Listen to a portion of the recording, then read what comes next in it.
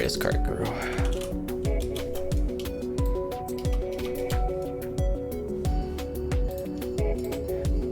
Gonna have a normal one today, holy fuck.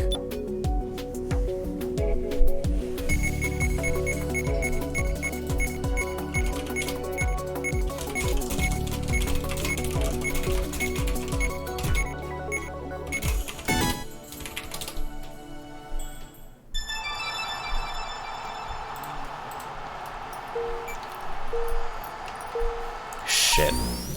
I've caused a very, very, very problematic issue.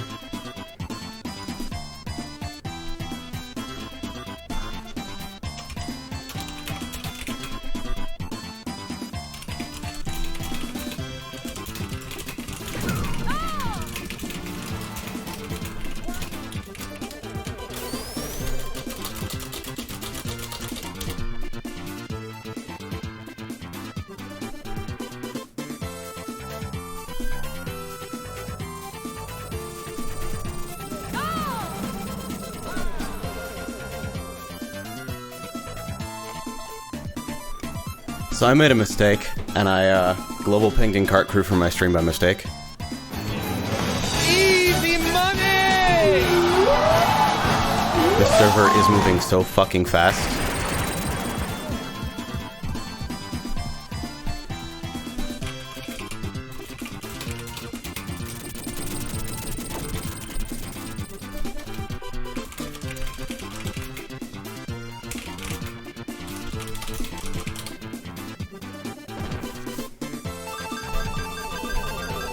I'm very embarrassed.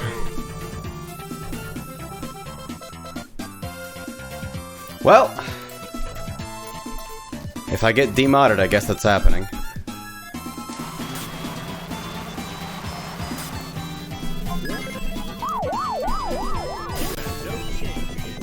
I made a mistake!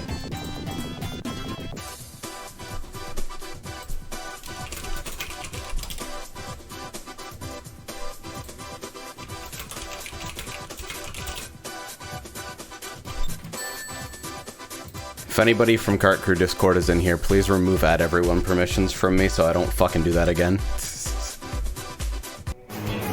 Holy shit. Hi, Rido. Oh god, and before it fucking goes off 10 separate times because my batch sub gifting notification literally doesn't work. Yep, here it goes.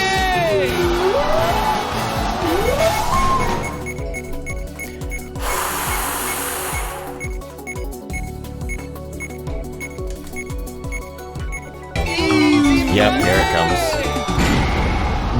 I'm not even gonna play right now. I'm literally dealing with the fallout of doing add everyone by mistake in a fucking server with 8,000 people while this continually plays.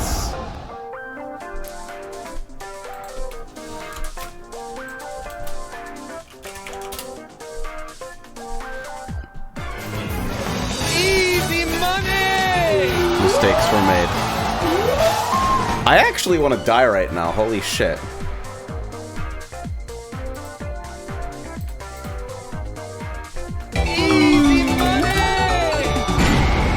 Yeah. I'm actually entering sensory overload right now. Please fucking kill me. Yeah. Well, I did add everyone in a fucking 5,000 person server and immediately got 10 subscribers, so clearly everything's working. Yeah. Hold on. Text source.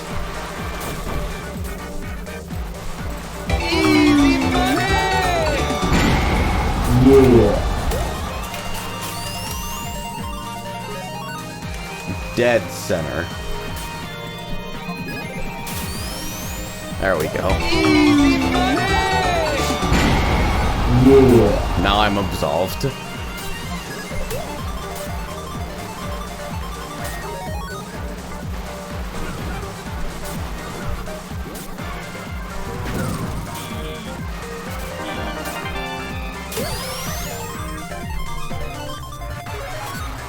Gunless says, I remember this happening a couple of times on the Icons server.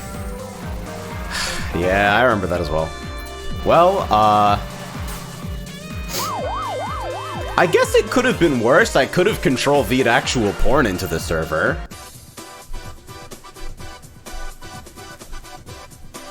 Holy fuck, I wanna die. Literally shaking and crying and shitting and farting right now.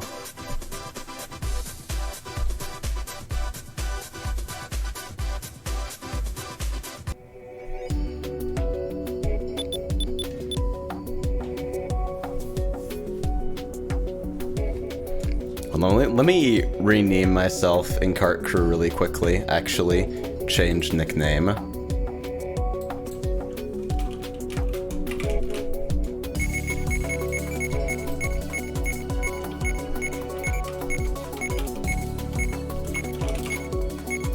There we go. Alex says, nice stream watermark. Thanks. I screwed up a keybind and pinged 5,000 people trying to shill my stream. So I feel obliged to put this up to make sure that people know I'm not a clout-chasing asshole, I'm just a regular asshole.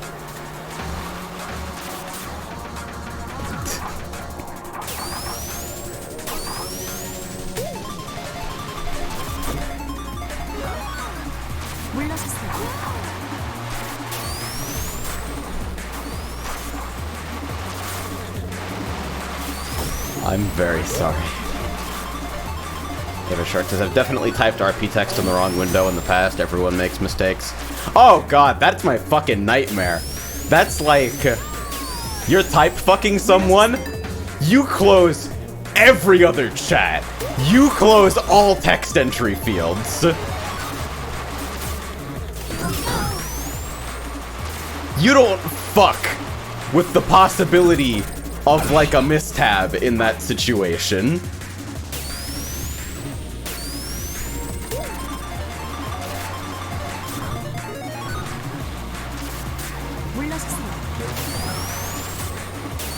That's very bad.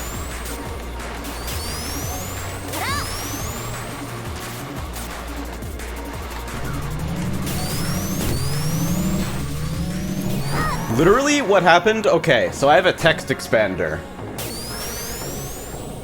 And it does a couple things, and one of them is I can type a small sequence to fucking get, like, the name of my stream into a text box. Like the name and URL of my stream.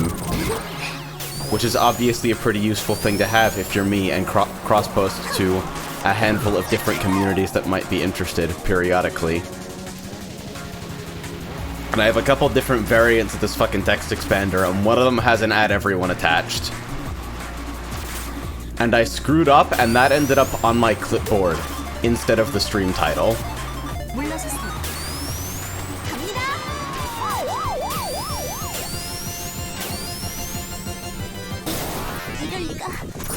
And before somebody reacted to Strider's final warning post with gay.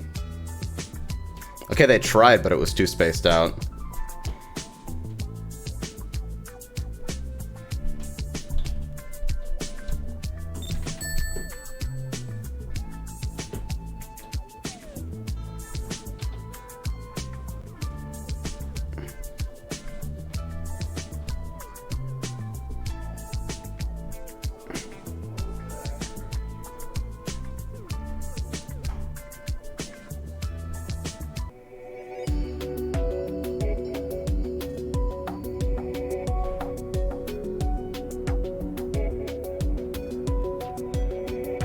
Explaining myself in mod chat now.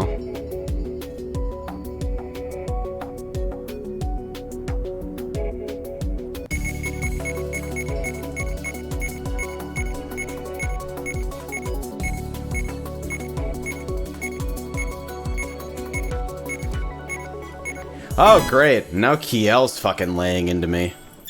This would never have happened if the server was set up correctly. No. Nothing can protect you from me. I'm too stupid for rules.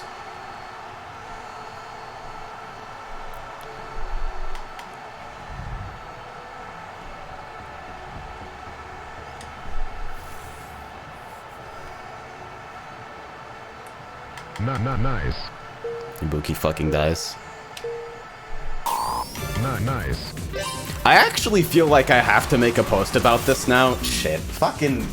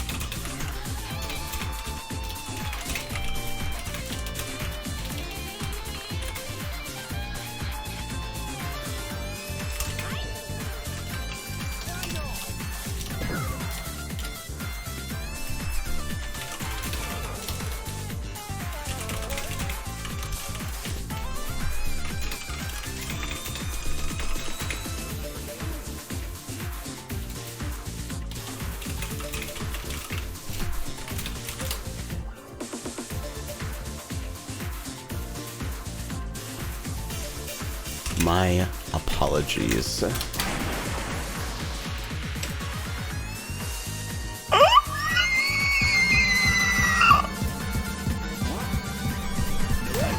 Okay, the reason it's 15-minute intermission to silent typing after mental breakdown 4 times in a row now is because the server has been fucking muted, like, multiple times. First it was slow-moded, then it was muted, now it's unmuted.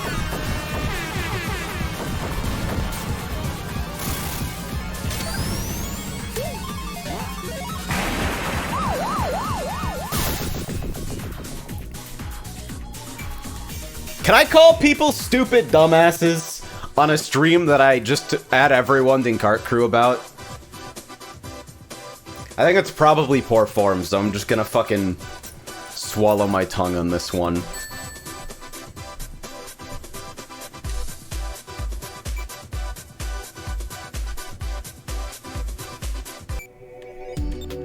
Ready, bed.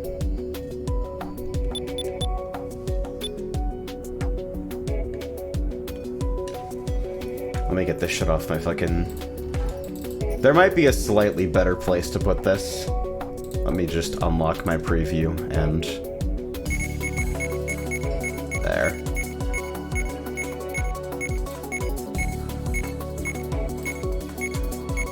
You muted yourself or something on broadcast channel? No, I didn't. Maybe you muted me.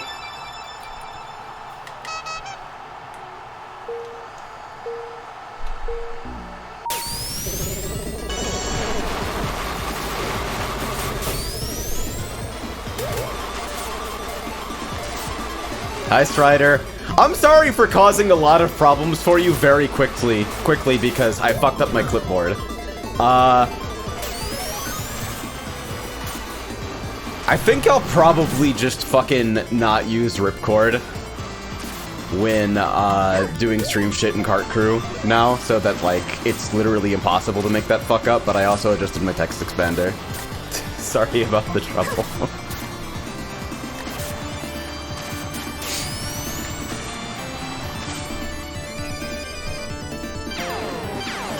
I actually didn't expect it to blow up that badly. Like, I expected Kart Crew to already be, I expected almost everyone in the server to have had everyone suppressed already.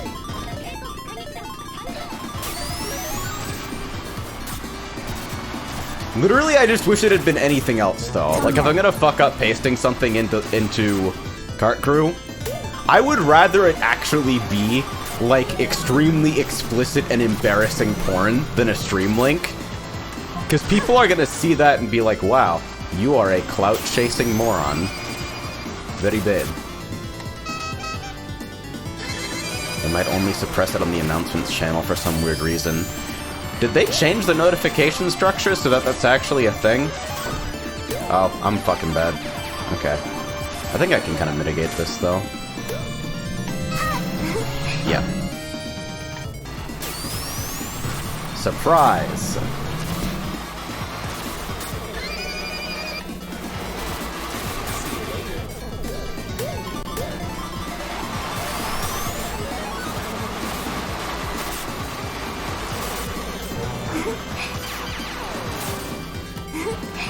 Gale is suggesting that mods not be able to global as part of this.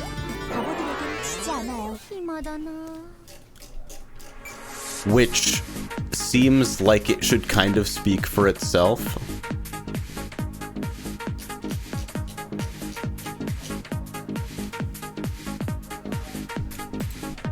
Wolfmess, by the way, how you like the new raid, Theron?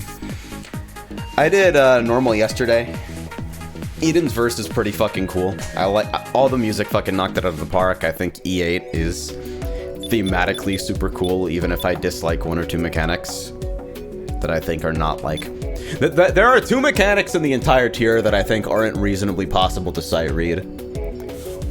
One is fucking... I'll be vague for people who haven't done it yet. One is soccer ball kick and the other is mirrors. Both of them, I think, are not reasonably possible to sight read. And they're just, like, see it, and then you kind of know.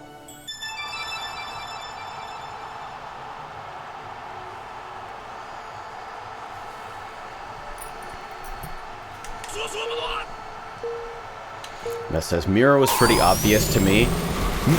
The way that you expect mirror to work makes sense. Like, mirror, you see it and you know what it's going to be, but it's not clear what the origin or facing of the duplicated stuff actually is. You have a fake.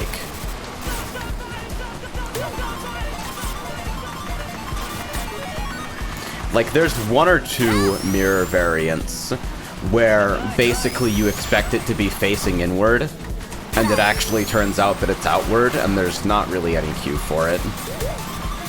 I say like quote-unquote facing, but I think most people are gonna understand what I mean.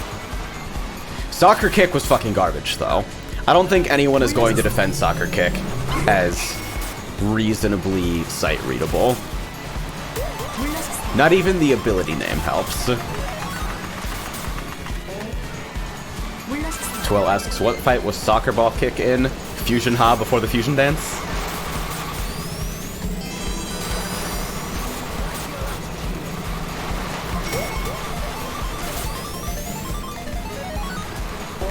Oh, come on.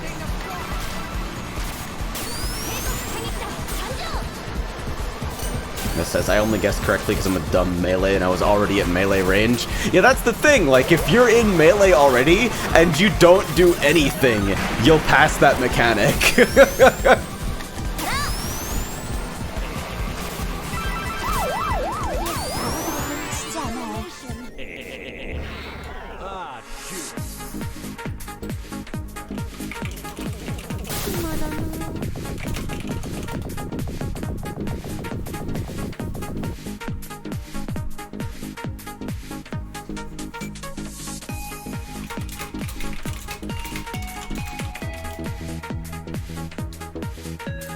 I'm still apologizing to people in Kart Crew for this.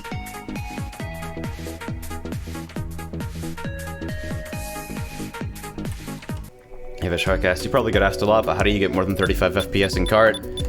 It's Fickle's interpolation build called F-Kart. You can search around on the Discord for it.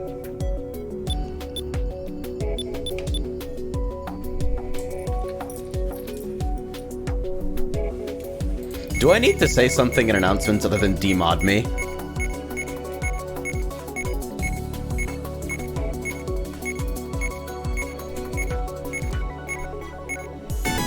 I'm gonna react to my own post.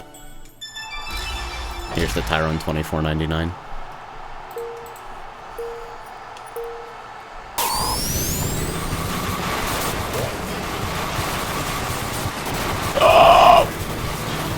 The worst time for that to happen.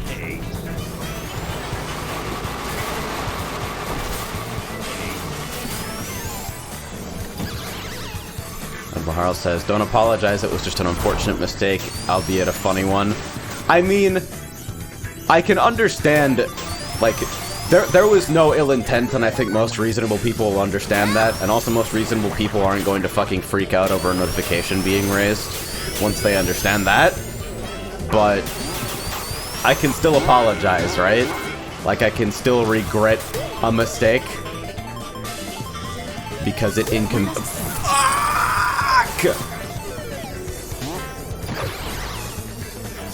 Well, now my life is really bad.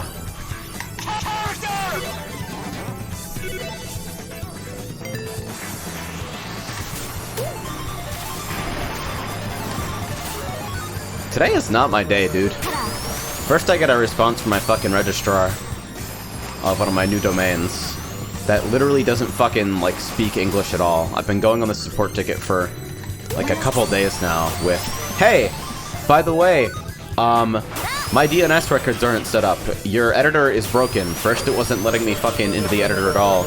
Now any changes I make just aren't reflected, and I literally have 0 records associated with the domain at all. And every single place where I can check a DNS propagation will tell me the same thing about this. And they're like, hi, please add required records. Thanks. What the fuck?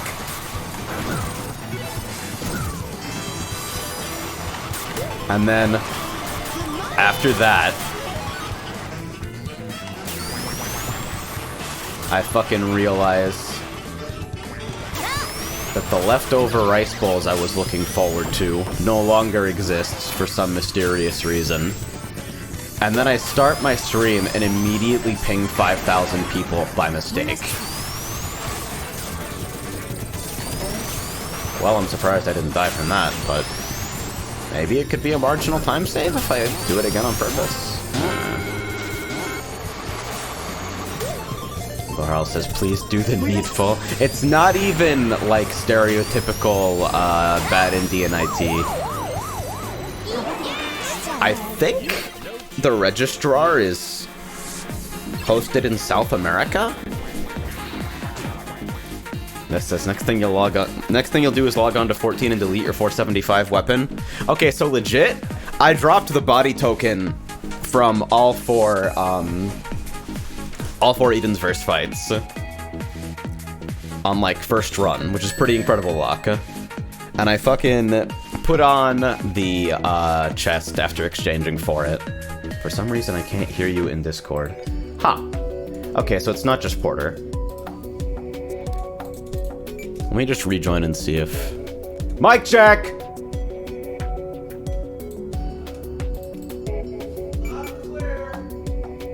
Thanks! My roommates responded to that.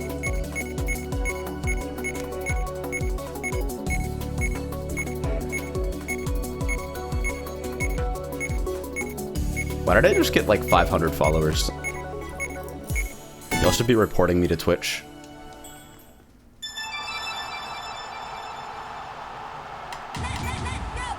But yeah, like I was saying, I put on the body, and then later that day, I'm descenting stuff from Quick Explore Ventures.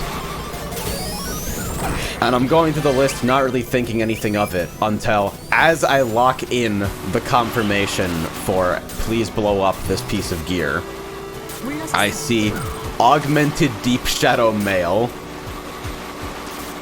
and I fucking freak out before realizing why it was in my inventory, because I had the fucking Eden chest, or the Eden's Verse chest. And so for like 3 seconds I was terrified thinking that I fucking blew up Abyss item before I remember why.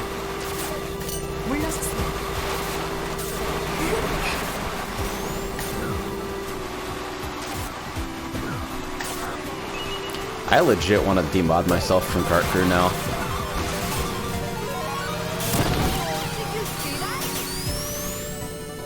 Wow, that was super unfortunate. I love that period right after recovering from spin out where you still can't turn but you're not spinning anymore. So you just kind of fuck off.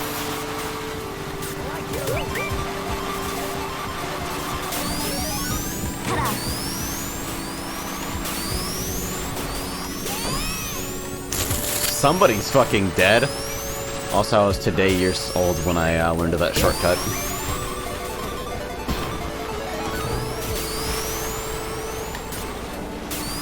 It says, this is why gear stays in the armory. This is the precise reason gear doesn't stay in the armory. Because if you allow yourself to use your fucking inventory as a staging area for incoming gear pieces, instead of it going right to your armory, then it's easy for you to fucking sort through and figure out what you actually want, and then you can assume that anything in your inventory that hasn't already been fucking sorted through is fair game for blowing up.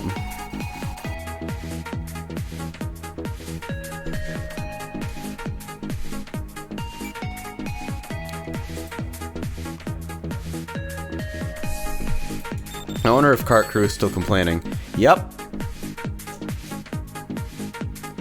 Woo!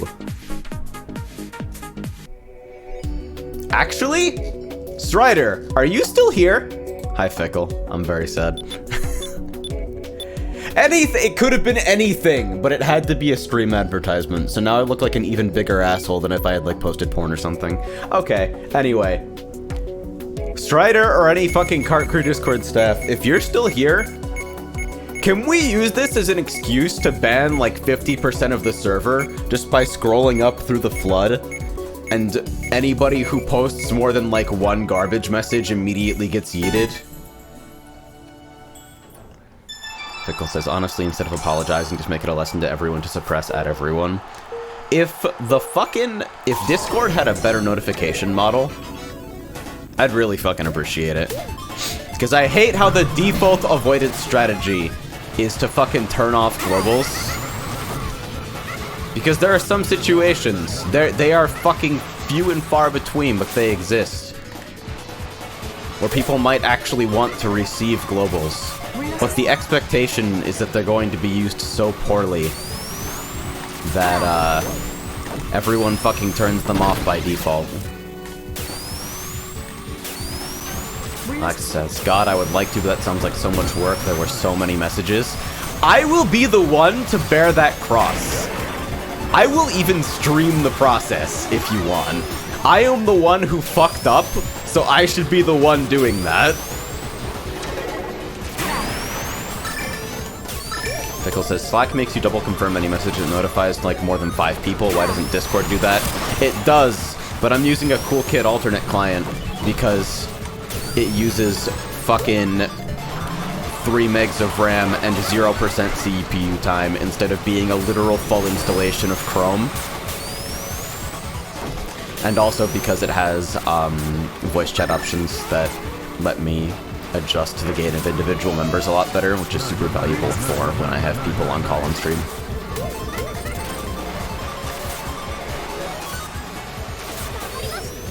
Regula says, full installation of Chrome. Oh, okay. Yeah, welcome to fucking modern web development. Welcome to Electron.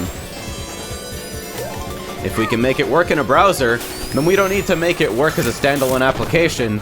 We just need to bundle the browser as a standalone application. Pickle says, okay, well, that's your fault. Yeah. No, that's why I'm apologizing. It was my exact combination of circumstances that allowed that to happen.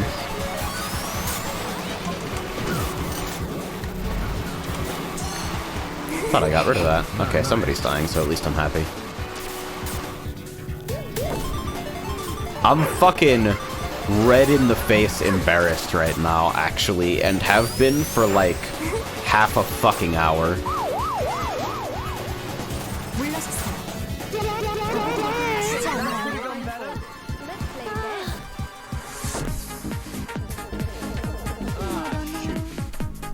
I made a mistake.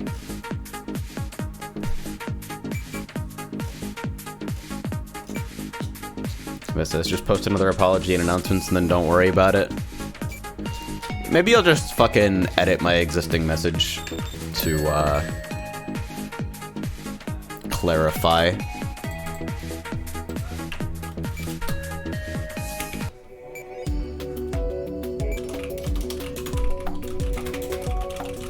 The combination of circumstances that led to me pinging 5,000 people like a dumbass has been resolved. Please do not use my idiocy as an excuse to suppress global pings, as they are usually pretty well handled around here.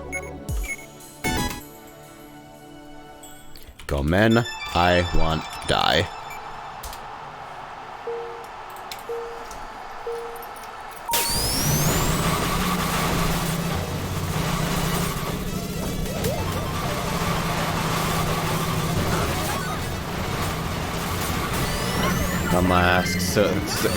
Goma says, so if you're curious as to why I've been specking a bunch this morning, suspect employer wants to interview you and there are potential signs of MLM.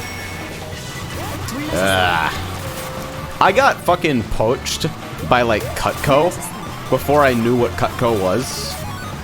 Coming out of high school, like, they had somebody fucking handing out,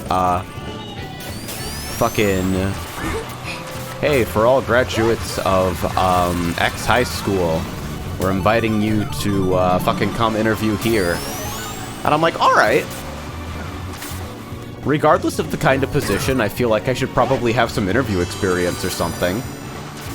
And I actually prepared for this shit. Before I fucking figured out, upon arrival and listening for 3 seconds, that it was literal pyramid scheme nonsense.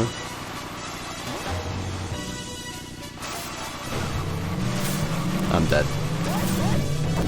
Ooh, the fucking best.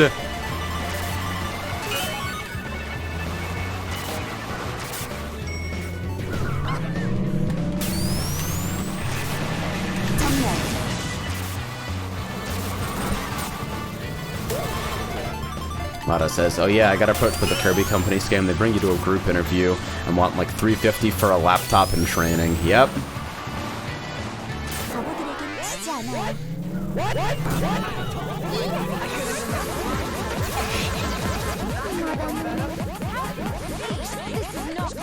It fucks me up because, like, I have some level of experience with this because my dad was a Marine for a long time. Fucking MLMs and military moms are, they're like magnetic attraction. Like, you want a perfect mark for a fucking pyramid scheme? Military moms, every time.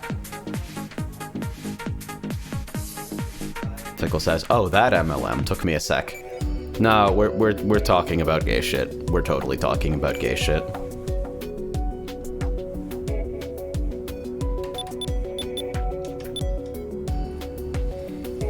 I do not want your fucking leggings. Please stop.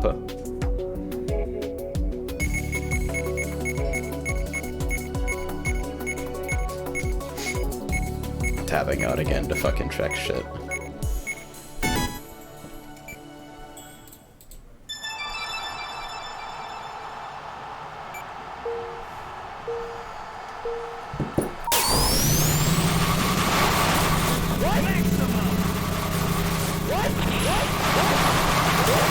Says there's a dude in my neighborhood with an F-150, of course, with an Herbalife sticker across the top, of course, and a fucking Marine Corps bumper sticker on the tailgate. Semper Fi, bro! The Ford F-150, the official car of jackasses.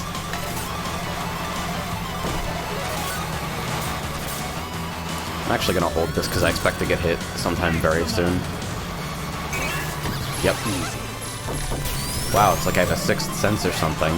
Fucking incredible, isn't it?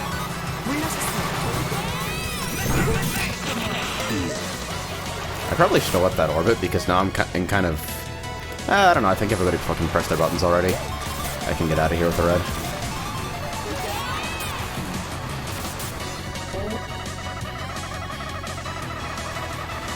Me too, Porter. Oh. Well, alright. Fickle says, honestly, the nicest people I know IRL drive F-150s. No, this is like, I'm doing a bit, but my fucking dad had an F-150. And like, my dad's alright. It's just, really, it's just the fucking rate of stupid dickheadery to F-150 ownership is a lot higher than you might expect.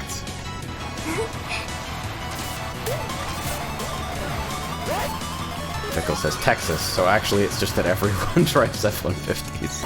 God.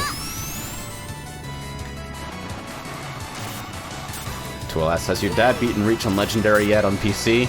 I don't know if he's picked up MCC for PC. I don't know if he's built his shit yet. He's going for some, like, ape shit fucking mini ITX build, where he wants to cram a fucking 2080 into a case the size of a fucking shoebox. And I'm like, Dad, I don't think you can do that. Do you want to fuck with water cooling? Because that's how you end up fucking with water cooling.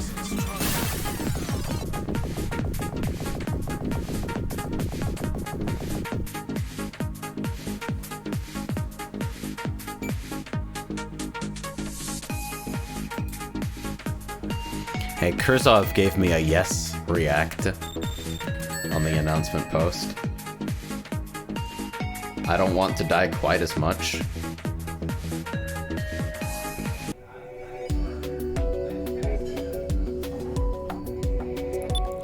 Oh, I'm such a fucking jackass!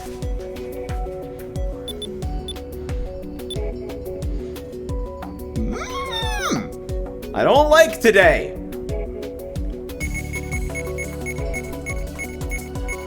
Oh god, Gunla.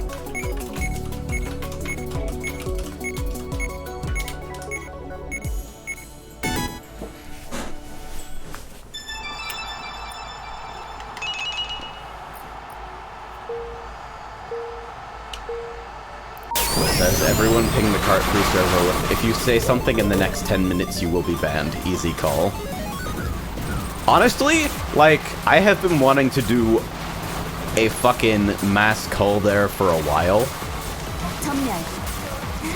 I think the majority of the people in that server, well, the majority of the people in that server don't fucking say anything at all and are actually just lurking. Let's be fucking honest, that's how Discord works. It's IRC Idle Game Simulator 2.0. Oh, okay. But fucking the majority of people who are active there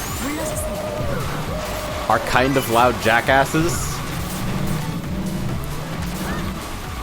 Not especially loud or especially jackass oriented, given their likely age group. It's just a bunch of fucking kids. But wow, that's active for so long. I've been complaining about the fucking duration of the mine hitbox for so fucking long, dude.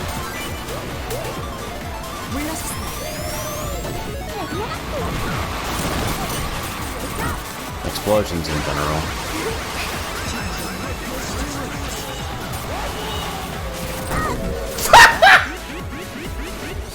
Okay. Can't even be mad about that one.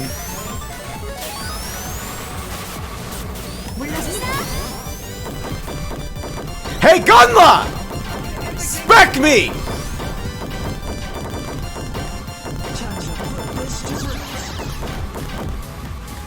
I'm staying here.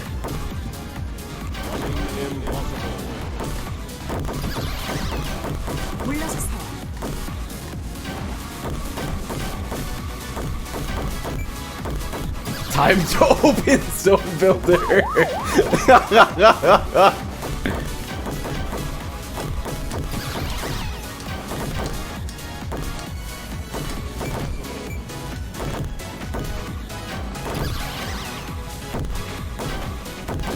I'm just gonna hang out for a bit. Hope y'all don't mind.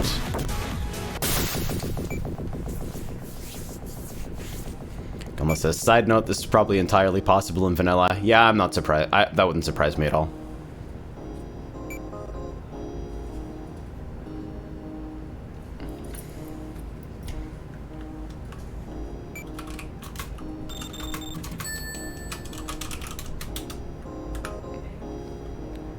You know what I should do now? I've got it.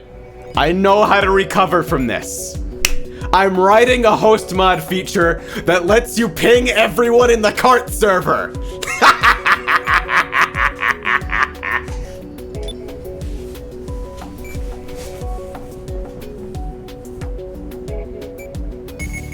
This is the only way I can recover.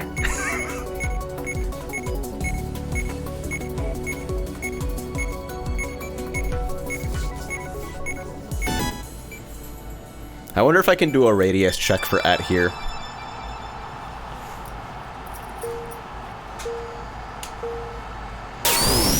Like, CSA is easy. I'm gonna do, like, a fucking slide-in notification. Like, with easing and shit.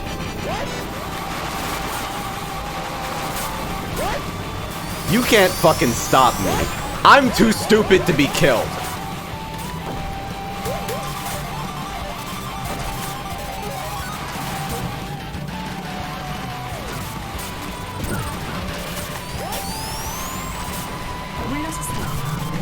Ow.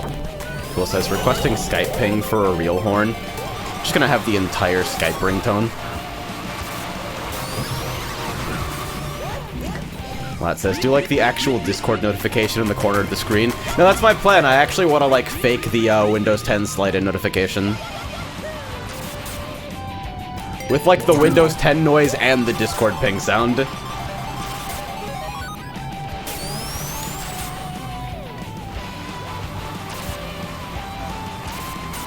Regulus says, Tyrone, I just noticed you made horn adjust without any arguments, just return Y. Nice. Yeah, because I don't fucking expose that in any of the actual help text, I didn't feel the need to like actually write help text for using it incorrectly.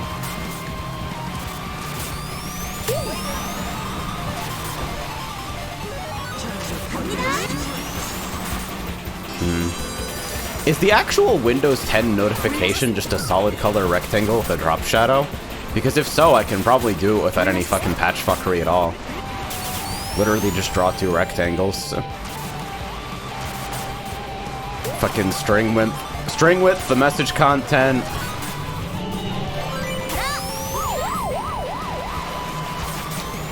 Yo, am I gonna fucking write like a fucking intelligent word wrapping text box for a joke? And says, no, there is a very documented process of how to render a fluent design acrylic container. Link me those docs, baby.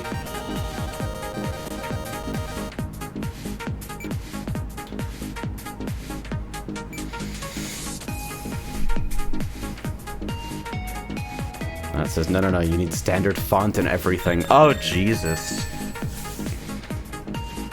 I know Amper has some fucking shit for font drawing. I don't know if he's fine with me blatantly lifting it. Pickle says, build an entire CSS engine in SRB2. Oh, God. Circle call the avatars.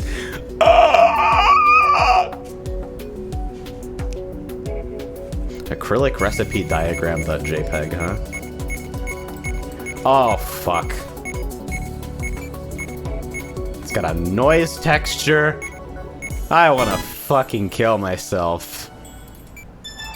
Pickle says, does Amper's thing support proportional width fonts? I'm not actually sure. I think it might, but I've just never seen him do it.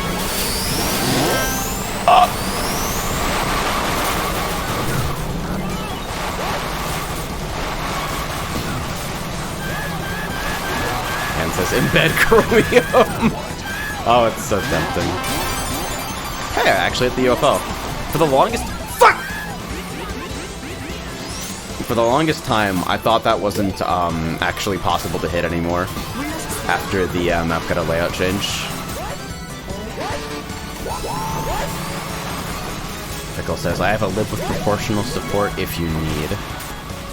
That might be necessary, depending on how far I want to take a joke.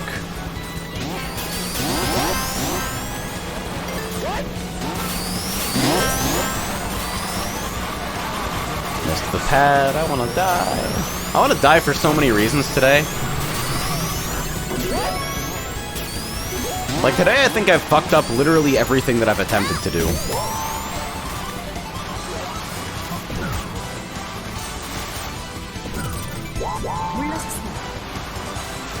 Alright, let's see. Pickle says, can we implement Firefox in Lua? Jesus. You figure it's probably possible to do like a reasonably complex layout engine in Lua, just that it would be the slowest thing on the planet. Rat bastard porter of games ruins my life yet again.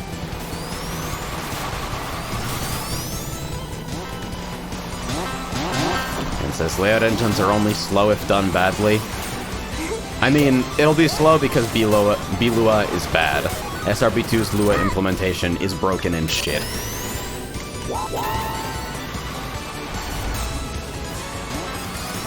Says, just like I tried porting in a Lua Game Boy emulator. How did that go, actually?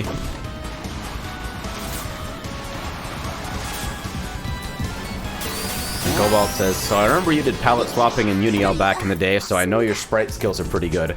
Alright, that's a very dangerous leap of logic to make right there. Because, like, the ability to palette swap stuff has almost nothing to do with the ability to construct a sprite. But with that said, no, I did not make Code Empress. Code Empress is the work of the fucking fantastic Shenji, who, to be quite fucking frank, you should commission as often as possible because they do fantastic work. I did sound assembly stuff, but that's about it. Pickle says it boot looped after a second of running, but it did render out the Kirby. What the fuck? It actually got something to boot at all? That's fucking amazing.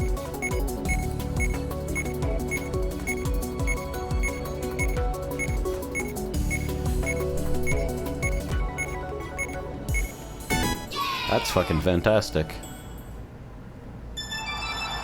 That says, as someone who's given up making 3 Rivals of Aether characters, spriting is hard. Alright, so here's what you do, right? You release a character in the workshop called Mistakes. And you do it like Skullgirls Double style, where the character is just a combination of everything you've already made for those 3 characters, with no regard for how it fits together. Just like do the offsets and then fuck about.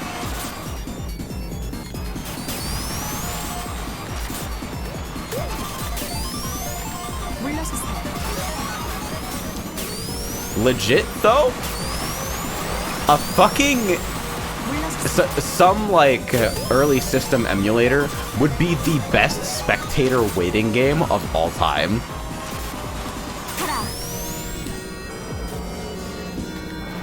Actually, it would be super sick for stuff like fucking L-Dog's Hangout map. I know that they want to add an arcade in that, and it would be pretty funny to port, like, Game Boy fucking R-Type or something.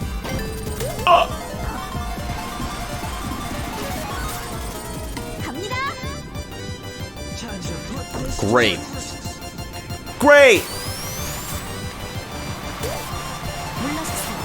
I'm not even gonna try to go for the stupid cut. I'm just gonna mine that to make sure that...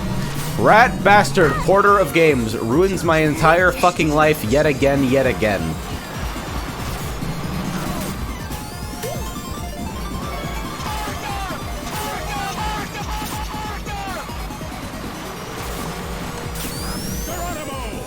Shenji, by the way. C-H-E-N-G-I.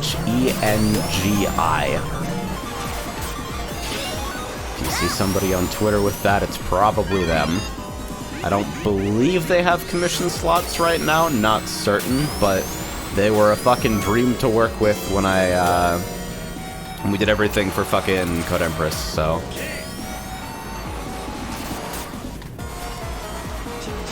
I'd imagine they'd be receptive to most things that are reasonable, provided they have the time to take on fucking commission work.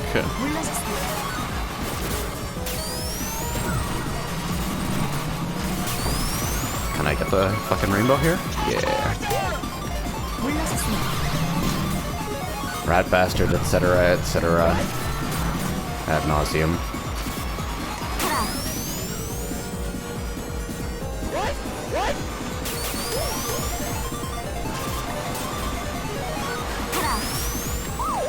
Yeah, so it's hopping on account of having school in 40 minutes and still needing to get out of bed. Take care and don't think you're the only one capable of making really bad decisions in the name of Jart. I still feel like a jackass! Oh my god!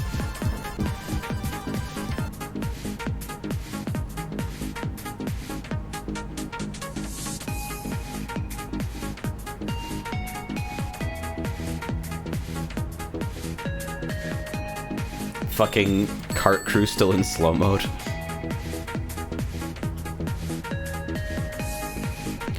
Cobalt asks, speaking of Extreme Gear, have y'all seen the Sonic Riders Tournament Edition? Oh, the netplay rebalance, right?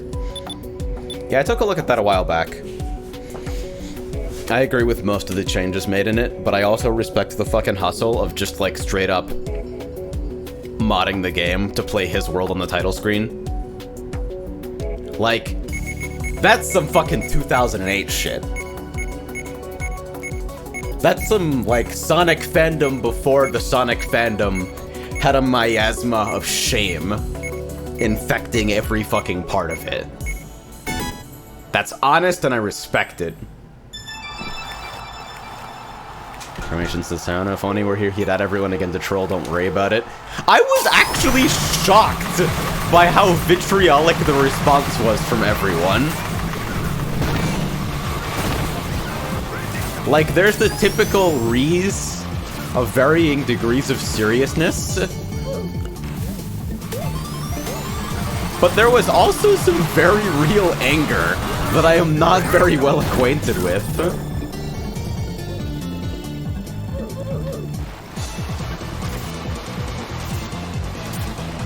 How many ping socks? So many ping socks.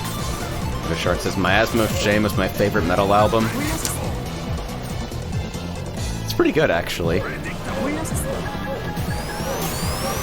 Let's see if it passes the best test. Bro, I have Miasma of Shame on vinyl. Yeah, that works. That's legit.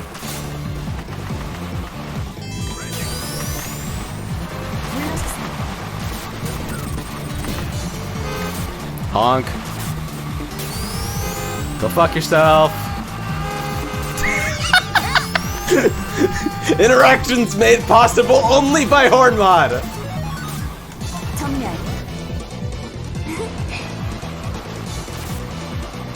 Alright, one more time for y'all. C-H-E-N-G-I. C-H-E-N-G-I. If you approach them for commission work, please be respectful.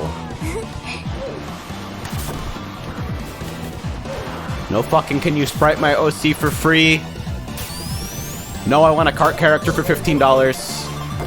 Fucking be reasonable.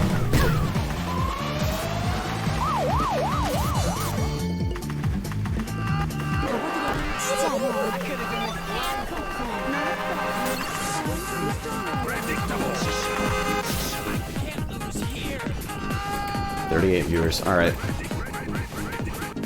Fickle says, gotta bounce, lunch is over, I'm gonna work on some Electron app bullshit or something. Alright, Godspeed. May the modern web ecosystem not completely crush your spirit.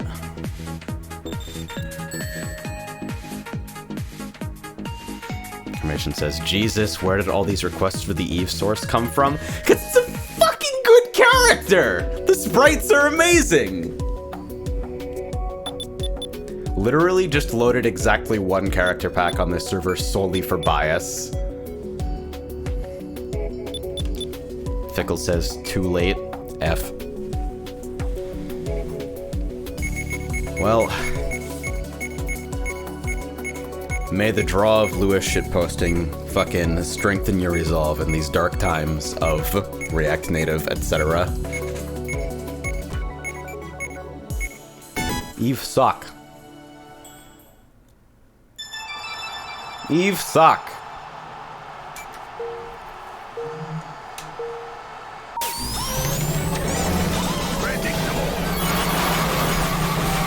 So when are we getting Balloon Palace Rev? Where after the first lap it just teleports you to fucking Cloud Tops too?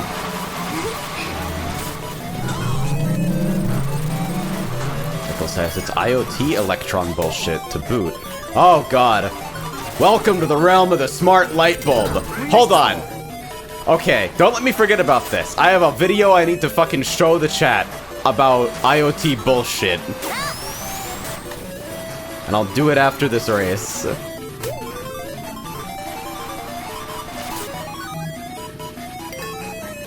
Information says good taste would include Zesh's characters as well. See, this is a literal bias pick. But like, if I were to run super stripped down add-ons while prioritizing by like my subjective opinion of what is amazing, That pack would make it in there too. 정렬.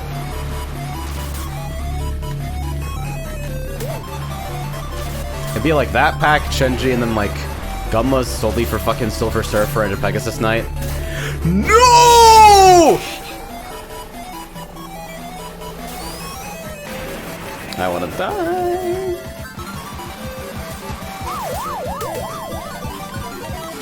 That fuel wind balloons. Oh, okay. That says, wait, Zixi has an actual pronunciation. I'm just using the fucking... I don't know, I've seen them go by 2 different names, sometimes at the same time. Alright, hold on. I have to fucking find this real quick. Give me a moment.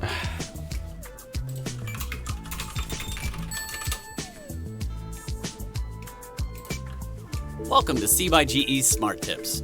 We're going to show you how to factory reset your C/GE bulbs, which will unpair your bulb from other devices and apps that it's connected to.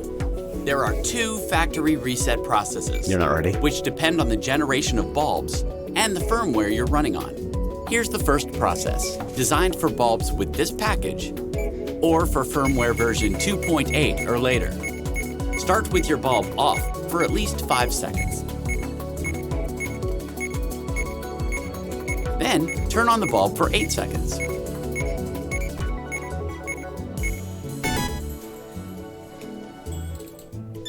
Turn off for 2 seconds. Turn on for 8 seconds.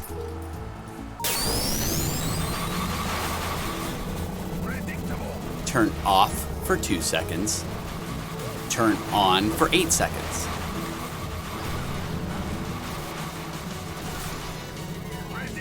Turn off for 2 seconds. Turn on for 8 seconds.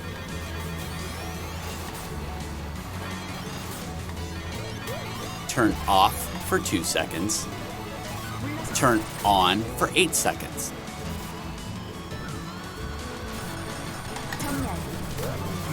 Turn off for 2 seconds. And then turn it on one last time. The bulb will flash on and off 3 times to show that the reset was successful. If it doesn't, your bulb may be running on an older version of firmware and will need to try the second factory reset process, which is designed for C/GE bulbs with this package or for firmware version 2.7 or earlier. Ready? Okay, start with your bulb off for at least 5 seconds. Then turn on the bulb for 8 seconds.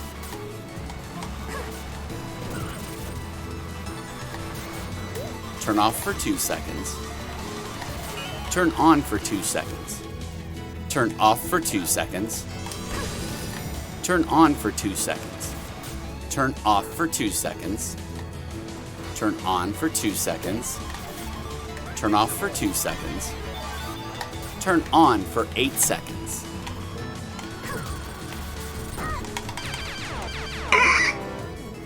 Turn off for 2 seconds. Turn on for 8 seconds.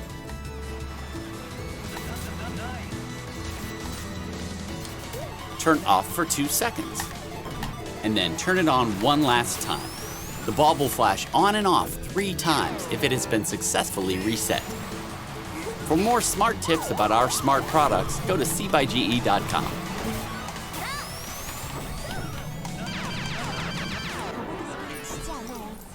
So to clarify something, that's a real video from the actual GE lighting channel, and it's not a shitpost. It's not an edit.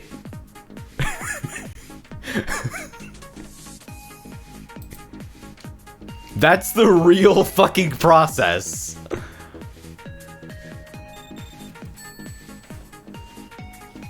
So you know.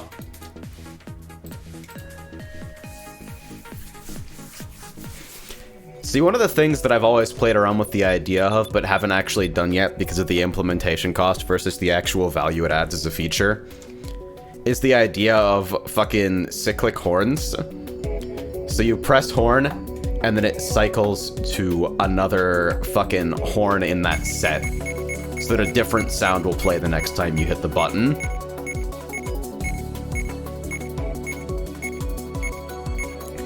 And that fucking video seems like a prime candidate for that.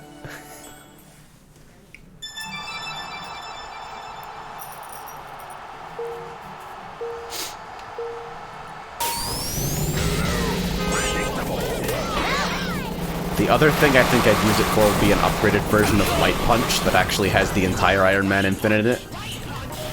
Thank you for helpfully demonstrating.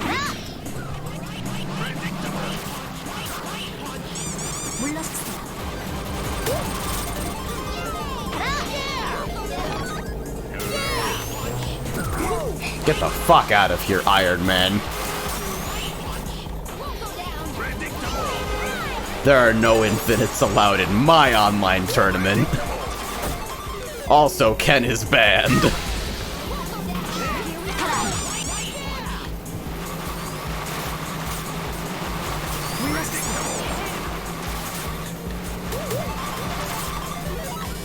I actually mashed for protection there because I don't like this situation. Wow. Hey, I'm very nervous. Wow, that was a fucking snipe and a half.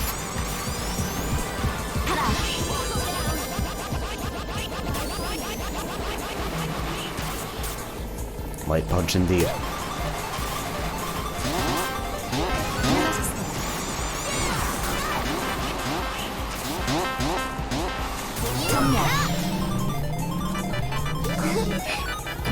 Oh, I really thought I was out of that, but okay. Bonk. That's not going anywhere helpful.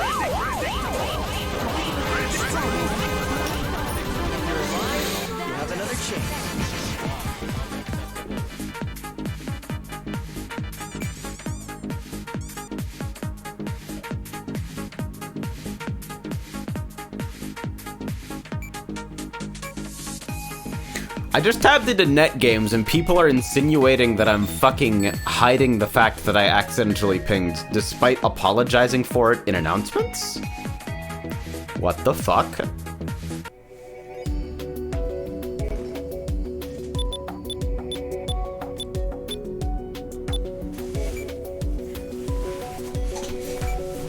I'm literally the first person to admit that I'm the biggest dumbass on the planet. It's just me.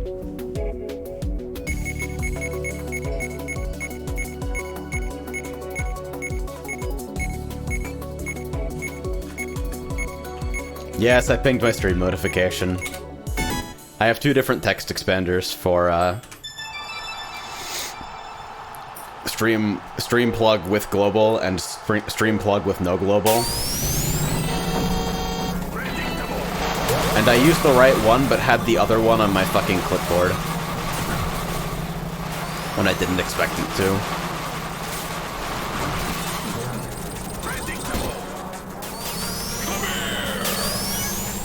Just sliding in. Wow.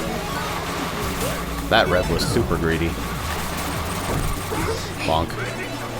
So I know somebody here has a fucking egg box. Okay, it detonated like 3 miles up there. Stop bullying me! Fucking jackass.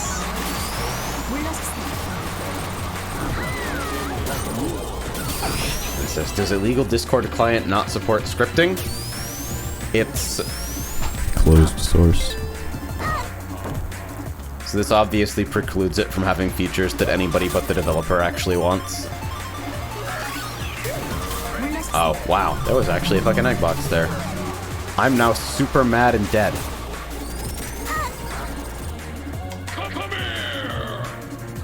I kind of feel like hit feed should give you credit for the assist if you hit somebody with a fucking egg box explosion. Except I know exactly why that's impossible. Because Kart is the fucking worst at erasing information about where items come from with regards to the Lua should whatever hooks. Wow. That was like a 1 frame squish.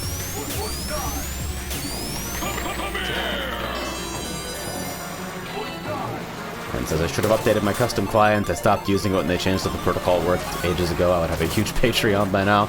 I'd probably use your shit, honestly.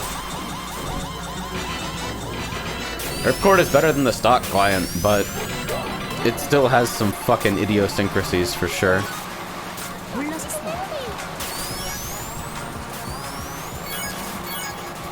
And it says UWP client. As long as it fucking performs well enough on my passively cooled piece of shit tablet.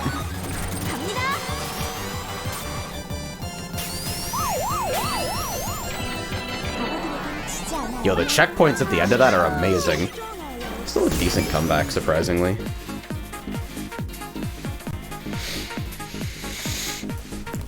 Oh, I'm a fucking jackass.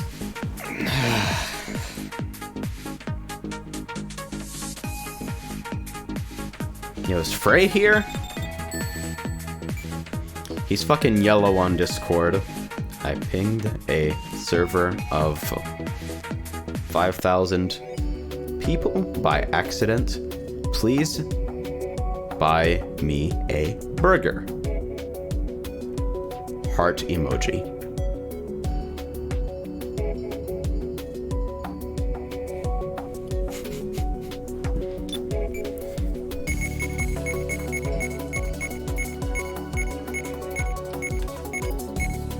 Cremation says 7,000 actually. You take the usual percentage of dead accounts. I think 5,000 is a decent ballpark. Yen says, custom clients are 100% illegal, right? It's not like parsers in PSO2. So what I've seen quoted from the Discord TOS by Cancel, the Ripcord developer, is that modifications of the official client are against TOS, but the only reason an actual custom client would be disallowed is under the elasticity we can ban you from the service for whatever reason clause. That there's nothing specifically in TOS that disallows it. Ava says don't get trapped again. Oh, don't worry, I don't intend to. That was the fucking first thing on my mind. Wow, you actually threw it. You got balls of steel, you fucking life ruiner.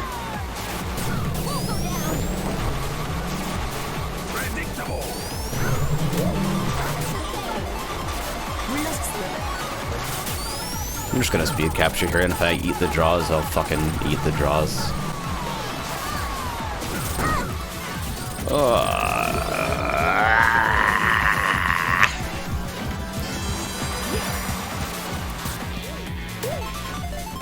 It's actually a pretty, like... There's a decent skill range in this lobby. Spagootism in particular is the one person where I, like...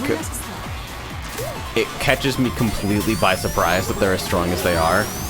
Just because, like, I feel like I never see them playing.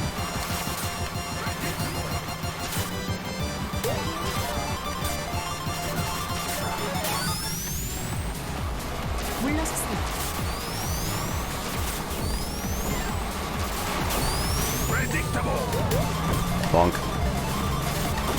Bonk! Oh, they actually fucking died. See you later.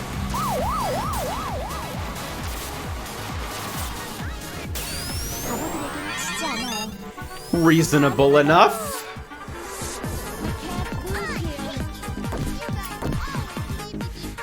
Cyrus says, web throw.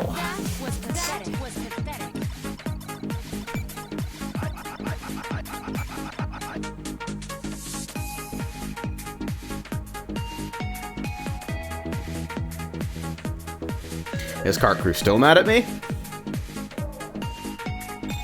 Yup.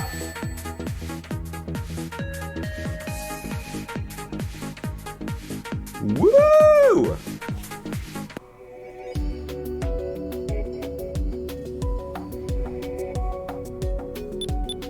That says, is this the end of AJ's career?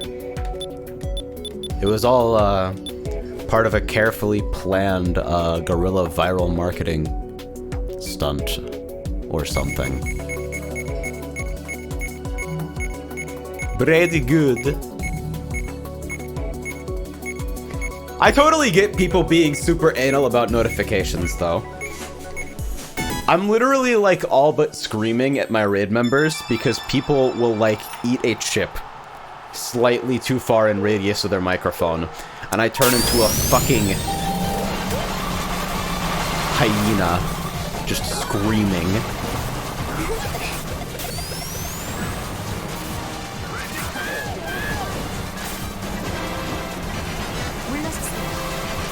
He says, "Gods, it sounds like a toxic server if they're still mad." So, legit, this is gonna be weird for people who are currently in Kart Through, I think. But I think it's been like, I think it's a generally uncontroversial statement to like people who have been playing since 1.0 that the server environment is worse than it used to be. But I don't know exactly like what I'm pinpointing when I talk about that. Wow, you actually turned all the way to do that.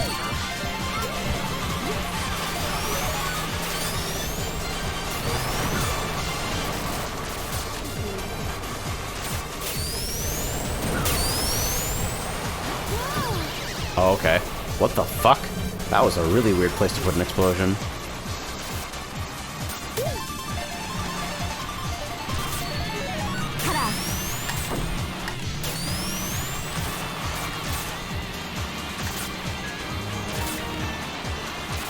I know, I guess I feel like there's a difference between, like, the ability to, like, not violate the rules and be civil, and just, like, the ability to actually make good posts. There is a very important distinction there, I feel. And it depends heavily on the type of community that you're running, whether failing to make good posts is... What the fuck? I have never seen someone trap that spot before, but that is fucking crazy. Anyway, Ava Shard, yes, this is a US server. Posted on a bare metal box in Dallas, Texas.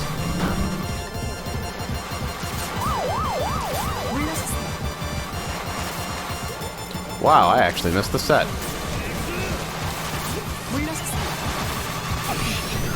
Great.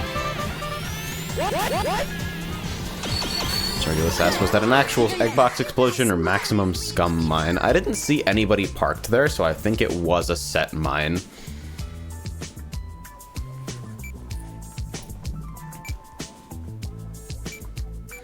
It's Ebe!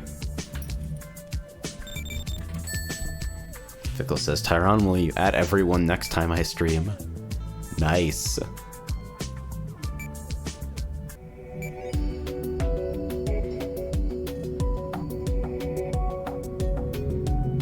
Great, now people are quoting the fucking Adventure 2 fandub in reference to me accidentally pinging a server of 5,000 people.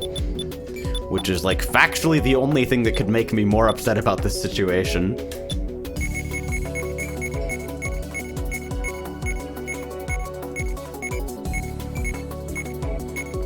Border asks, do you not like the fandub? Oh, I think it's fucking terrible.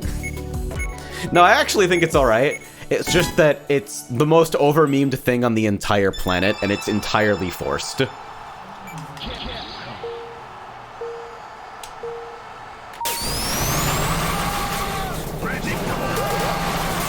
I even use a clip from the fandub in FriendMod. For item hits on the boss, during boss mode, the fucking got him is from the fandub. Voice clip helpfully provided by Dude64. And says, AJ getting stouted after pinging, meanwhile I still can't find a way to mute the Vortex Rising announcements channel. Dude, the Vortex Rising Discord server is the most head-ass shit I have ever seen. I can't talk about the actual game, because it's under NDA, and while I don't expect to get fucking bapped for it, I also don't really feel like dealing with it. But, like, the way that fucking server is run... Community 2? Go fuck yourself! You sound like somebody who's trying to fucking sell knives.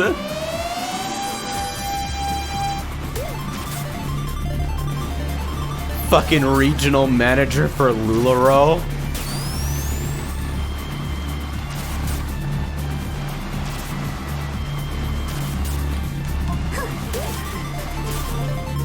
Sorry, you're a platinum regional associate. My mistake.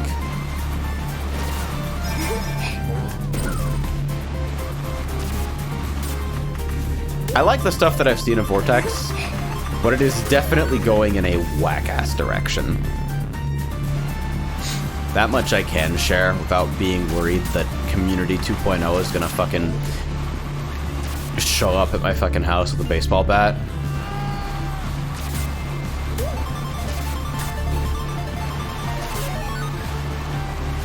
Vortex, for reference, is what Icons is turning into after Icons failed for a variety of reasons that mostly weren't actually related to the gameplay. Also, I'm the best. Is Kart Crew still mad?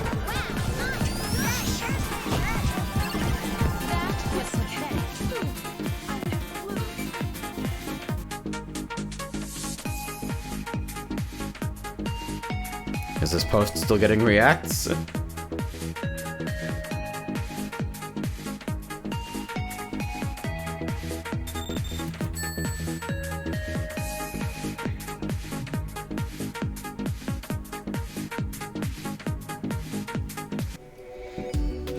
Frey responded to my post with at FFXIV RDM leveling. Apparently, my boyfriend also doesn't know how to use fucking Control-C, Control-V. We're the best.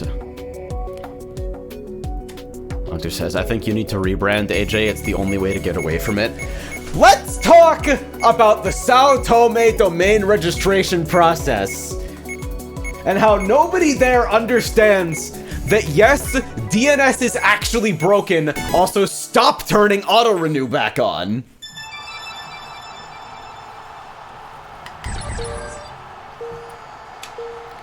Gumla says, I'm not ready to have the Icons PM discourse discussion yet today.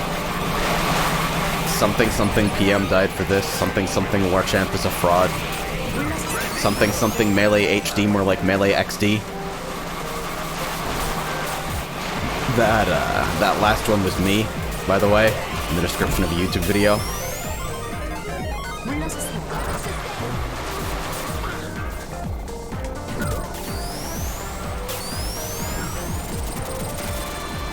And says Rising Thunder feels bad, man. Yeah. I hate that, like, Riot Games is the credible hope for fighting games finally getting out of the fucking Stone Age. I really thought I could outward drift that. Right? Fucking Riot might be the only hope for the FGC getting out of the Stone Age with regards to fucking marketing, online play, and generalized fucking multiplayer infrastructure. Like, I will resist esports until the end of time. I think the FGC is fine as is grassroots with, like, nominal support from fucking publishers and developers, and mostly left to its own devices to run its own fucking events in every other regard. But, like, man, so many fucking good-ass fighting games showing up at EVO once and then being dead forever.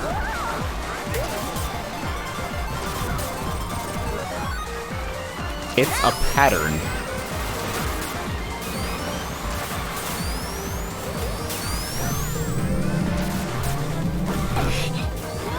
And as much as I would just want to be like, hey, just play Rivals of Aether.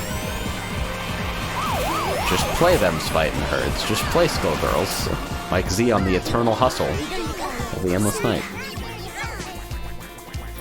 Like Granblue? Granblue's great! Everybody fucking loves Granblue. Everybody currently playing Granblue is having an awesome time with the game. And if it fucking survives for longer than 12 months, I'll be shocked. Because the fucking structure of multiplayer is bad. And because, like it or fucking not, fighting games receive fucking orders of magnitude more play online in the fucking game's defined multiplayer systems than they do at your fucking 8-person local.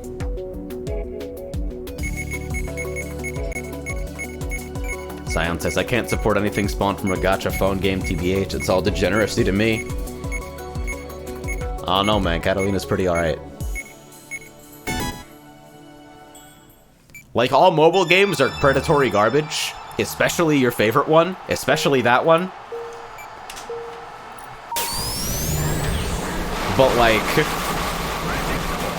I think take the character designs and take the UI aesthetic and leave everything else is just about the best way you can work with a property like Grand Blue or Fate or fucking L Sword!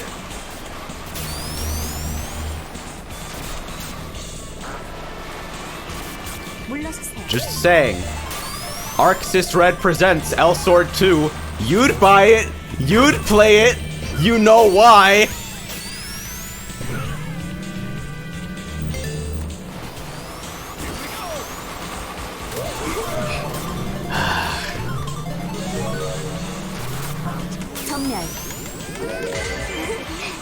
I love laying out deck of bananas like that.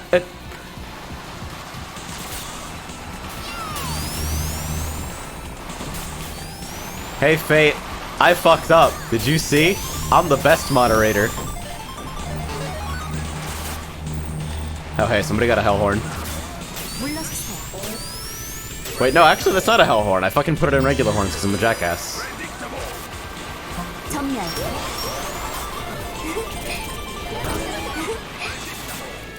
Oh, I thought I was going to be huge for long enough to actually pass through that.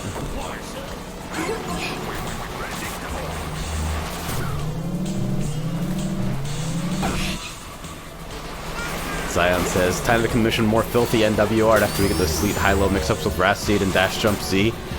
Literally, can you imagine Pixiv if any fucking studio even remotely competent touched that intellectual property? Saber Knight? Game over. Fucking pack it up. Anime's done.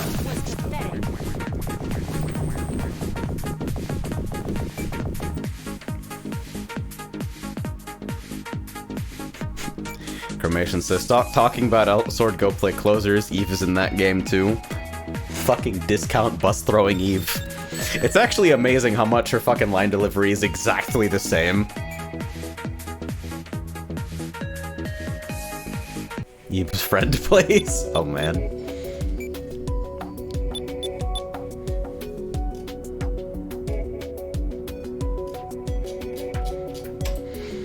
Legit though, the Riot fighting game is like, hey, Riot is fucking good at creating and fucking rendering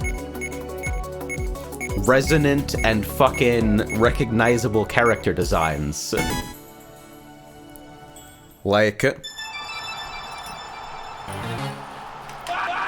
Excellent. You compare, like, Overwatch.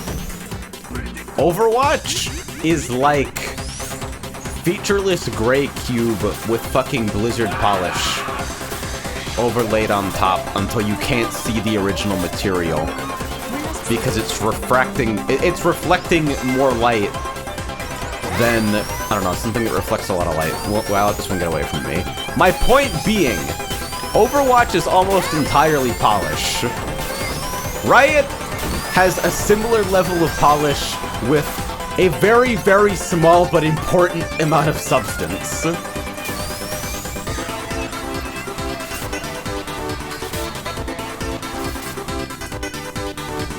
I'd say, in terms of, like, unfriendliness to fucking understand and pick up at an immediate level, it's about on the same level as Dota 2. And yet I have never seen anything approaching the fucking sadness of Dota players when people talk about League. Because League is a game that you can play and look at and not be fucking sad.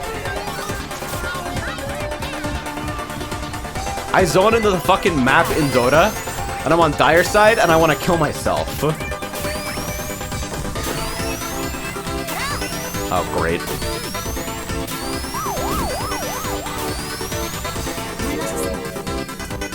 Wow, they actually bumped and got away with it.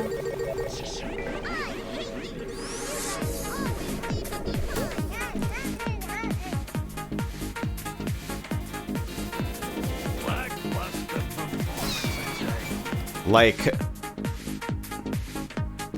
am I fucking crazy when I say Overwatch doesn't look like anything? Like, how would you describe Overwatch's art style and visual design?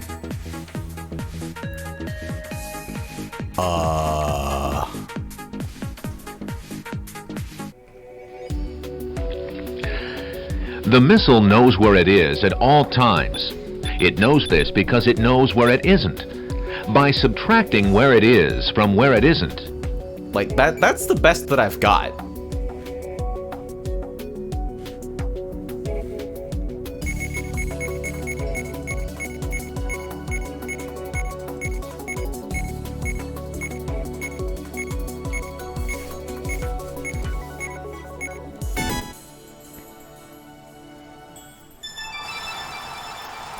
Is the Overwatch cast even particularly marketable?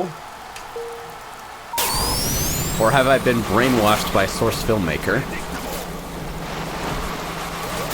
NBC Nightly News.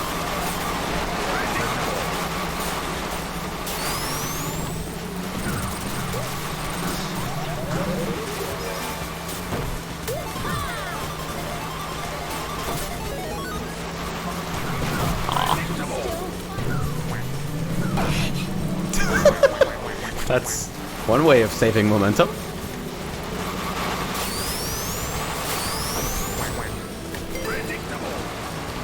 Fade S. Can you link me that base boosted Super Rainbow Road AUG later? I need it. If you use it for Encore, I'm fucking banning you from Kart Crew. It's also not mine. I think Runa posted it somewhere else, and I don't know whether it's Runa's or somebody else's.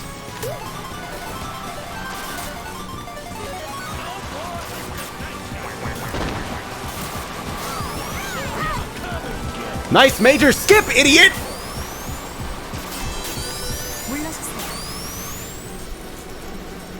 Okay. Thank God for Rev.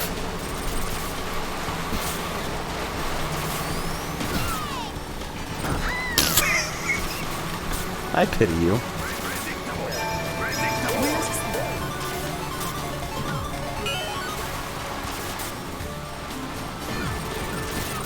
Ah, damn it! I thought I was gonna fucking get around the corner first.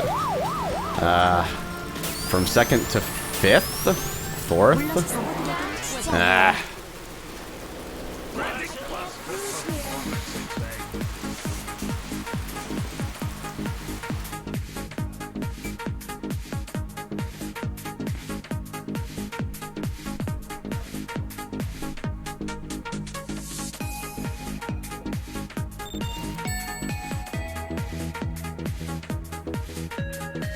So I guess our fucking raid group is doing Ruby Weapon Extreme before Savage. Can't wait to start E5 4 weeks late. Because dodging the fucking spirals is not possible.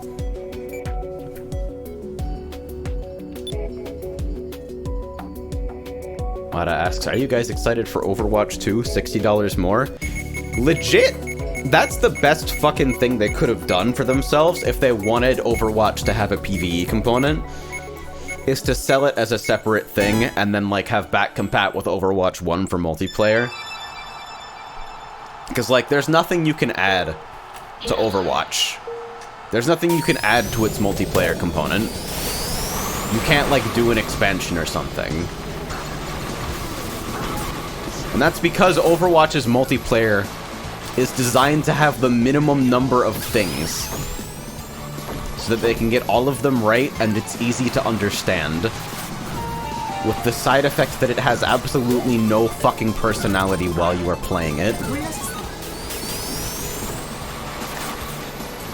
You can't add additional mechanics. Doing so defeats the point of Overwatch being the way that it is. That says it's easy, you can use my diagram to help. I actually did figure it out after, like, a lockout. And now it makes perfect sense to me, but the only way I'm going to be able to explain it to people is via a video. Ava Shark asks, vague question time, who is your favorite MOBA character? So, aesthetically, that honor probably goes to Leona from League. Because, like, armor, sword, shield, lights, girl! Easy. But, in terms of actual gameplay, anybody here? God, I don't actually even remember what the fuck it was called anymore.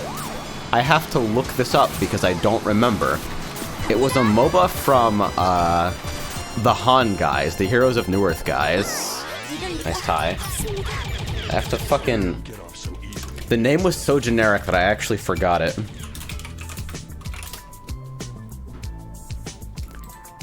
Strife. No fucking wonder. No wonder I couldn't remember it. But Strife, in addition to being my generally favorite designed MOBA ever, also has the character that I enjoyed the most in terms of actual gameplay style. I'm not going to describe the aesthetics because it's not important.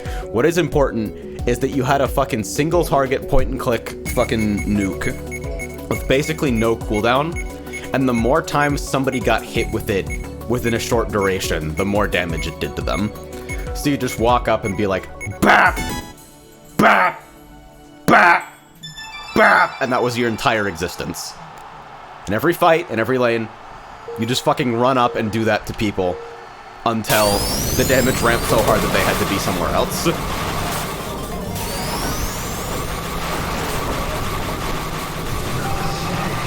Let me fucking tell you, the path to happiness in competitive games, never play neutral. Swerve that shit whenever possible. Play an asshole that imposes their game plan and doesn't do fucking anything else.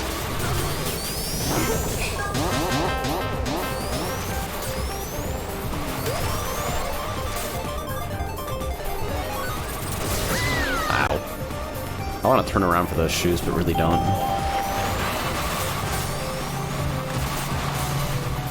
Can I get it? Almost.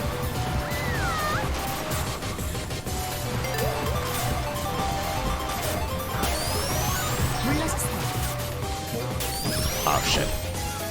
I actually thought I had that throw.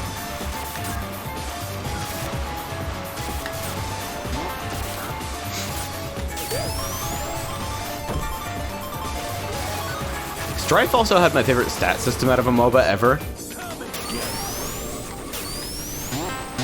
Because literally every offensive property that you can possibly have outside of like active abilities on items came down to one stat, and that stat was called power. And when you had more of it, you did more damage with everything. It's like, alright, yeah. I appreciate this degree of simplicity. Oh, I thought we were on lap 3 for some reason.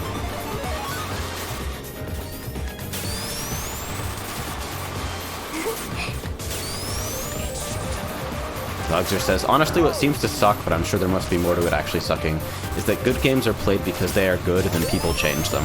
Alright, so I have a theory about this, right? Anybody remember Quake Live? Can I get a hand up in the chat? Whatever form you choose. If you're fucking familiar with Quake Live. So Quake Live was Quake 3 Arena as a service. Quake 3 Arena, of course, being one of the most fucking celebrated and successful arena shooters of all time.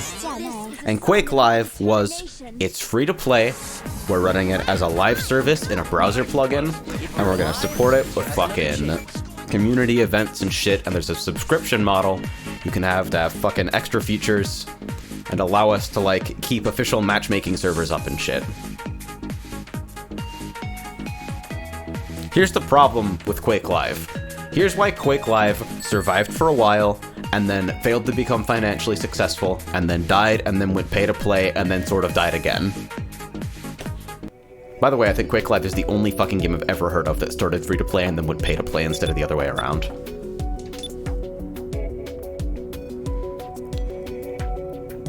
In games that are driven by their gameplay enough, there is a critical fucking... There is a fulcrum between what you can afford to monetize and what is actually important to the people playing the game. Like, if you played at all during Quake Live, like, while it was free, it was fucking bustling and populated, and it was almost nothing but Clan Arena on campgrounds and freeze tag.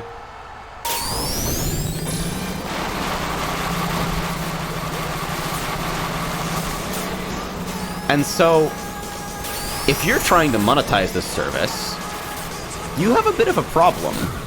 You can't fucking... Any features that you gate away behind the premium, any features that you gate away behind the premium experience fall into one of two categories. Either they're required to play Clan Arena on campgrounds, or they're not.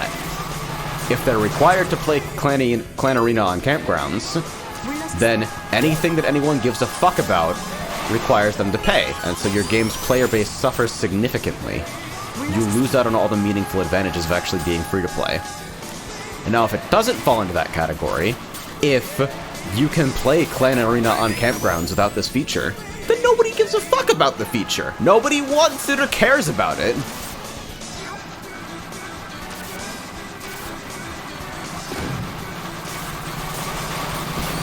Because I'm here to play Clan Arena on campgrounds. That's what I do. I log in and I play this shit for 12 hours a day and then I log out. And I'm never gonna fucking pay for the service, because this is all I do, and if you take away my ability to do that, the game will die instantly.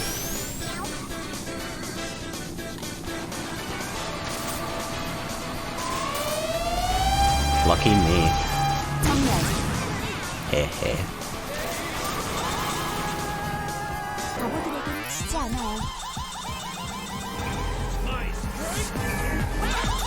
Emma says, you want to get used to that oil slick?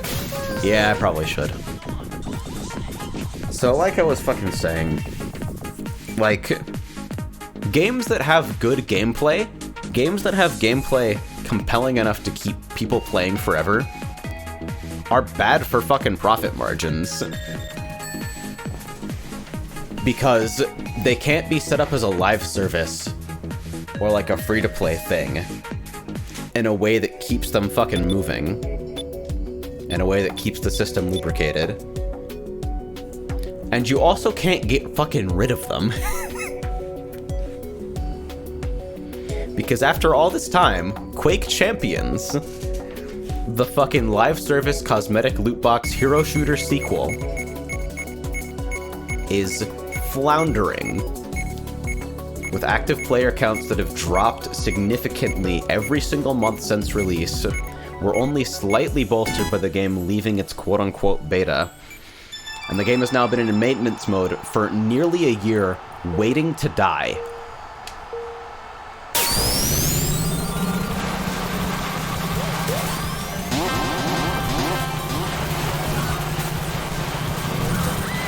And Quake Live?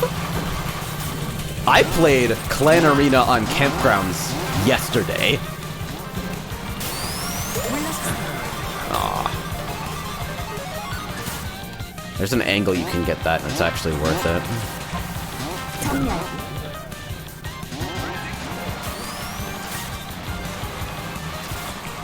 So when we go back to Overwatch and Overwatch 2, like, of course there has to be a new thing, because we gotta make the money.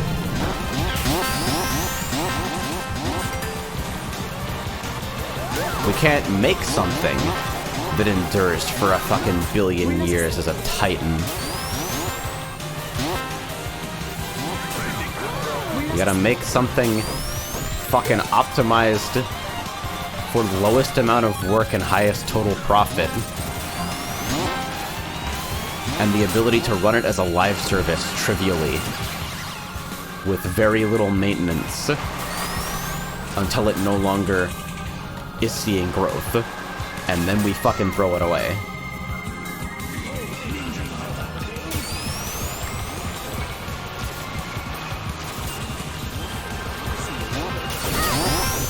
shit, the fuck was that? I have had this fucking bad at Control C banner up for the longest time. Is it time for me to remove it? Probably not.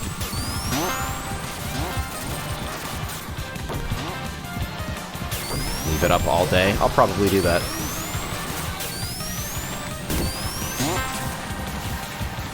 Extruder says, Quake Champion's machine gun has increased damage and scope, but it's iron sight enough. Dude, do you remember fucking Rail Zoom? I think Rail Zoom is a microcosm of everything that has ever happened in the development of Quake Champions. So we have the railgun. The fucking same weapon in every video game it's ever been in ever. You point, you click, you shoot. Does damage and hit scan beam. Done. Quake Champions is like, alright, we're gonna give it a scope. Didn't have a scope in previous Quake games because fucking zoom wasn't really a thing. Now it does. HMG and Rail both have fucking actual zoom binds. This is a quality of life feature that I think most reasonable people would expect, having played any other first-person shooter ever. They also decide that the railgun does more damage after you have scoped it for a while. Not like the TF2 sniper way, where like, we want to make this deliberately weak when hip firing, but like, if you set up, you can kill people with it instantly. The difference in damage is between 80 and 100. What the fuck? Nobody asked for this. And so the community says, hey, Rail Zoom doesn't feel consistent. It adds an element of variance that doesn't really add anything to the game, and the fucking little animation in the scope that indicates how long you have until you've gained that bonus damage from being scoped is kind of annoying and distracting. If you're listening to player feedback at all, please remove Rail Zoom. Or like, zoom damage specifically. And so here is what they do. They reduce zoom damage to 95, then they reduce it to 90. Then, after like a year, they remove it.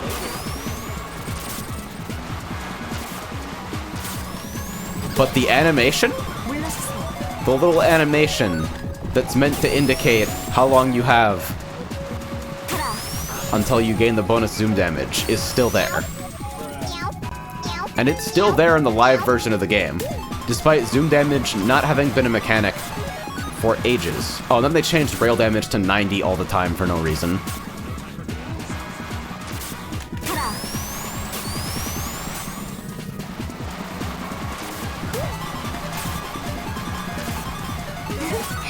Like, the entire point of the railgun, too, is that it's a weapon that you fucking take free damage with. The appeal of the railgun is, if you're able to pick it up, you can get damage in situations where you see your opponent, but are unable or unwilling to engage. Nobody in their right fucking mind is sitting there with the railgun scoped, waiting for an enemy to appear, like 95% of the time.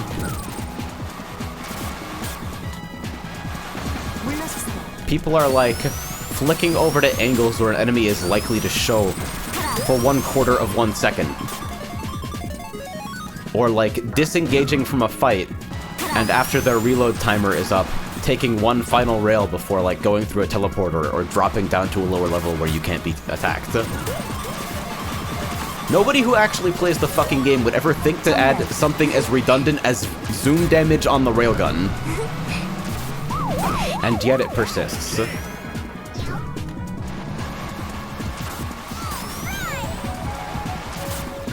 And it sucks, because while zoom damage is in the game, if you are anticipating a rail, the optimal gameplay becomes to run around fucking zoomed in, which impacts exactly nothing about the way that your character controls, and instead just puts a really annoying full-screen vignette scope overlay, fucking radial animation for the fucking timer.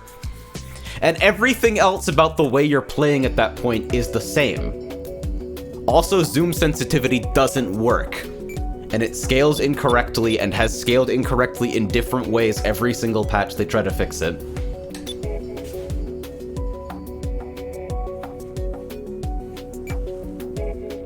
This is actually just me complaining about games that I wanted to be good now, isn't it?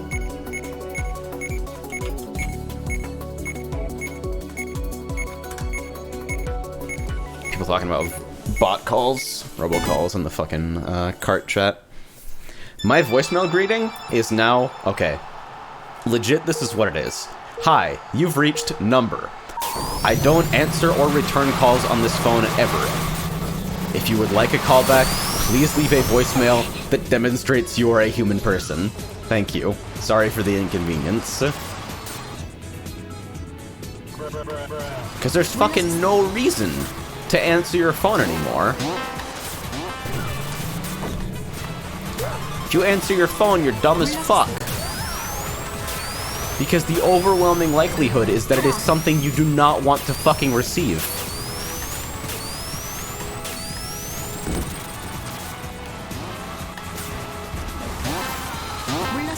I've gotten a robocall at like 8 AM exactly every day for like the past 2 weeks. That seems to be coming from the area code that my number is in, which is the first red flag, because that area code isn't the area code in which I live or have lived for the past like 10 years. And it leaves a fucking Chinese voicemail. I don't even know what it's actually about. Maybe I should record it at some point. And see if some fucking native speaker can elucidate for me. But here in the land of zero consumer protection, to answer, fucking Bess's question regarding, like, is this a US problem? I'm too European to understand. Yes, robocalls are a huge fucking pain in the ass. The US is apparently also somewhat unique in that we're the only fucking country in the world that isn't using WhatsApp, I guess. Like, nobody here gives a fuck about WhatsApp, because all the fucking phone plans we're getting scalped for $100,000 billion, plus the phone that you may or may not be paying off because you bought it on fucking payment plan. All those plans include unlimited SMS. And everybody's fucking using iMessage.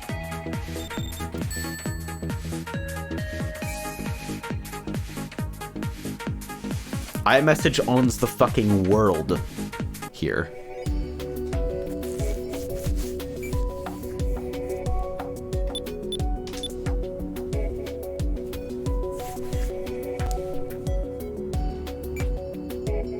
It says WhatsApp owns the world everywhere else. Yeah. And when I ask people about this, when I ask fucking Euroland natives, like, so what's the deal with WhatsApp? Why don't y'all use SMS?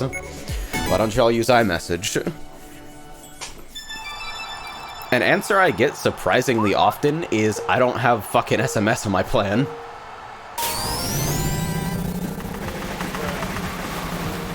Which is an alien fucking concept in the US. You can't get a phone plan without fucking unlimited everything, except your data becomes dial-up after the first gigabyte.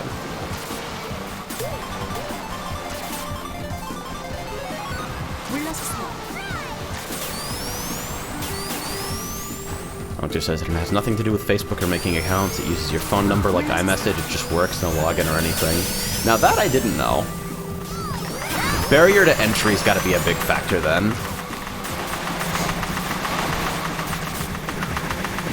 Mess says usually people do have unlimited SMS but not MMS, which means you can't share images and quirky memes, so it's shit. See, here's something that fucks me up. Like, I use Discord as a content creator. Excuse me. Because it's what's expected of me. Discord is just the most reliable way to connect with anybody who is fucking consuming the shit that you produce in any way.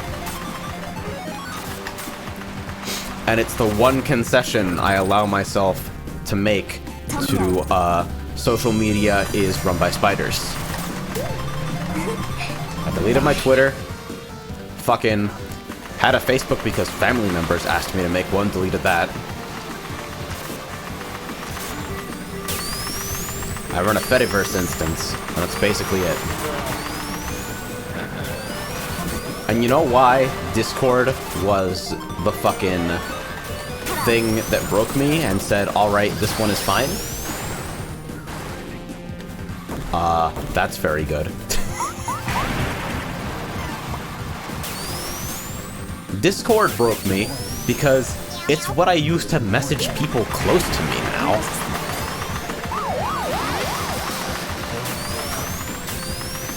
Like,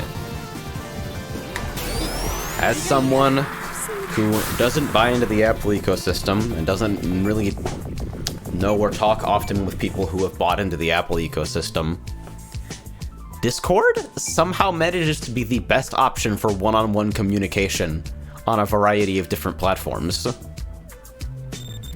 And that's fucking horrifying. But the added friction from being like, hey, 4 to 10 people who I give a shit about, we should switch to this other messenger. Because, I mean, insert reason, because it's more reliable and doesn't have outages like that fuck shit yesterday where Frey pinged the FF14 roll 95 times for red mage leveling. Because I don't want personal and sensitive messages connected to the identity that I use for fucking shit posting on the internet. Because I have concerns about Discord's fucking model as a service and how they make their money. Because I don't want to be fucking spied on. All that, you know? Because I like the interface of this other thing more than Discord's horrible mobile clusterfuck. The added friction... Ha, I've never done that before. What? My thoughts exactly, Hormod. The added friction, even with all of those completely valid reasons, and even with people who are generally pretty receptive to that logic. Like, we're not talking, like, normies I use fake Facebook Messenger because I already have it. We're talking, like, reasonably privacy-conscious people who give a fuck about the quality of the software that they're using, to some extent, who still can't put up with the added friction.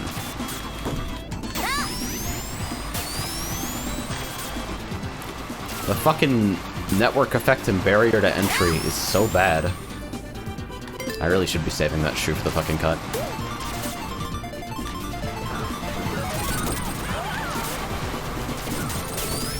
Get me the fuck out of here, bro. I'm not taking that shit. I refuse to get baited by the button. Oh dear.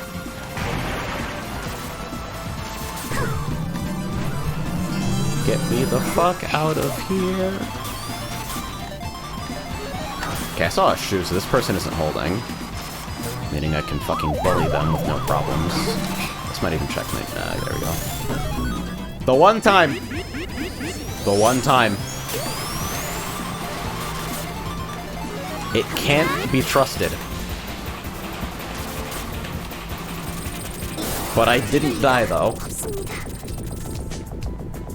For those of you who don't play kart, the fucking left path on that turn literally just has a button where you drive out over it and it destroys the bridge. It's pretty funny.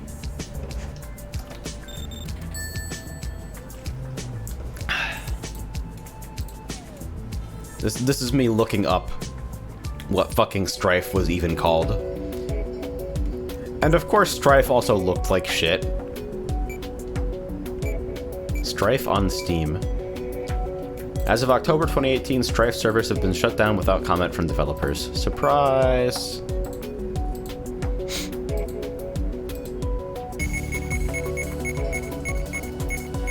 Fucking, oh hey, 2 diamond square is pretty nice. Strife had all sorts of cozy features, too. Like, you could lane in whatever fucking configuration you wanted, and when anyone in your lane on your team scored a last hit, the gold would be automatically distributed between everyone in the lane.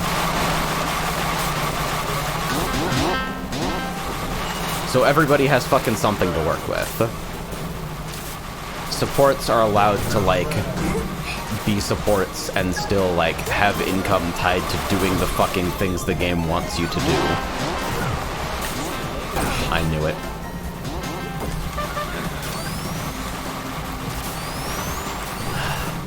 I also tried fucking Smite a long time ago. I'm sure it's gotten better since then. But man, the idea of having peripheral vision in a fucking MOBA just killed it for me.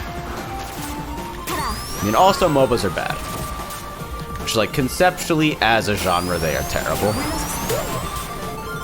This is one of the few terrible takes that I know is objectively terrible, but I will defend to the fucking death. They are just a fucking bad genre conceptually. And if anyone thinks otherwise, it's because they have successfully been Stockholm Syndromed. Wow. Is that really necessary? There's still a Jaws reticle on me. Holy shit. Can you calm the fuck down? God damn it. Mark says, what's the reasons, Chief? The reasoning is that I fundamentally disagree with any game where teamwork is such a, like, coordinated team play is such an important component of strategy. I fundamentally disagree with the ability to play it solo at all.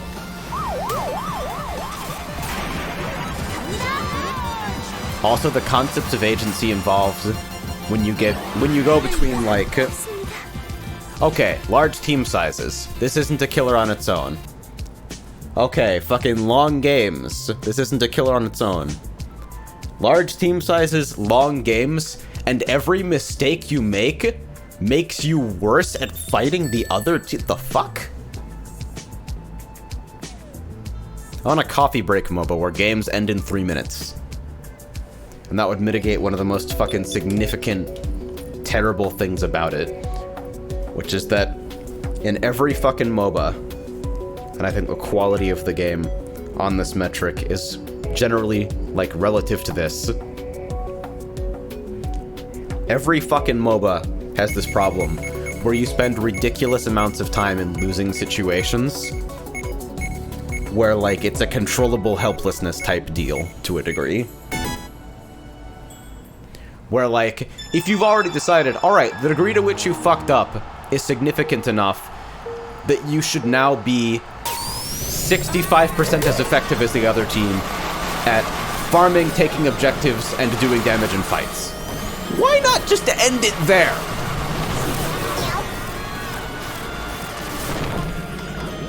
Fucking why? This says, that alright? Oh, man. Is it time for me to get super mad about Battlerite? So my experience with Battlerite started on the previous game that that studio worked on, where I unfortunately arrived too late to see it, like, alive or before the fucking progression systems had incrementally ruined it. Because of course they added progression systems that ruined it. That's what you fucking do with live service games. But Bloodline Champions, the fucking previous title from that studio, was basically Battlerite, but the UI looked like the fucking things that were popular at the time, which was Warcraft 3.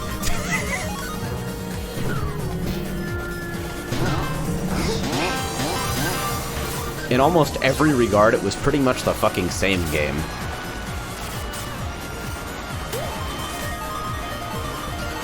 And it was killed because of fucking lackluster continued support despite being run as a live service game, and the pressing need to monetize, motivating the developers to add features that killed it.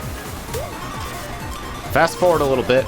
Hey, Battlerite. This looks like Bloodline Champions, but updated to reasonably modern technology and made with the benefit of hindsight and potentially alive. And the gameplay was fucking cool.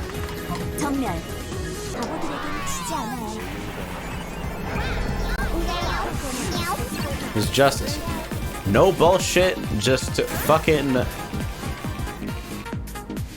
top-down fights. You just fucking walk out of your starting area and you fight the other team, and you do this over and over again, and it needed nothing else. Problem, of course, is that when you have a fucking game based around actual gameplay instead of supplementary content fucking showcased via gameplay, or, like, aesthetic fuck-around, MMO style, they found it incredibly difficult to monetize. The game looked like bad League of Legends with a bad Overwatch UI. It didn't actually look like that at first. The Battle.Right UI used to look a lot different, a lot closer to the Worldland Champions UI. And they changed it to be literally not Overwatch, like, right before release. Which is pretty funny. But I think the thing that killed it the most, because I think almost everyone I talked to about this game loved playing it. But almost everyone I talked to about this game barely played it despite loving it. Because the amount of downtime involved in this fucking game was apeshit crazy. We're talking like 50% downtime ratio between all of the loading screens, the cinematics, the fucking, pre-match wait time where you wait for everyone to connect and adjust their fucking rights and pick a loadout. Because the premise was that you could fucking... you'd never get screwed too badly in any particular matchup versus another team, because you could adjust the supplementary skills and properties of your abilities from fucking round to round. Which they later removed, of course, in favor of static loadouts. Well... so the way it used to work is that you'd choose a new one after every round, based on, like, the progression of the game and the fucking way fights were going. And it felt pretty cool. But they removed this because reasons, I guess? They never articulated it, and instead just turned all these things into, like, passive loadouts that you had all 5 of all the time. But regardless, the amount of fucking UI churn added by the fact that you'd have to fucking select these, and they gave people a ridiculous amount of time to do it. That plus, I should just scratch my fucking nose. That plus a ridiculous amount of fucking cutscenes and downtime. Victory screens per round. You'd have to walk out of the fucking starting area and into the center of the arena to actually start fighting people, which was like 10 seconds, 15 seconds per round.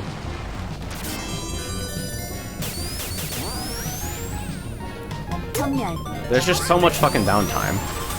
And that's before you even get into the matchmaking, which is... okay, this is for some reason a fucking controversial take, but unless you have a player base of 1 billion people, don't fucking do matchmaking. You can't. You don't have enough bodies.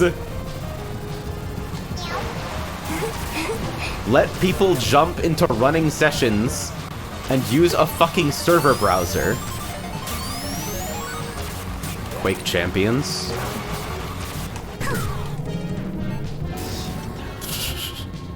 See you later. But yeah, when you added the downtime of matchmaking, it became really fucking bad. To the point where you'd spend... you'd log in to play and spend almost all your time not playing, basically. That plus the fundamental problem of you can't cosmetically monetize in a game that looks ugly as fuck.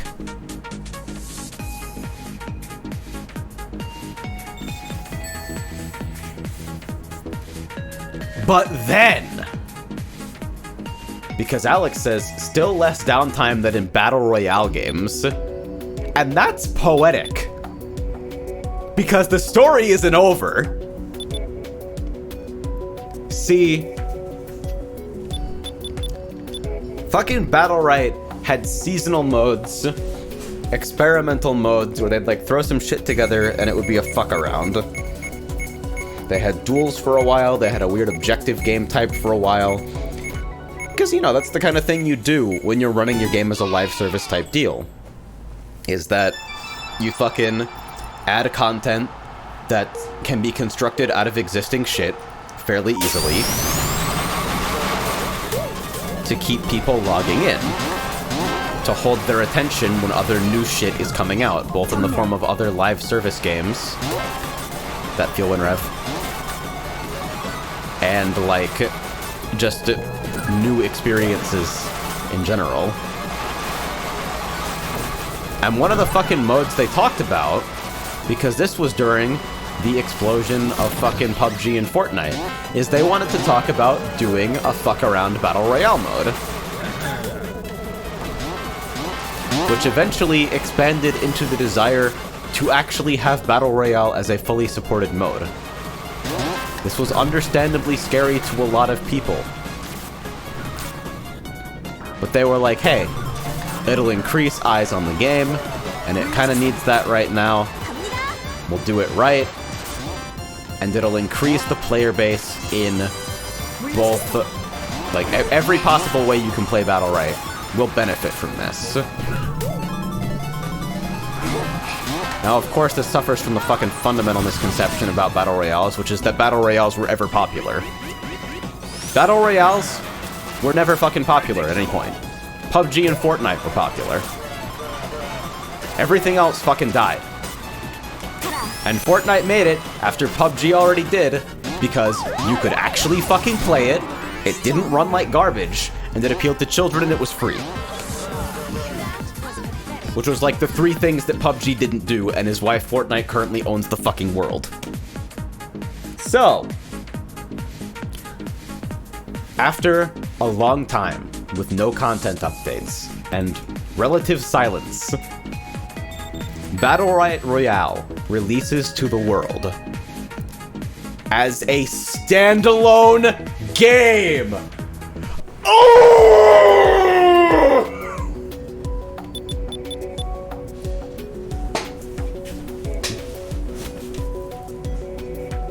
Not a selectable mode in Battle Right, as they now call it, Arena, but an entirely new game, which you would have to buy again to play in early access.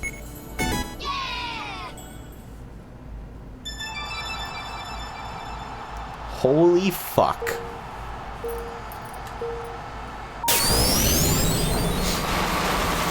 Separate client, separate early access period, with separate buy-in for the early access period. Yeah, I deserve that. Absolutely nothing. Not even like same launcher. There would be no movement between Battle Right Arena and Battle Right Royale. There would be none of the promised fucking cross-pollination. None of this, the games will benefit from each other. They just cut and run and dropped it as a pay-to-play game. Because it was quote-unquote early access. Planned to be free on launch.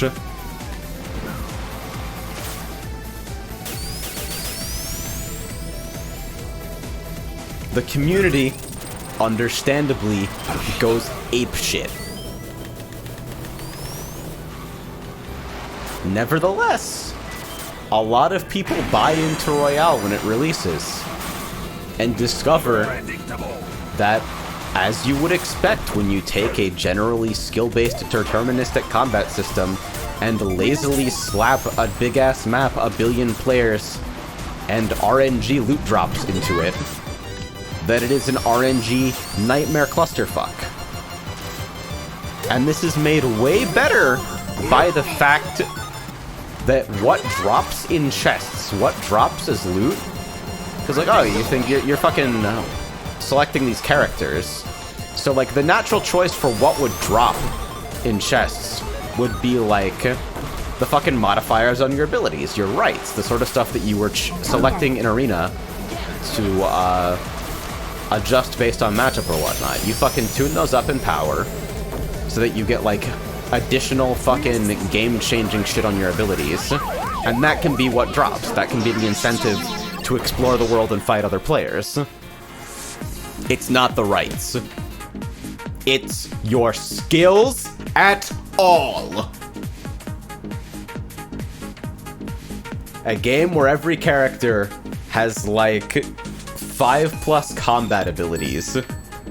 You fucking drop on the map in Battle Right Royale, and you have 2. Literally every starting fight is fucking math on who wins. Unless you happen to fucking open the first chest, and instead of some fucking healing consumable or something popping out, a fucking skill pops out. Because now you have 3 abilities to their 2, and you can't possibly lose. Complete breakfast.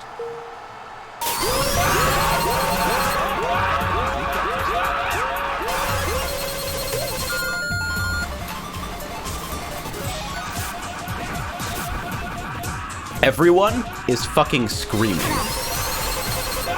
The most interesting thing that happens during this phase of the game is, basically people using, like, the barrel trap, where you could conceal yourself as a fucking container. Or, like, the spring shit. To basically gank people from nowhere. Or, like, chuck them into placed traps. Just a fucking nightmare. Nothing about the game's combat is even remotely interesting, and because it all comes down to who has all of their skills. Who has more skills when the fight happens? Which is based on nothing but your ability to efficiently loot and RNG. The fucking combat, the draw of the game for almost everyone, has taken a complete backseat. Even better is that some of the consumables from Royale start showing up in the scant and fucking extremely rare arena update, where now between rounds you can buy fucking game-changing gimmick items. And this is like the one improvement, quote-unquote improvement, that comes from both games existing in the same ecosystem. So Royale is a fucking disaster. Big surprise, right? They fucking lean into it for a while, and the player base drops off and drops off and drops off because they released a Battle Royale game competing with fucking PUBG at its prime and Fortnite as it was rising. As a paid early access experience that looked like fucking knockoff League of Legends.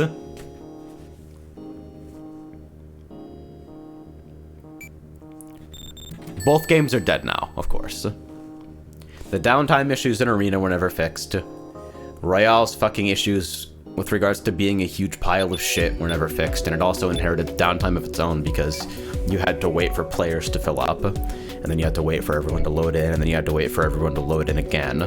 You had to fucking drop out of the ship and then go loot your shit, and then die to someone who had more abilities than you, and you could not outduel in any reasonable capacity.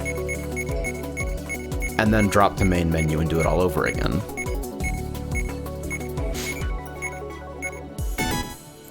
Battlerite was fun. What the fuck was Stunlock smoking? So the TLDR is that both games are in maintenance mode now. The servers are technically up, but they will receive no more content or feature updates, no bug fixes. They're in stasis now, and when it becomes a pain in the ass to keep the servers up, the servers will go down. Hey, can you not do that? No, the servers will go down. And that'll be the end of that. No one will be able to play these games again.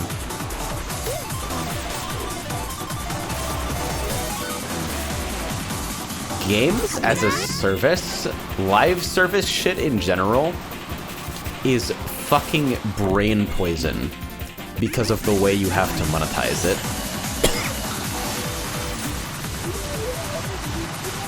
It is fucking crazy. Battlerite had grassroots tournament support. It had a fucking potential community of players who almost all fucking loved the game when they tried it. But because of absolutely batshit insane decisions regarding monetization, fucking update priorities, and just fuckery all around. It died despite being more fun than almost anything I can point at my Steam library now and play. And we're about to fucking lose it forever because once the servers go down, that's it.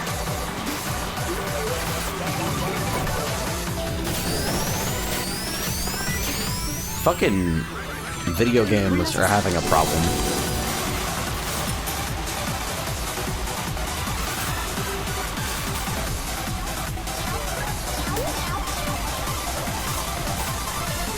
What's crazy is that if you want to, like, do anything multiplayer that relies on, like, having a fucking stable population instead of just being, like, Jackbox style fuck around with friends. If you aspire to anything more than that in terms of fucking multiplayer, you have to be free to play, you have to be fucking games as a service, you inherit all of the horrible fucking stupid horse shit that both of these design trade-offs involve.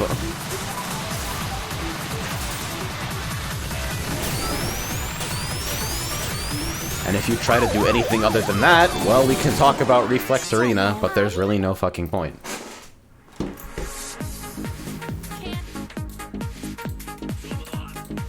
I'm fucking platinum mad. Is Kart Crew still angry at me?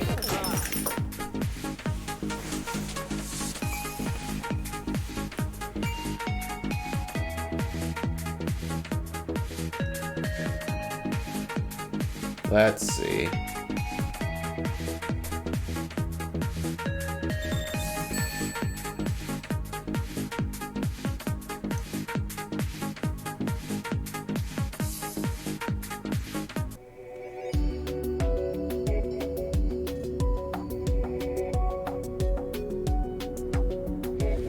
I hope after kart racing, the next game to be made in this engine is Smash. What the fuck am I reading?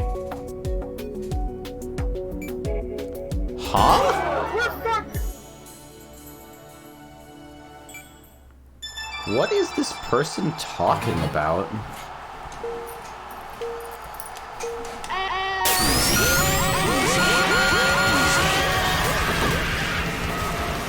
Did the Rev version of Chemical Facility make it into release? I think it did.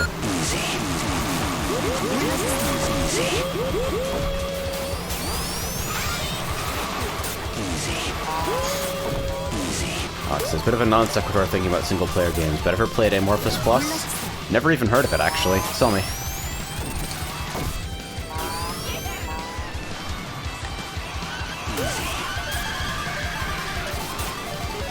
I arrive more and more at the idea that I should just retire from fucking anything multiplayer match made forever. And literally just play people in poverty fighting games and kart. And then, like, become the world's best at shmups or something.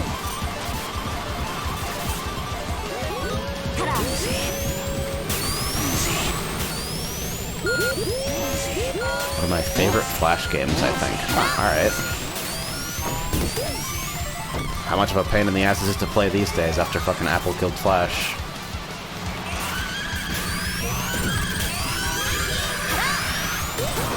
Oh, good lord, that turn. It says AJ to become Project A Pro March 2020. Is A the fucking shooter?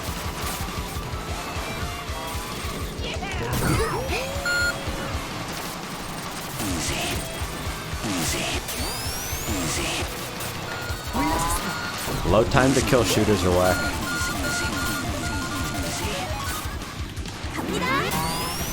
I don't think I disagree with it conceptually, but my brain has a very hard time with it. Like I said, it's a fucking treat, heavy recommend. God only fucking hopes that I can remember the name. I think it's best to experience blind. That's legit. I think almost everything is better experienced blind.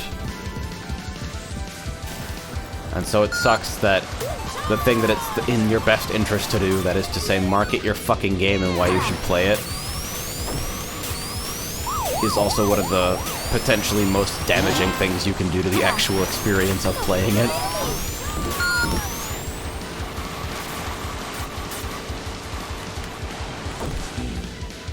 Says, this whole pirating cart crew reeks of armchair game dev to me. Oh, yeah.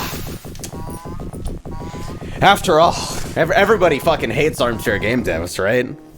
Can't believe anybody would be so brazen as to go on extended rants about things they dislike in video games without having ever actually developed a major project.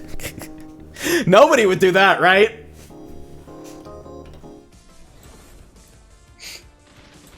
Alright, which direction we going? Just a little self-conscious.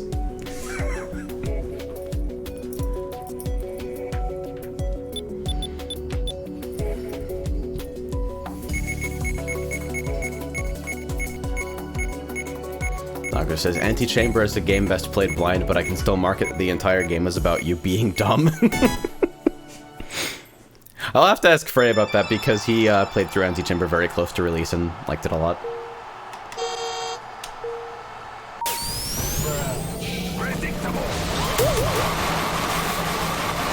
Hey, Hikari.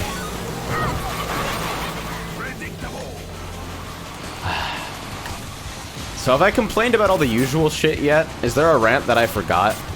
Will I have some new eyes on the fucking channel from my earlier Discord fuck-up? I've asked, what are your top 3 fighting games? Smash 64 and then 2 other things. It'd be very hard for me to pare down the list to the other 2. But Smash 64 is the fucking best. It's not the best. It's my favorite.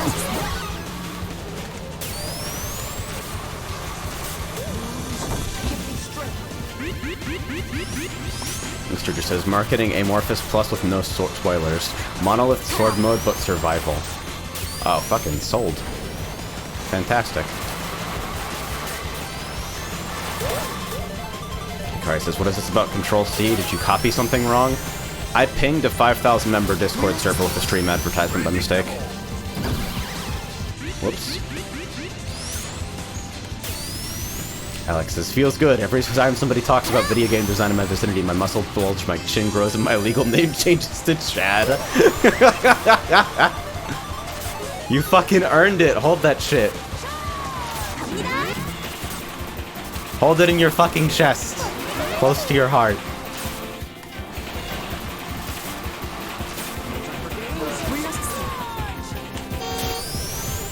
Yes! I got the extended launch to literally nowhere!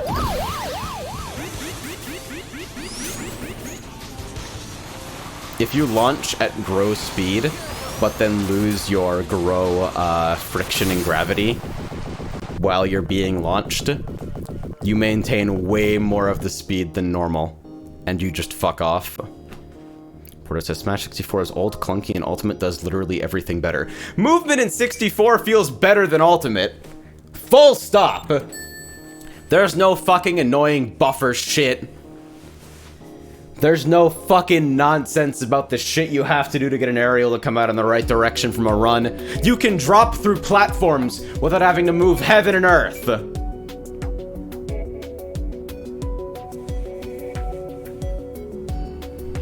Shandy says, you can't turn stick jumping off on 64.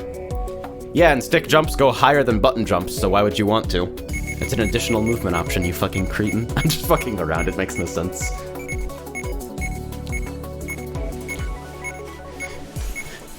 '64 has exactly one complicated movement technique. It's called a pivot. I can teach it to you in 3 seconds. You fucking tilt turn out of an initial dash to turn around. Bang. That's the one movement technique there is.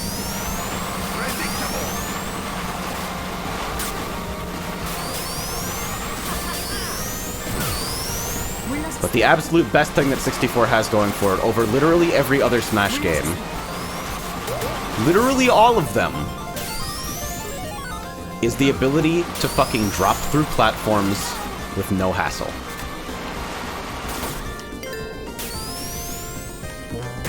Fucking Melee, you had to hit a precise analog sequence to fucking drop through a platform while holding shield. Brawl and Ultimate, not even fucking possible in most contexts. In Smash 64, you hold shield and hit down on the platform and you drop through 100% of the time every time, because there's no spot dodge, because spot dodge is a redundant defense option that benefits no one.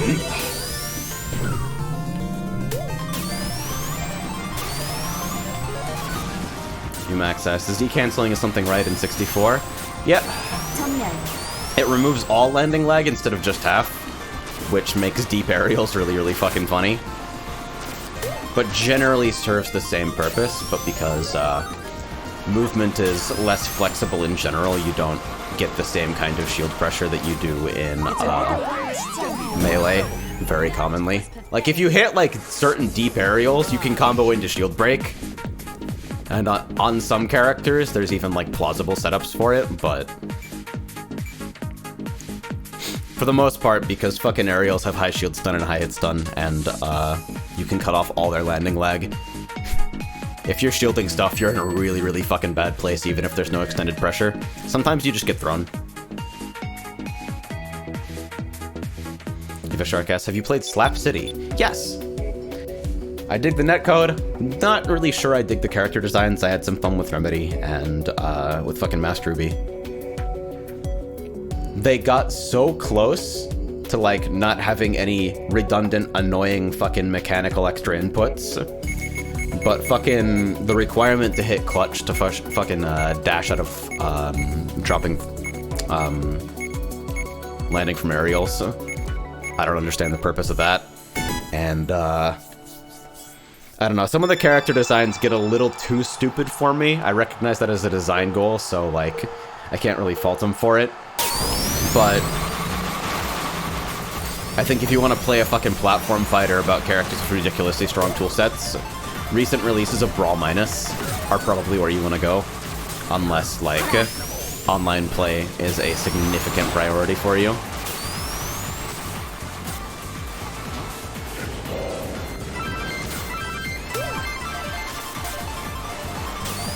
I do like it, though. Picked it up and don't regret it.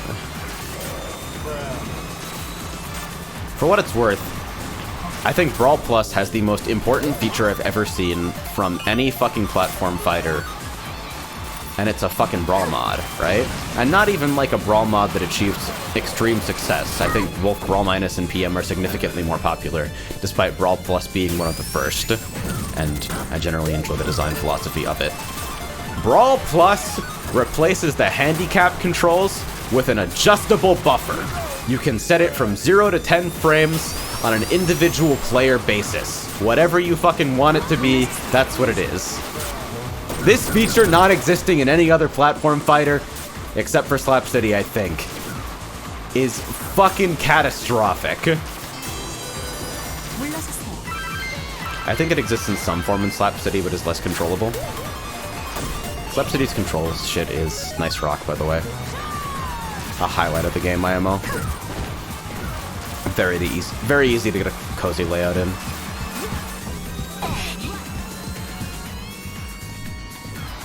Like in Brawl Plus, that shit is front and center. 5-frame buffer by default, adjustable from 0 to 10 depending on whatever you fucking want. And so you get all the benefits of, like, the game feeling smoother to play, because you no longer jab 1 frame early and get nothing and die. But you also no longer jab, get hit by a fucking tilt, slide off a platform, accidentally tech, and then, like, nair as you're falling.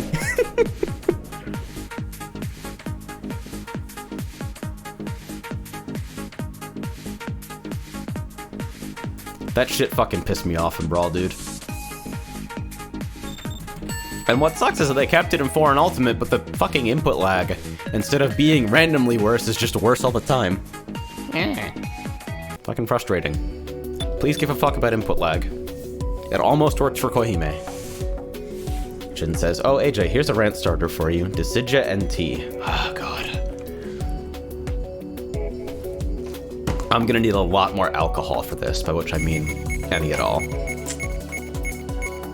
Don't do drugs, kids. Stay in school. Decidia NT makes me sad because they're officially sunsetting pretty soon here. The last update is coming out for both the arcade and home versions. And,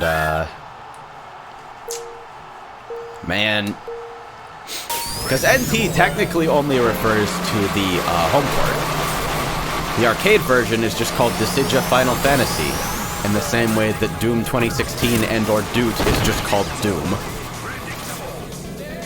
Shoutouts to confusing naming schemes. But anyway, the fucking 3v3 Final Fantasy Arena Fighter, competing in the same space as Gundam vs. Gunslinger Stratos and insert third game because rule of threes, even though I don't know one off the top of my head, is officially fucking dead. And I can tell you why it died on fucking the home port at least. Downtime. Again, it's always downtime. Magician's Dead! Magician's Dead is such garbage, but it's amazing. Okay, so brief tangent to talk about Magician's Dead. It uses a fucking distance sensor touch panel where you hover your hand above like the controls and wave it around to do like not just for targeting projectile attacks, but also for like doing certain types of moves at all. You'll like fucking flick with certain fingers and shit.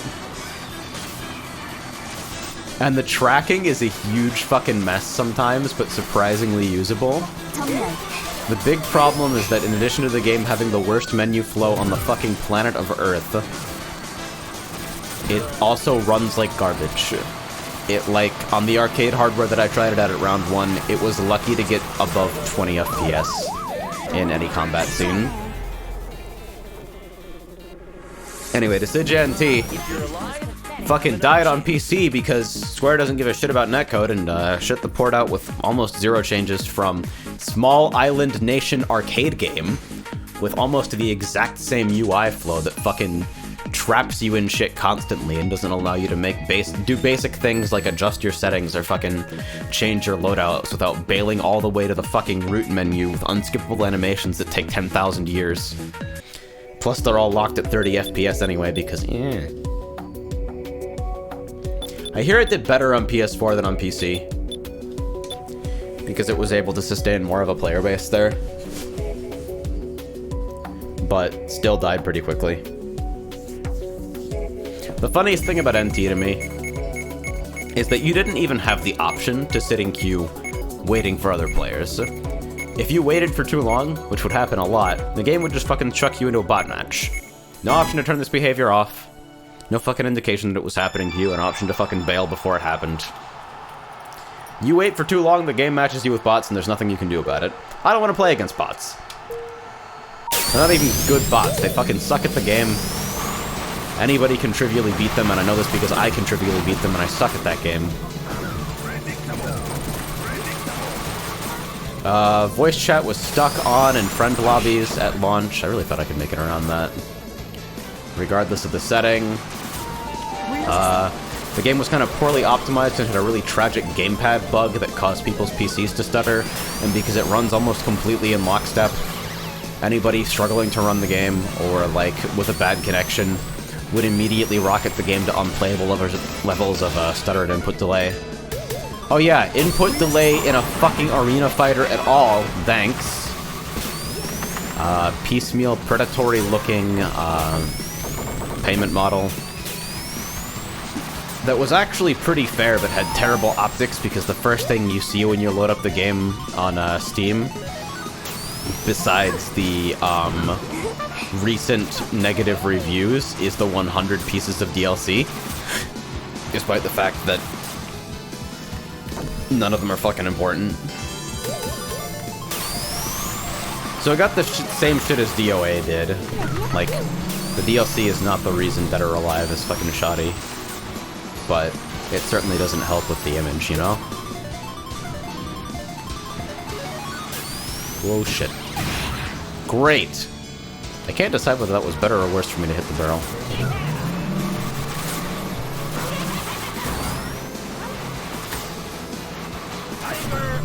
Fuck! But yeah, NT had terrible netcode and terrible downtime issues and terrible menu flow. And all that despite it being pretty fun.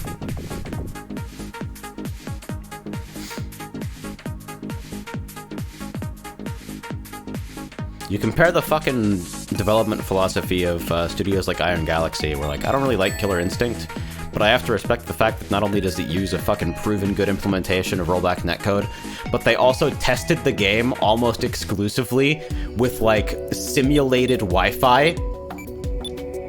Constantly, every fucking test environment was running the game on a simulated Wi-Fi connection so that people would fucking feel what it was like online and adjust problems in the networking before they fucking became problems. When you take that development philosophy and compare it to Square Enix literally fucking taking an arcade game released only on a small island nation and just shitting it out onto Steam. And then region locking it by default, which was like, probably makes sense if the netcode is that bad, but when your player base is that small, it's also hard to justify, you know?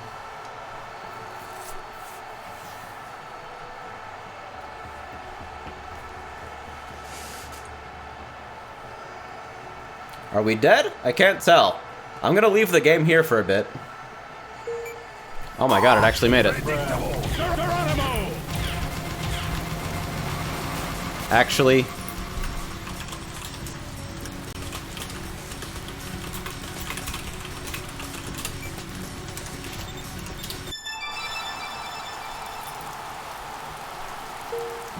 There we go. Okay, I still missed start, but now I have no excuse. So that's fine.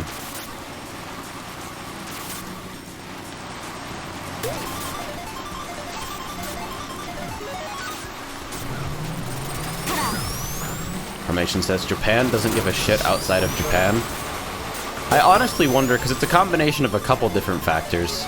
It's not invented here syndrome, where fucking studios, especially Japanese studios, seem to be adverse to using any tech in their games that wasn't developed completely in-house. There's fucking legitimately not understanding how bad the game is to play online. And then it's just not giving a fuck about the overseas releases and just shitting them out because it's a way to make an extra couple bucks without having to do much more than translate the UI and like negotiate licenses in the worst case.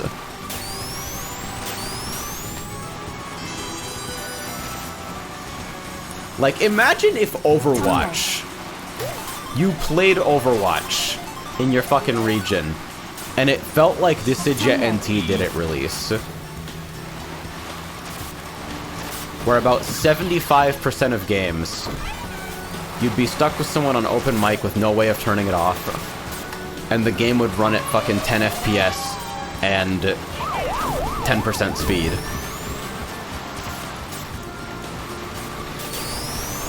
Nobody... Other genres don't have to put up with this shit, but fighting games, arena or otherwise, it's accepted. Meanwhile, Garo Mark of the Wolves got fucking rollback netcode in a post-launch update and immediately sold 1,000,000 billion gorillion copies, and everybody plays Mark of the Wolves now. But I guarantee you, Uni clear, no rollback. Strive, not launching with rollback. Fucking anything Arc Sys in the near future, probably not rollback ever. Okay, I don't want this, but I'm gonna go along with it.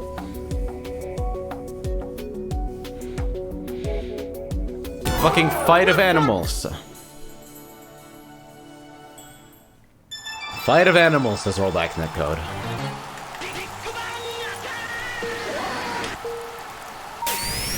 At this point, rollback. Good online play, working online infrastructure, and responsive online play in a variety of network conditions is a basic feature. Like rebindable controls. Oh. Okay.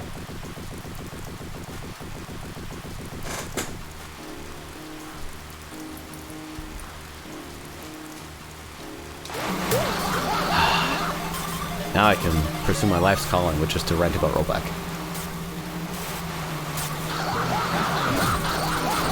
MRS. What just happened? I bounced off someone's head into an invisible wall and then into a death plane. It's a pretty good time.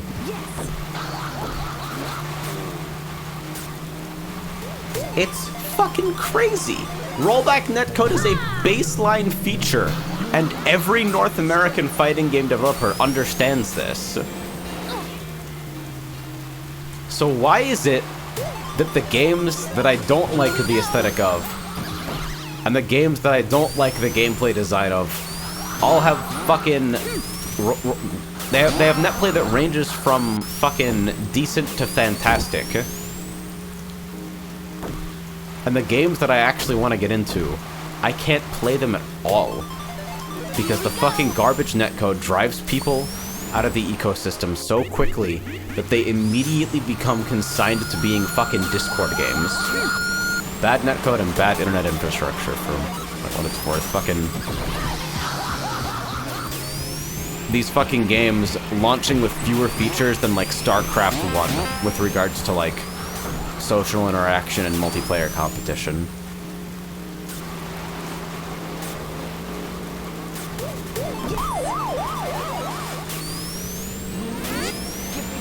Here we go. It sucks feeling like I can't play my literal favorite genre of game without wading through the fucking underwater vortex that is shitty netcode.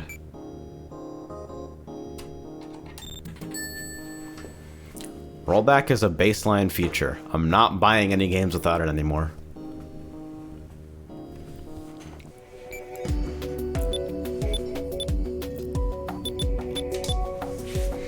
And honestly, I don't even want to compete in Uniclear going forward. Ava says, trying to play the majority of anime games sucks. I made the mistake of buying DBFZ on launch. Oh god. Fucking... I got burned by Dragon Ball 2 because I liked a lot of the ways the mechanics were simplified while it still looked like an actual fucking fighting game. Like the way characters move. I liked how it retained the fucking craziness of a tag game while apparently limiting the level of grime, which turned out to be completely untrue. And then I fucking buy it and play it at launch, and it's enjoying like an unbelievable explosion of players on PC because holy fuck, it is a Dragon Ball game. Xenoverse is dog shit and enjoyed a player base of fucking thousands for ages. It is a gorgeous Dragon Ball game by one of the fucking most famous and well-respected fighting game developers that's ever existed. And at launch, it is enjoying a massive player base, and it drops off the face of the fucking planet immediately. Because every game online is fucking ping-ponging between 2 and 20 frames delay. And because nobody understands how to anti-air super dashes, and even if they did, they can't anyway because they're playing in 10 frames. And they feel like they can't even do something as basic as control the character.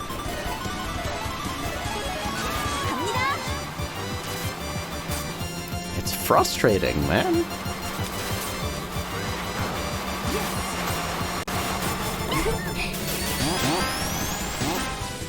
And so I got burned for fucking 60 bucks for Dragon Ball.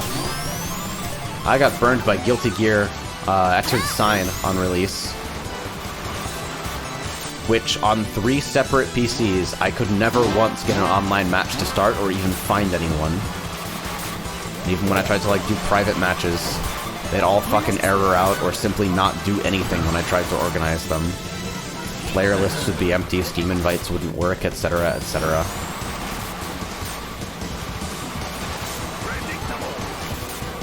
Will says, this is the reason why I haven't played a fighting game in 9 months until Frosty. Right, and then I fucking go to Frosty, and Twill and I play Melty for like 6 hours in a fucking airport. Neither of us need even play Melty. We're both fucking garbage at Melty. I barely know what half the characters in it even do. And we're having a fantastic fucking time.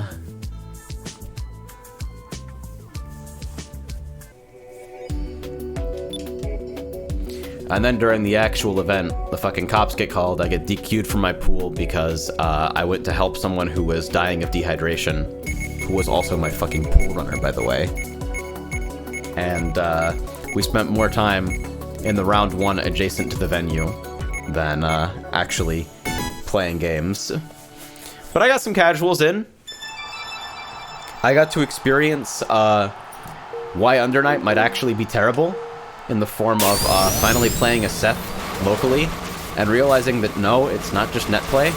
You actually can't block him. It's so fucking hard to defend against this character. Sar says, hi, hello, what's with the all caps at the bottom? I pinged the entire Kart Crew server but the stream by mistake.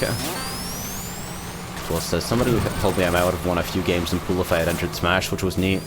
Yeah, I think fucking Frey seemed to think the same about me, and looking at what he was playing in his pool, I could kind of believe it, but I also didn't want to deal with the potential range of times for the pool, plus I wasn't feeling great about Ultimate at the moment anyway, because I tried to play it right before the event, and of course the net play is still terrible. Wow, amazing how it always comes back to this. But also just doing basic stuff felt super unresponsive and shitty. Amazing. And even like moving your fucking cursor around on the character select screen feels like it has hella lag.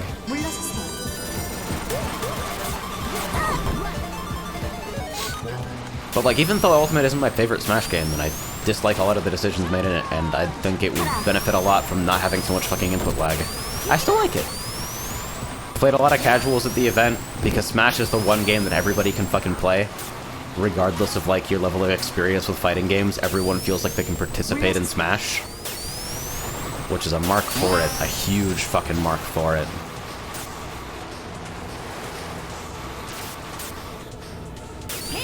We had a great time. And I'm continually surprised. I feel super insecure at events because despite having a lot of fucking opinions about fighting games and like being very passionate about them, I don't play them as often as I feel like I ought to be able to, and I'm not very good at the games that I consider close to my heart.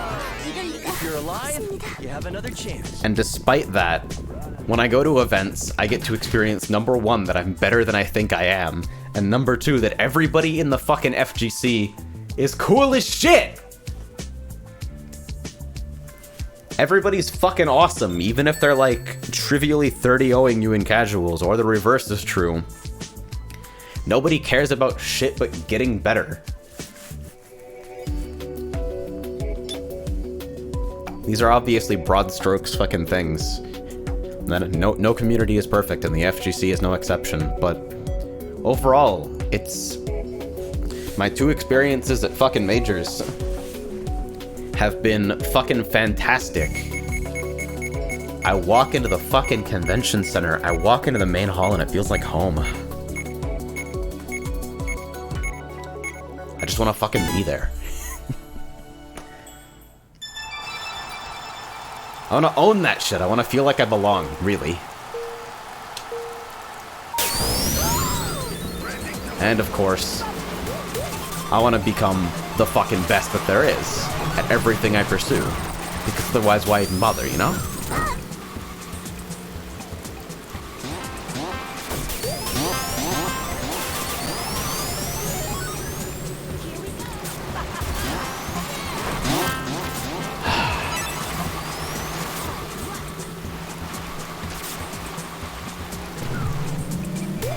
There's something about fucking fighting games that has spoiled me on almost every other type of multiplayer experience.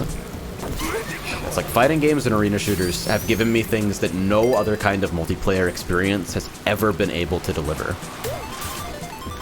Fighting games for like a surprising level of fucking intimacy in the way that they're played, combined with the fucking irresistible draw of complex systems to master, and fucking the ability to beat the fuck out of individual people and feel it happening.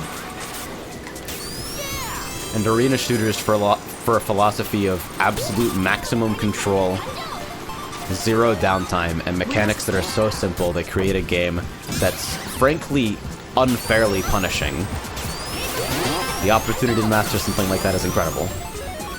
There is nothing quite like fucking cycling armors against someone for the first time and realizing, oh my god, this is that kind of power. It's not just depth, because a lot of games have depth.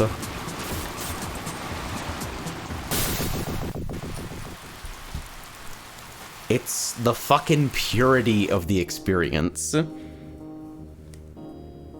It's something that's so overwhelmingly centered on fucking tight, focused gameplay loop and using it to connect with another person that there isn't room for anything else.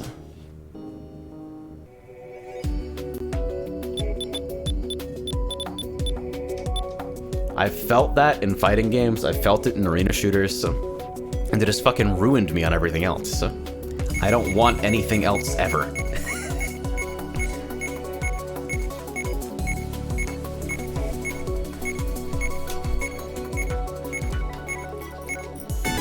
Ashanti says, so my bad fighting game take is that Tekken 7's competitive success is just luck and money.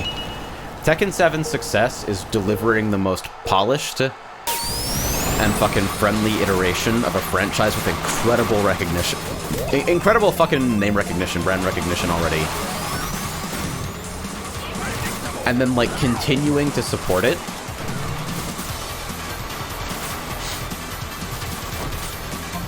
It's like Tekken net play is still alive despite it being okay at best.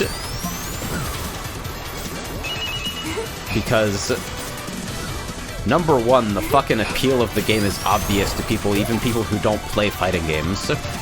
Games like Tekken and Soul Calibur and Mortal Kombat have an incredible ability to convert non-fighting game fans into fighting game fans, despite them being mechanically dense as shit and super grimy games when you get down to it in the case of, like, Mortal Kombat in particular. Shoutouts to Jailing Overheads.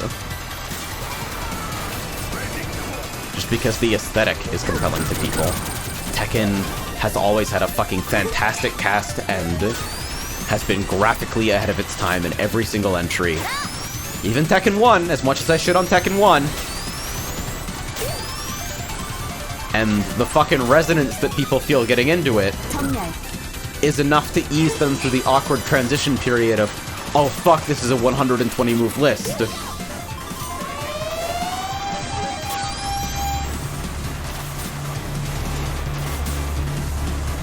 That plus, like, for all I complain about Tekken being hard to learn, if you watch Tekken, it's really easy to figure out what's actually happening. Like, aside from juggle rules and a handful of slightly non-intuitive move properties, you watch Tekken, it feels really easy to fucking understand what's going on between both players.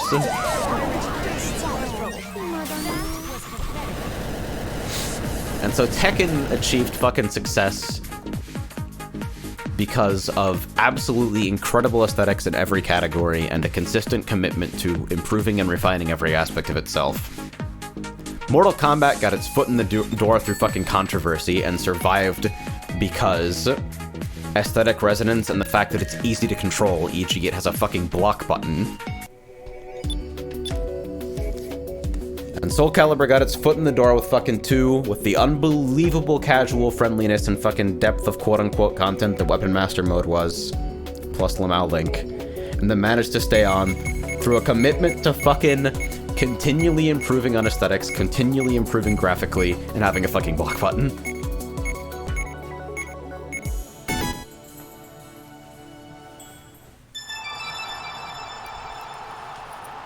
What? That's a Soul Calibur announcer clip, by the way. Although it's one of the unused ones, I got it off TCRF. I was just browsing TCRF for unrelated reasons, and then came across that, and realized the delivery of what is fucking incredible.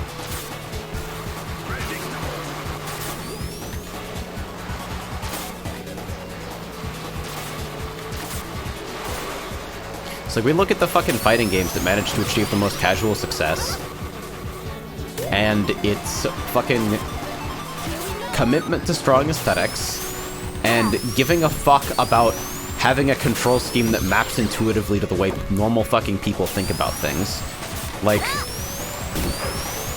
People who like play fighting games can confirm this. Excuse me. People who don't play fighting games can confirm this, but people who do play fighting games seem weirdly blind to the idea that fighting games are fucking unfriendly as shit to control, and not just because of move motions, but because the idea of, like, every button does an attack, and all of those attacks are context-sensitive based on fucking states that you may not even recognize as distinct, or inputs that you might be doing for completely unrelated reasons. Like, even the difference between something like, hey, do I want 5p versus 6p in this situation? Well, I'm walking forward, so I'm gonna get 6p and maybe not even understand that it's happening.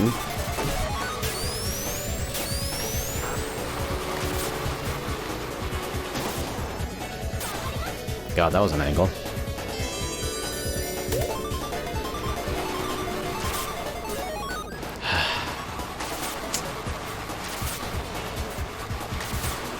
People always look at motions as the reason, like, it's the end-all and be-all of, oh, this is what's hard about fighting game controls.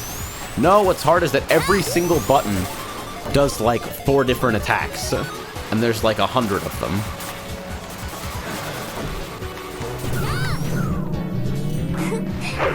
Fucking the game series that was popularized by idiots and normies, sorry, as the hardest fucking thing ever, Dark Souls, controls like this. You have 2 attacks. You have 2 attacks, and you have a button to block, and you have another button to do almost all relevant combat movement.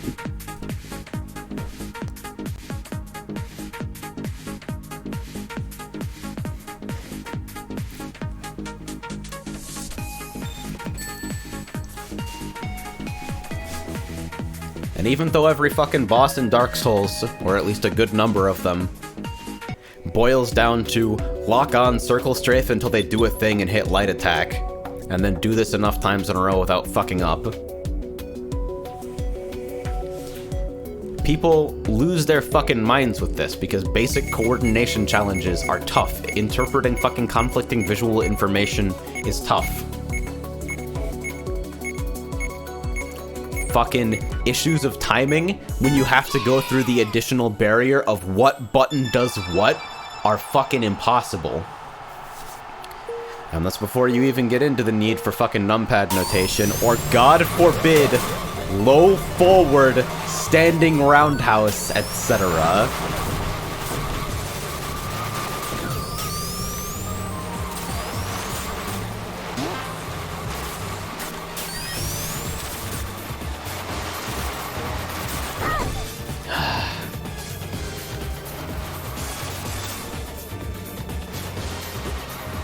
AJ, 6 plus MK, do it. Forward, forward.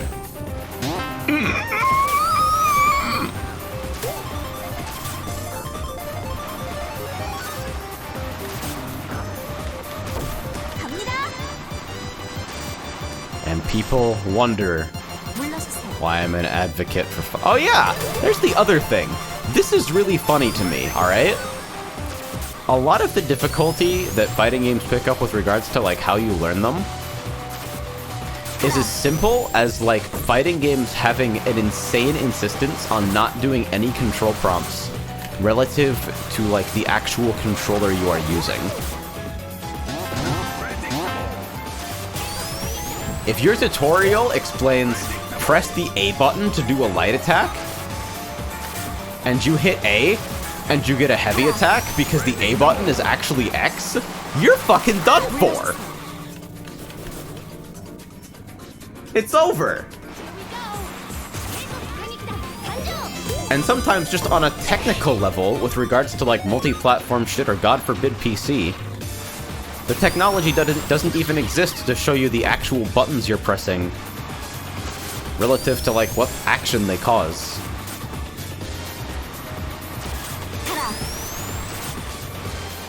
It's before you even get into the issues of fucking Japanese games having terrible translations using contradictory or outdated terminology. including the Eunice tutorial, much lauded for being an amazing tutorial despite being complete dog shit. Trying to fucking do anything with the word abare. Hey, topical horn.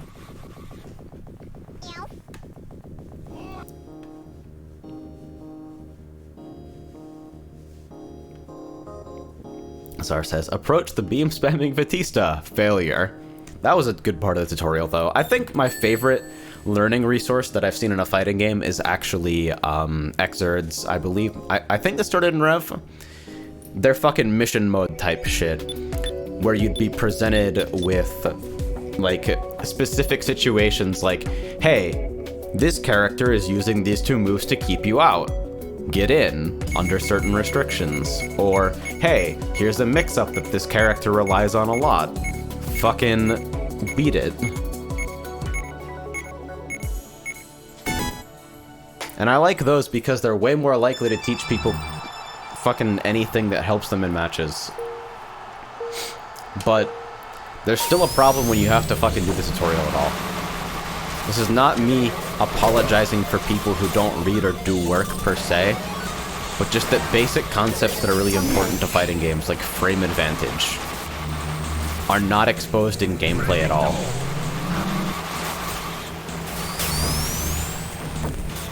Like the basic idea of, am I good to fucking hit buttons after this attack? Which is, mind you, the #1 thing that kills people who are new to fighting games. The idea that if they attack faster, they can fucking break out of the situation they're in, when in reality the exact opposite is true and continuing to attack is why they're stuck.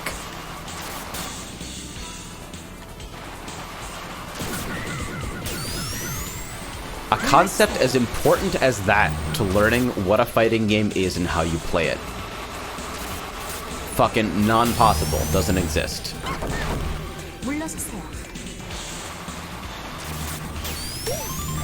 And then there's the fucking peanut gallery, of course, who will fucking cry and scream whenever a game series has like auto combos added, regardless of how competitively irrelevant they are, or how little damage they do, or how impractical they are to actually use.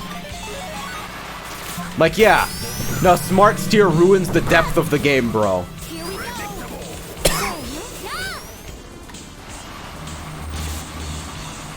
Go ahead and fucking try to beat me with smart steer. Because there's a vast gap between people who actually understand fighting games and people who are passionate about fighting games, but think the difficult part is learning combos, because fighting games that aren't Tekken and like sometimes Soul Calibur have such a critical fucking optics issue that almost everyone who plays video games, even people who are willing to put in the work for thousands of hours to learn MOBAs, games that are fucking orders of magnitude more erudite and complex. Those types of people, not randoms off the street who don't know shit about fucking video games, but people who are willing to put thousands of hours into one of the most difficult and punishing genres there is, look at fighting games and say, it's just button mashing. It's just about who knows longer combos. It's just about fucking stun locks, quote unquote. That almost no one who has ever watched a fighting game can explain to you what it is actually about or how to play it.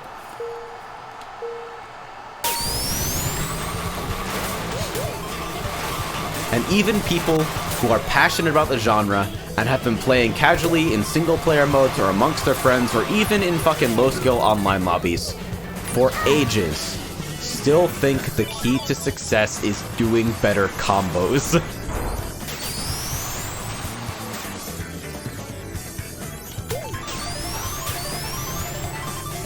Because when you fucking open up a fighting game, there is almost a 100% chance that absolutely nothing in the actual act of playing the game itself will teach you how to play. You will receive almost zero relevant feedback as to the wrong decisions you are making, and unless you're willing to use outside resources or wade through tutorial mode that seems like it was designed by someone who has never been new to a fighting game in their entire life, despite that being impossible, you will never improve.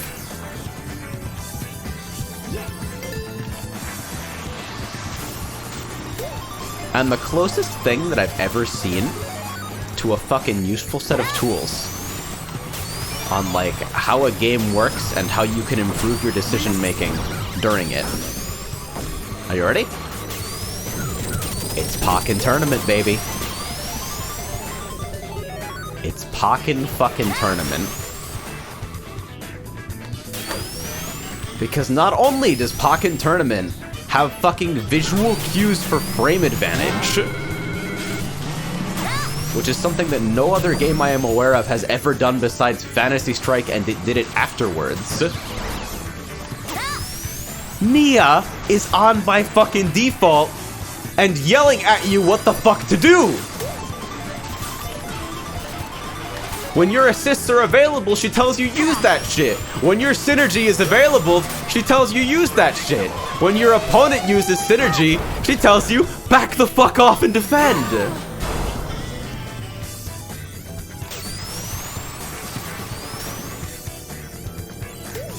The game has fucking small move lists with very little context-sensitive bullshit. Because it only came out for one platform, it can use control diagrams that are consistent to one scheme and one type of controller. So it's actually easier to understand what the fuck pressing buttons even does. There are no motions. Combos are short. And once again, Nia is constantly fucking screaming at you, even in stuff as basic as, hey, you got thrown. You've got to hit buttons to make sure you don't get thrown.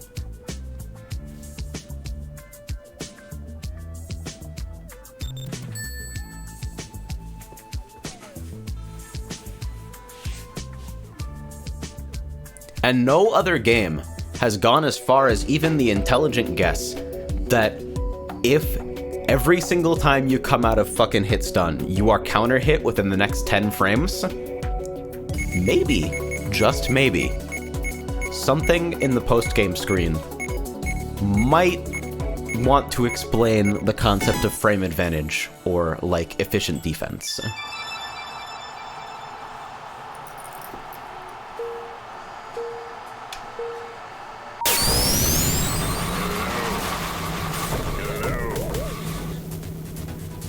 And of course, Nia is also fucking annoying, but you can put her in a witch costume, so it's okay.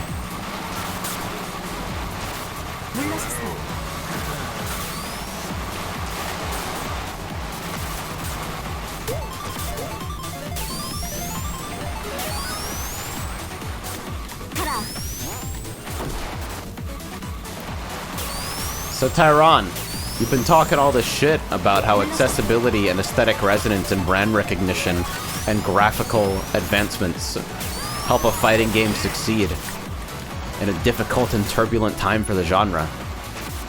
What happened to Pokken? Why isn't it a EVO main stage every fucking time? Why doesn't it have 300,000 players? It's Pokemon. Pokemon is the largest media franchise maybe fucking ever. The Wii U.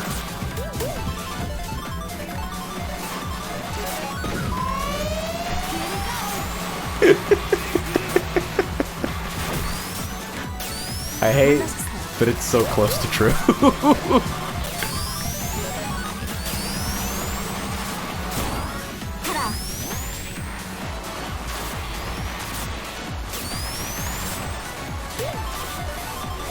Or Pokken, if you fucking prefer. Peckin' second.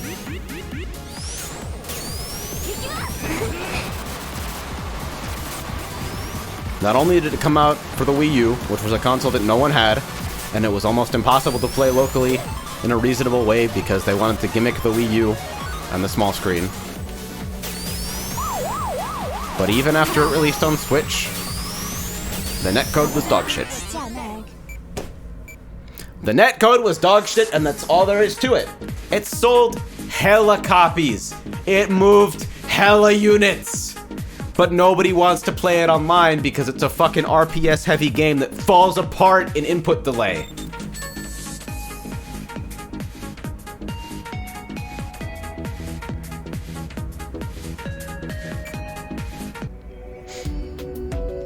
Formation asks, wait, this is a dangerous question, but was any of that rant relevant to Elsword? Genuinely curious on your answer since I also went through that hell.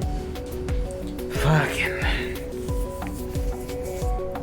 See, Elsword's crazy, because it might be the most extreme example of, like, small nation doesn't give a fuck about network conditions, ever. Because I coined this phrase in an article I wrote on my blog, there on Summit Up Moe, called Plus on Whiff, where I talk about one of the only competitively relevant pieces of tech I have ever successfully refined and employed in something adjacent to a fighting game.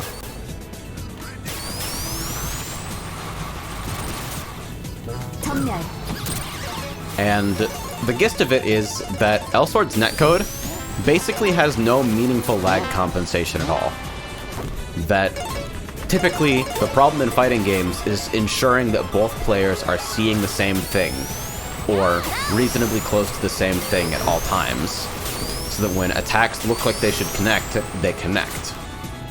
And that when you fucking get out of the way of shit, you get out of the way of shit.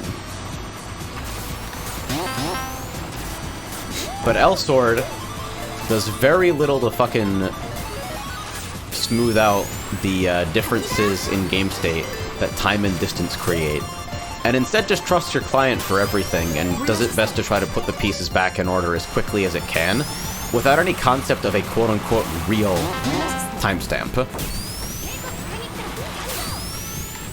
With the result that if you're playing on low ping, it feels fucking local, and it feels fine.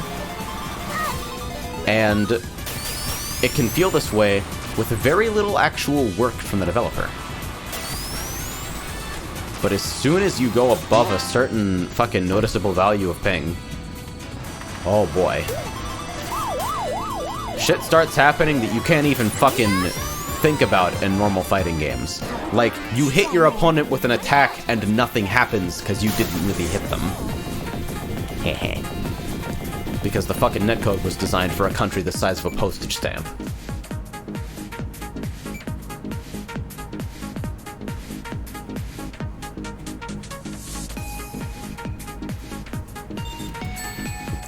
Aside, Ikari says, JP team has cleared E8S, tier took more than 30 hours. Wow. Must be fucking tricky, huh? I'm excited. So regarding fucking Elsword, I mean, Elsword enjoyed some pretty significant success for a pretty long fucking time. And even now is still, like, going strong enough to continue pushing out content updates. Number one, I don't think I've ever seen a fighting game structured in such a way that it can appeal to fucking whales. We haven't quite arrived at FIFA Ultimate Team mode in Granblue yet. It's really like, the whole thing is just a trap. If you're there for the PvP, then it's easy to view everything that wasn't that as, like, a fucking gateway drug to get people in. But most people didn't play it for fucking PvP at all. And I think it's somewhat important to recognize that. That it was really just a fucking brawler type game that happened to have PvP mode stapled onto it, and primarily by accident happened to look a lot like a vaguely interesting platform fighter.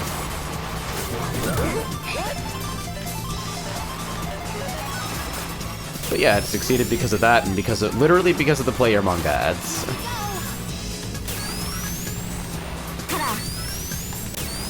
Because Elsword launched in a fucking universe where weebs were not part of normal yet. But yeah, that was the advertising slogan for the game for a long time. Play your manga. At least in North America it was. I don't know shit about the fucking marketing material in Korea. God, Encore screws up my fucking head something terrible. And also it had strong character designs, and it had a cast with a wide and varied fucking set of tools and movement options. And it had extremely meaningful cosmetic customization. And it had a simple control scheme that was easy to understand. and a combo system that consisted of a handful of dash cancel rules and the knockdown counter, and that's it. So anybody could figure out how to fucking string together a reasonable reward off a hit. A large majority of tools used in neutral followed the one button per attack philosophy because they were literally skill keybinds. 바보들에겐 지지 않아요. It had a lot going for it, honestly.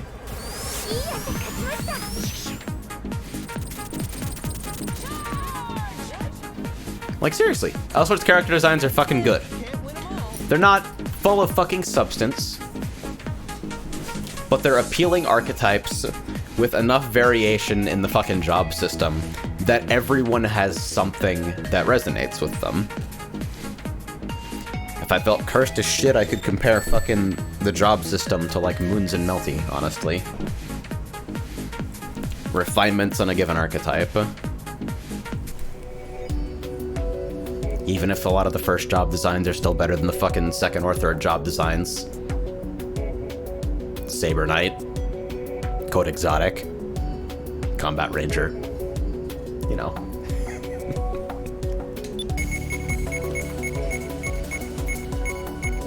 Man, you know it's a shitty day when I fucking go back to the Elsword rant. But imagine fucking these character designs. Imagine that fucking IP picked up by a team like Arxis Red, who has at this point fucking perfected the idea of translating fucking anime-looking shit into fucking 2D fighting games within a 3D engine.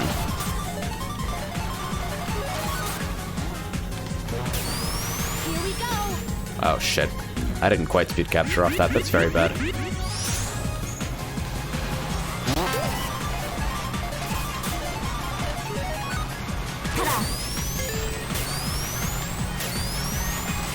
Because I totally believe that fucking Elsword Raiders of the Lost Ark, or whatever it would be fucking called, Elsword 2 Thanos Car, spearheaded by a studio that was actually interested in making a fucking reasonably well-rendered fighting game instead of fucking cosmetic loot box hell. Elsword 2 Sword of L. God, that was a fucking Gruntilda laugh. How did I fucking do that? Oh. I don't know how I feel about that.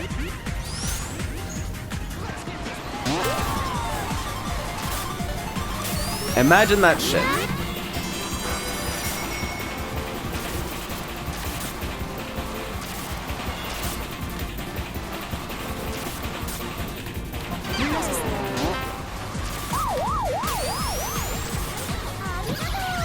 Jin says, you want to talk about Kurzpell for a minute while you're at it? Shit, you guys are getting this for free. Somebody buy me fucking... I don't know. What's an alcohol? See, because Kurzpell was the next project from the developers that brought you fucking Grand Chase and Elsword. TLDR of Grand Chase. Worse Elsword with bros, basically. And... see, because Kurzpell is a fucking arena fighter, I guess. I think that's the closest thing you could fucking refer to it as. It's a fucking third-person arena fighter that kinda controls like an FPS, except not really. And I think it's still alive in some capacity, but it's fucking dying now.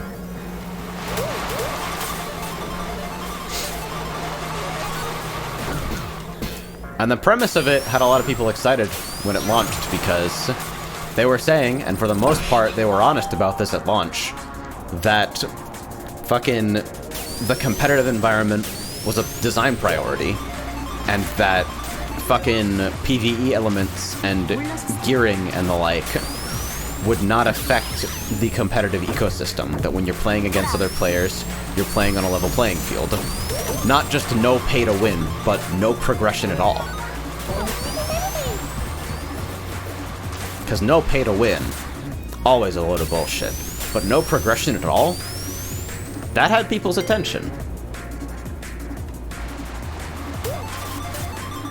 And of course they fucked it all up. They fucked it all up. But you know, 3D Animal Fighter game. Fucking reasonable degree of character customization. You can make a cute girl and have them look reasonably cute.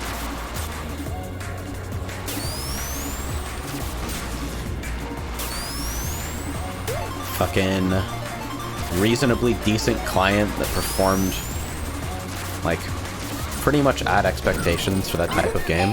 Bang. That was a long spin, holy shit.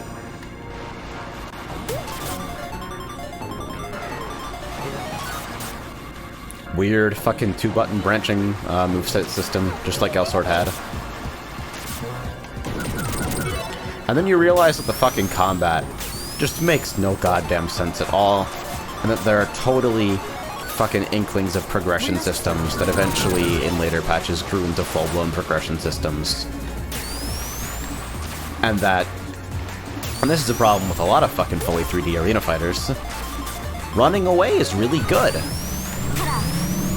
Simply refusing to engage with your opponent is actually quite strong, and the structure of a lot of objective game types seem to encourage this, where you actually wouldn't want to kill someone until a specific time, because if you kill someone at the wrong time, you gain nothing for it.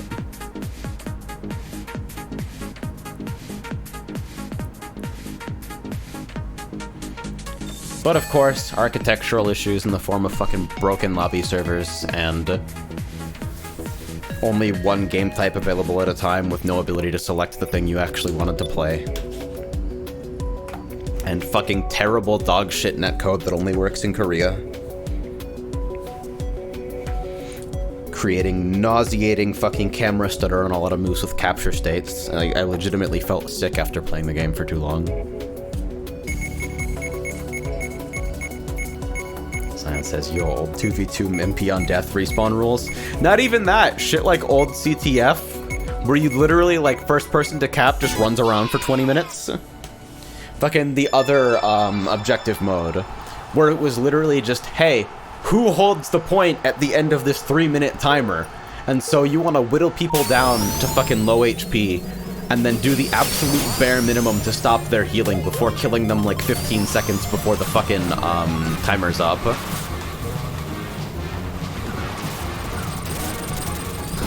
Because there was no like point system for holding the point before. It was literally just, hey, are you holding the point when the match is over? Okay, you win.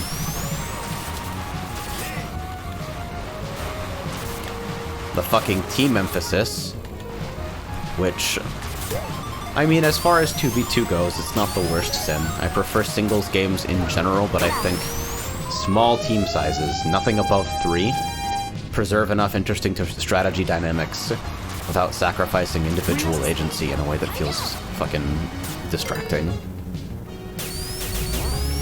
But of course, 2v2 led to a lot of fucking awkward situations where when one player is dead, there's a whole bunch of refusal to fucking interact with the game happening until they respawn. Oh yeah, and the DLC karma's at launch. Which is hilarious because not only did they manage to piss everyone off who wanted to play Staff and Fist, and not only were Staff and Fist, they looked preposterously strong due to terrible network conditions at the time the game launched. But then when they reverted it and allowed, they gave everyone these karmas basically for free. No need to grind, no need to pay. They managed to piss everyone off with this as well, because everyone who had already spent the time or the money was left out in the fucking cold.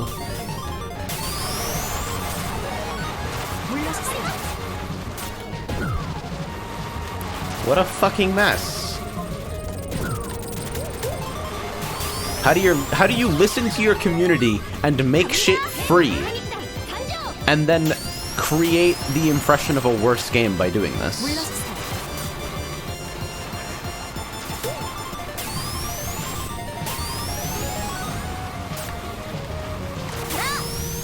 Formation says they compensated for that with an exclusive costume that they later gave out for free in a recent patch. Yup.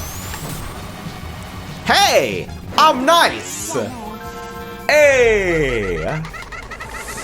まだな強すぎる So the other thing, that reminds me of an issue that happened with FF14 a while back, where,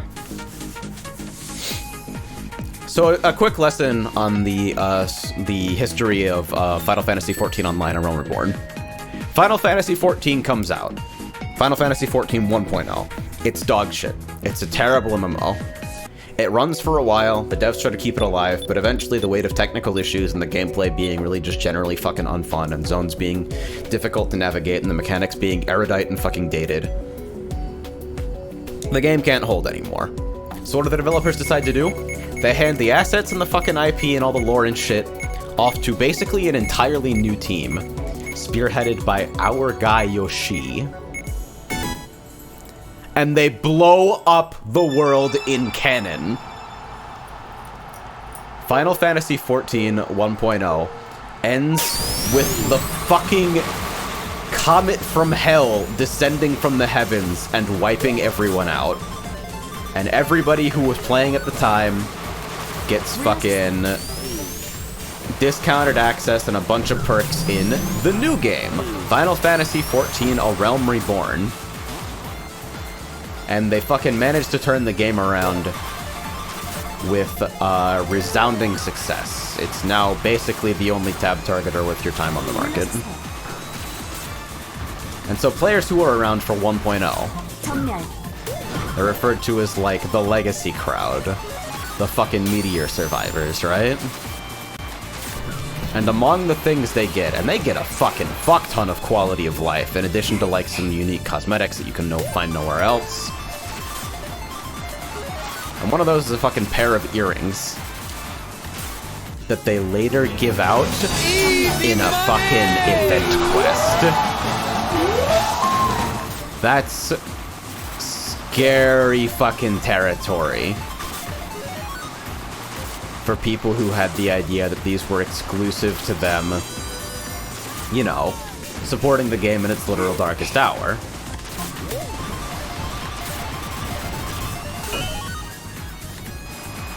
And yeah, it was just the way. Ooh, I thought that was gonna fucking bounce major far. I shouldn't have stopped to grab this. Oh god, now I've ruined everything. And even if it was just the White Ravens, and even if you wanted to give out an item like this, I remain convinced that if you wanted to give out an item that people thought was exclusive, you can do that, but you have to leave something for them. Not everything can remain exclusive forever, and that's like legit. But call the fucking item that you gave out in the event Replica White Ravens, or something like that. It can be the exact same item in stats and appearance and function. Just let it be something a little different. Let the people who had their exclusive shit still have something, you know? Normalcy degree asks, can we dub this tactic syndrome philosophy, as in Syndrome from The Incredibles? That's pretty good. Lyra says, I think the Riot way is okay, like what they did with Championship Riven, where they just named the 2016 version Championship Riven 2016 and the OG one got a little loading screen border. Like, yeah, it doesn't take a lot to appease people in these situations, you just have to have a little fucking empathy.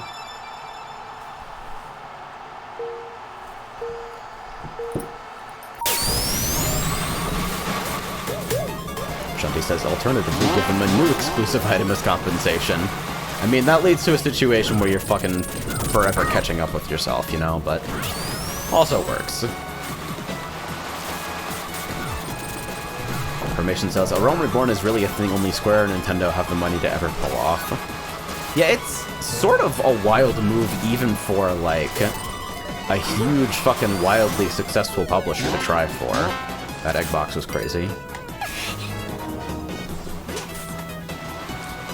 Because, like, I don't know, Square has a long history of sticking with their crazy fucking decisions.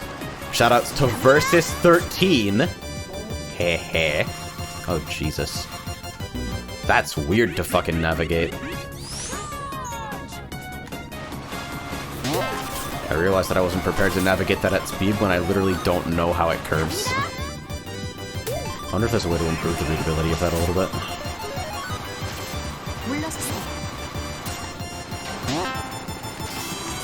But yeah, Square has a track record of sticking with ideas that really they shouldn't fucking stick with by most conventional wisdom. And, like, Final Fantasy XIV and what eventually became Final Fantasy XV are basically the two prime examples of that. Holy shit. Yep, there you go. I'll see you later.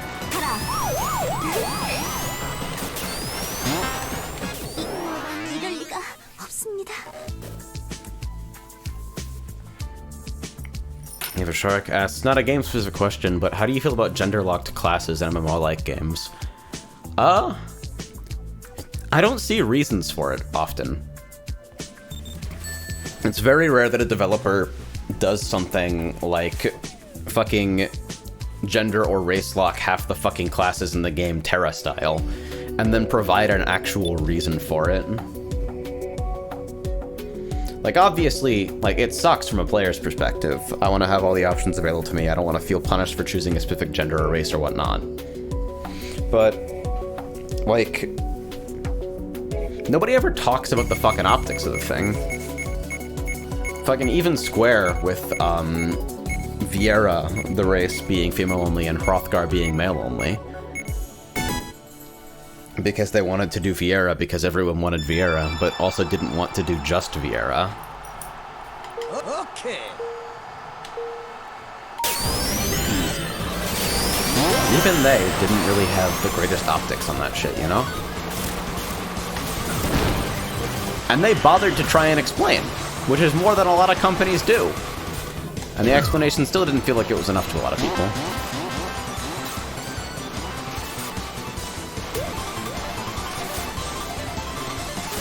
And it sucks, because the realistic explanation of it is, hey, we only had the resources to fucking, like...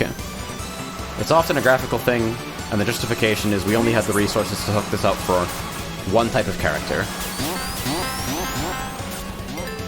And if we made this available to everyone, we'd have to give up other things that we want to do.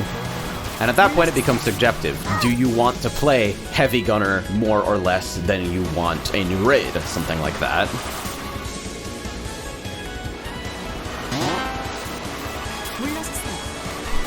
But then you get the fucking confusing shit, where it's locked in, like, games with no graphical restrictions of any kind. Just for, like, lore reasons or whatever. And that's typically frustrating. Because the lore should serve the fucking game in that situation.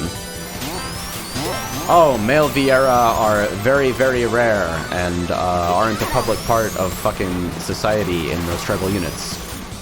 Great! Change that. Retcon it. It's your fucking world. It's your fucking lore. Serve the players.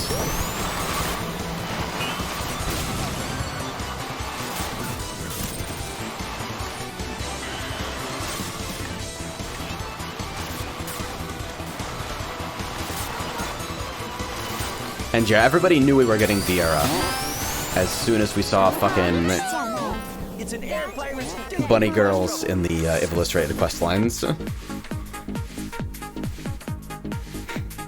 The other thing is that we got fucking punched in the head with the dual reveal of Dancer is another ranged DPS. So healers are now the least represented fucking role in the game by a wide margin, despite everyone thinking Dancer was going to be a healer. You get it with a double whammy of that and gender-locked races. It's very bad. Just nobody was prepared to fucking deal with that at the time.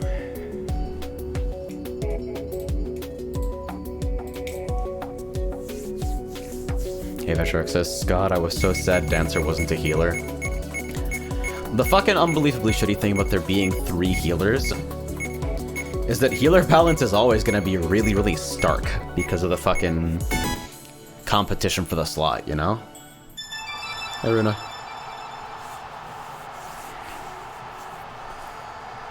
Will Runa survive? There we go.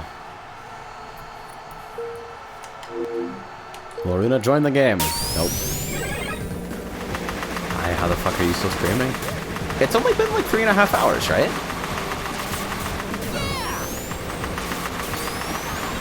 I'm feeling a little better lately. I'm sleeping better, and so I can kind of make it back to my usual times again. Plus, I feel like if I fucking accidentally pinged all of Kart Crew, I have some obligation to showcase myself as a person with some degree of value. Oops.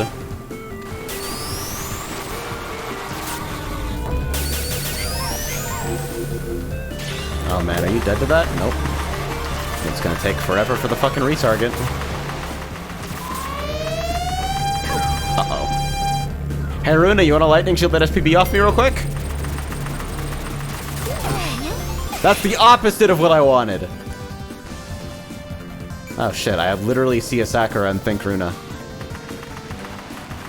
Scooters usually play? I thought I saw you as fucking Pink Sonic earlier. Amp says, I'm just relaxing before my 14-hour drive to Michigan. Holy fuck. Yeah, I'd want to die. Godspeed. Sorry, why is the grind for 11 potential so fucking bad? I just want the unlock. It's because you're not supposed to grind for it. It's supposed to be a measure of your skill, and you're supposed to just get better. XD.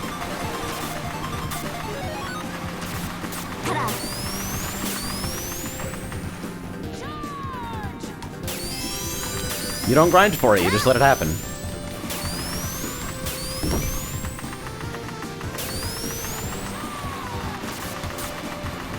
Star says, I'm sorry, are you perchance calling me the fuck out? I mean, sure, if you want me to.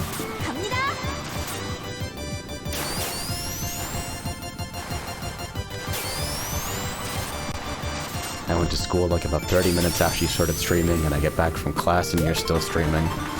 Honestly, I feel like it's only dip into fucking, wow, I was behind for a really, really fucking long time, Jesus. Regarding people who are trying to do this as like a main gig of some kind, whether it's trying to support themselves financially or just like trying to make a name for themselves, I feel like I fucking slack. Like I can't pull the hours that other people do. And I want to. And I want to fucking build up that tolerance, even though I've been doing this for 1 billion years and nothing ever changes. XD. Plus, I really like doing it. I like to fucking... I know, the social energy and fucking vocal resilience required to actually remain on mic and remain reasonably interesting for this long is tough to fucking muster up sometimes, but I want to get better at it. Because it's fun! It's just a stamina issue. And that always sucks when you feel like you can do something, you just can't do it right now, you know?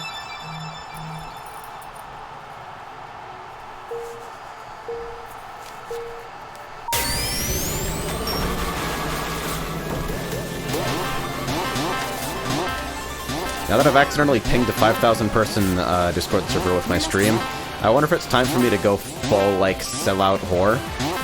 And just start marking my server titles as, like, live on Twitch or something. Pretty purple text and everything.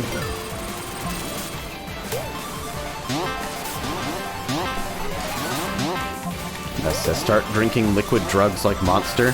I mean, I totally could just take more caffeine.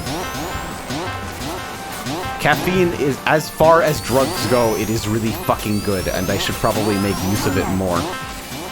Because of how fucking powerful it actually is. But like, it definitely does give you a particular kind of energy. I actually hit that shit. I'm the fucking best. I'm the fucking best. Almost see Decree says, or just have some lemon water, be healthy. So I don't do soda. I do soda while like I'm out, but I never drink it. I drink fucking water and water alone when I'm at home. Fucking no lights on because I thought I wouldn't do this fucking bit here, but if you can see this, this is a big ass fucking water jug. It's large. Fucking Xbox controller for scale.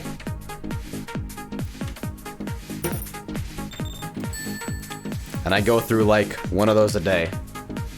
It is empty right now. And at the moment I'm not thirsty, but the next time I fucking am, I hit the BRB button and I go fill it up.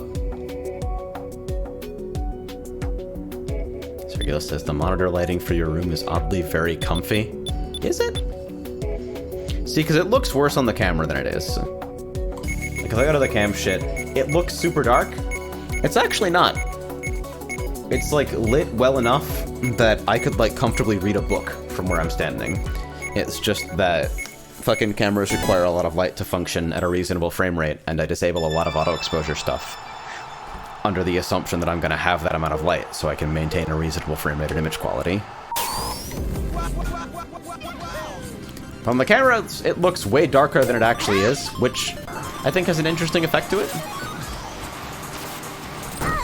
Yes, Taz, doesn't living in a dark basement put strain on your eyes? I have to keep my room's light always on for that reason. Well, for starters, there's a window. I do get some daylight down here. It's not a huge window. It's pretty high up. But I do absolutely get enough light that, like, baseline function of the circadian rhythm still happens.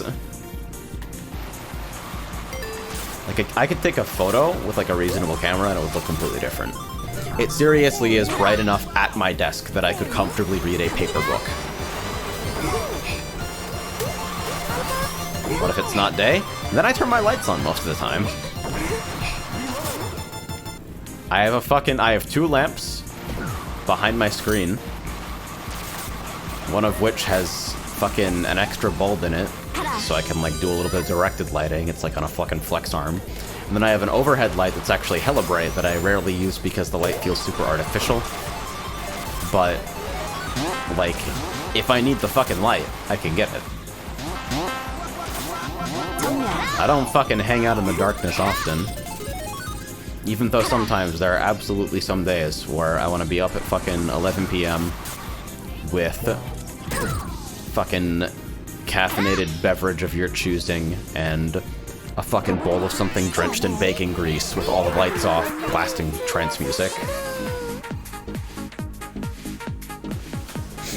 Like, alright, if I turn on my lights right now, just like take into account, this is like comfortable fucking reading lighting. Just ignore what your eyes are telling you on the cameras for this one.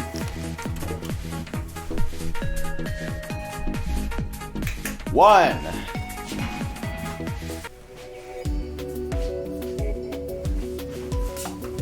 I have to plug this one in because it doesn't have a working switch. 2. 3. 4.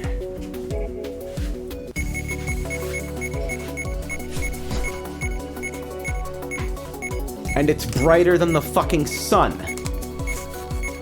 Even though it only looks like... it looks like a normal lighting on the cameras. I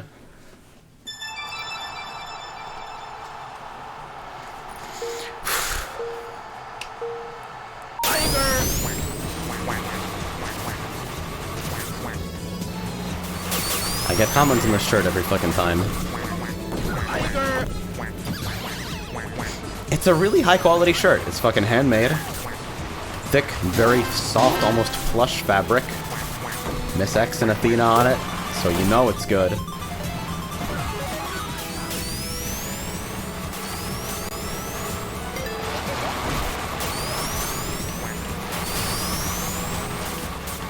Oh shit, get me out of here. Oh wow, that's a stronger angle than I expected. There, says the light on your face looks a little brighter than normal, but other than that, yeah, it looks like my room for the most part in terms of light. Yeah, because there's actually like a specific light on my fucking face. My exposure isn't quite dialed in correctly in that shot, I think. I want it to be one notch further down.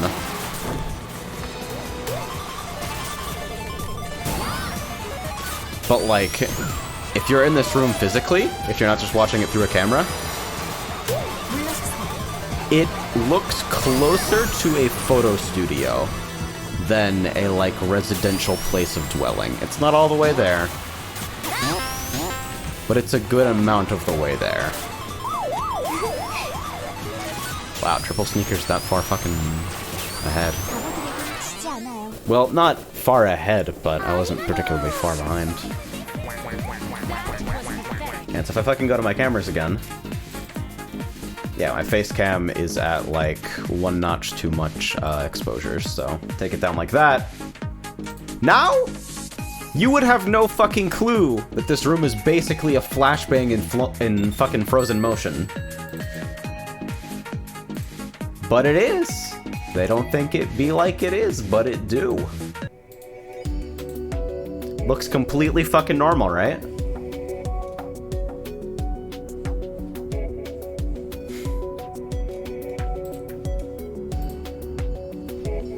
Oh yeah, I was ranting about MOBAs earlier. Somebody asked me about my favorite MOBA characters, and I had to look up the name of Strife, because it's so generic, I forgot the name despite it being my favorite MOBA ever.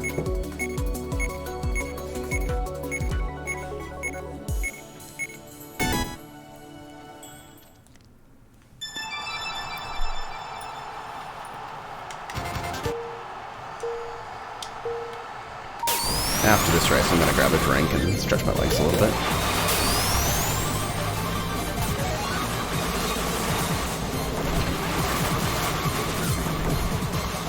Sar says, ah yes, the game that originated the other acronym for MOBAs that I don't think I'm legally allowed to say anymore, as funny as it is. Yeah, if I repeat that particular fucking acronym, I imagine Twitch support will not like me very much, but as fucking terrible as it is, it does make me really happy.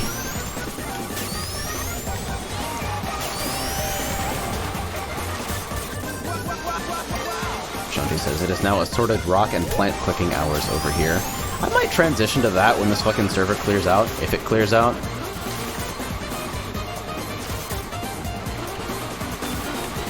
I don't know. I rather like Kart, in case you haven't noticed. I play a lot of it because it is very fun.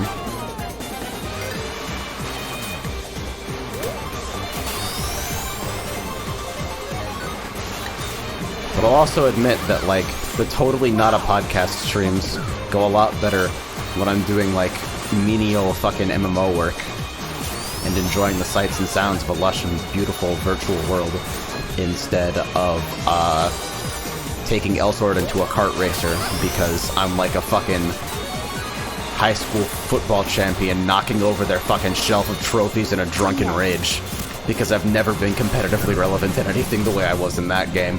Whoops, that's all my insecurities!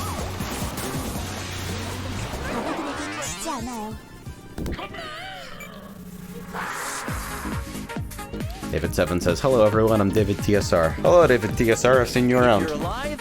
Nice to have you here. Chance.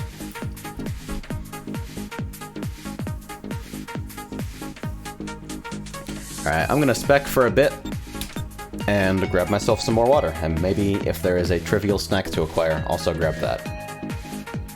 Sec. Hey! Hey!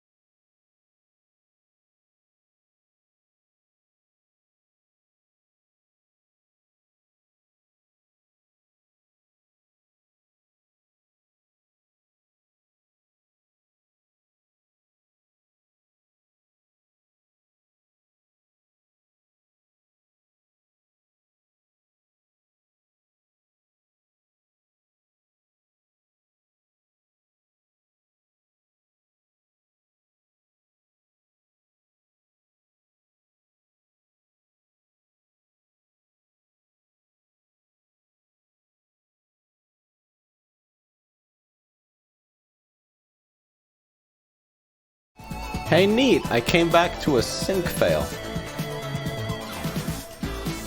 Guess I'm restarting my client.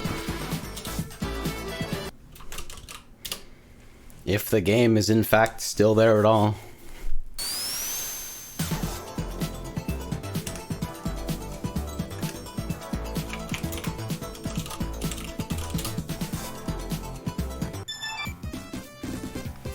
Lucky me.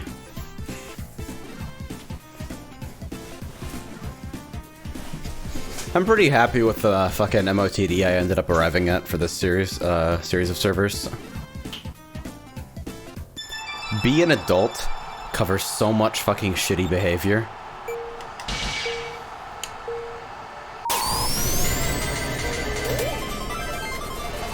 Shit, if I've got all the fucking lights on, may as well camera. I wasn't going to today, but every time I switch to my fucking camera and it's not set up correctly, people accuse me of fucking wanting to go blind or some shit.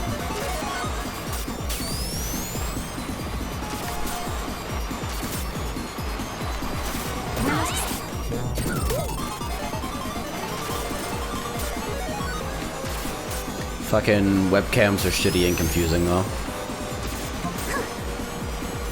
Like, it's actually crazy how much light you need to get fucking decent looking video. It doesn't make any intuitive sense. See you later!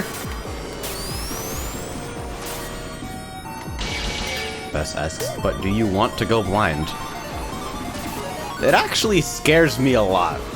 Like, the prospect of going blind, I think, is probably one of the worst things that I can imagine happening to me. Zar says, I think you can disable the all caps now, AJ. It's 4 hours late. Are you sure? I don't know. I think people might have a problem getting the message. People are gonna be waking up for the next fucking 24 hours and wondering, hey, where was the ping? Oh, some shithead moderator tried to promote their own stream.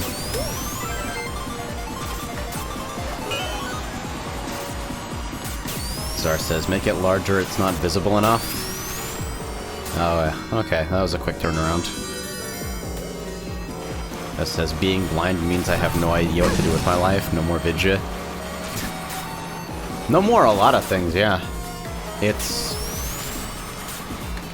like, I'm a little bit too late to be fucking used to this shit, you know? Starting the whole being blind experience 25 years late. 25 plus years late.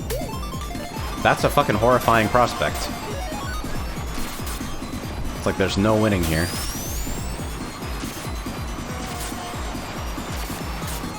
Like, music has always been a big part of my life, and although I don't share it with the fucking audience that I cultivate here, I do, like, still produce a lot. But even with that in mind, even with, like, music as a fucking hobby that defined my life for a really long time, and even now is still, like, a big part of something I hold very close and personal, being blind would still suck way worse than going deaf. Like, going fucking blind this late in the game is a loss of personal autonomy that would be humiliating. Very bad. Shift this a little bit, right? Come on. Yeah, close enough. It's probably too fucking, low if I'm in the kneeling chair, but yeah. If a shark says, oh yeah, I was wondering about the two keyboards. Yep. Both of them see pretty frequent use these days.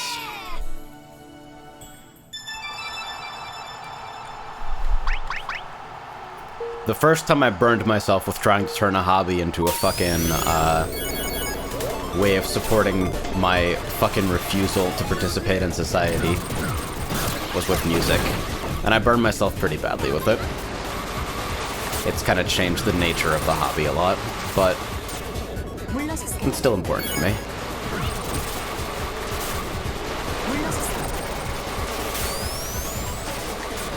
Zar says, play Megalovania! See, I appreciate that you're here to turn everything that's, like, remotely serious or that has emotional stakes into a gigantic shitpost, because it means I can escape those conversations easier.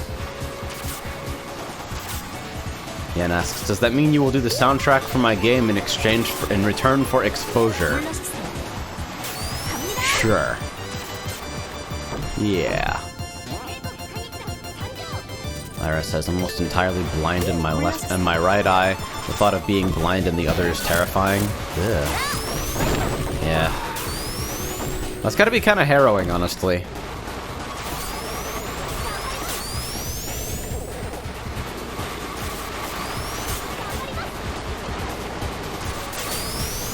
I don't think this was on the same level at all, but I have a fucking, a little bit of nerve damage in one of my fingertips that came about from injuring myself in a way that's, like, dumb and not even, like, decent story dumb. Like, just fucking broken fucking porcelain when I'm loading the dishwasher. So I've got a little bit of fucking, like, I don't have full feeling in, like, just exactly one fingertip. It feels like it's constantly asleep, basically. And being aware of how easily that can happen to, like, the rest of me does make me behave a lot more cautiously now for a lot of shit. This says, do you want to make the music for my game so you can have your music in the shittiest Metroidvania ever? I got burned precisely by doing stuff for commissions under a another alias that I think some people here know. But it's something I might be open for in the future, but at the moment it's stuff I like to keep personal.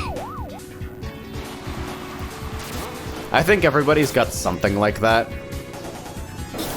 where they're like just barely insecure enough about it to like feel prevented from using it in a constructive way.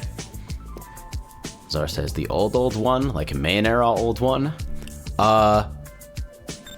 Yeah, as old as that, maybe even a little older.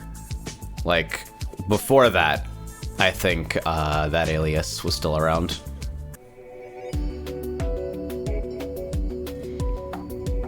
Fisher Sharkcast, what's your genre of choice? Chip music. I work in a lot of different ways fucking around, but I've got a fucking Game Boy modded for like cleaner sound output and a reasonable line out back there. That is my daily driver for a lot of fucking simple sketches and stuff.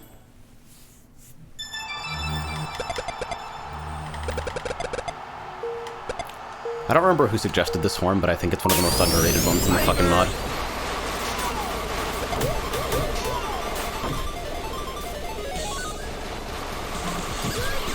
Internet identity is such a fuck, by the way. Like, real talk? So many people I know have fucking old usernames that they just burned because they're ashamed of the social crimes they committed, or just because the name sounds fucking stupid. Because even something as simple as a screen name doesn't accurately represent who you are anymore.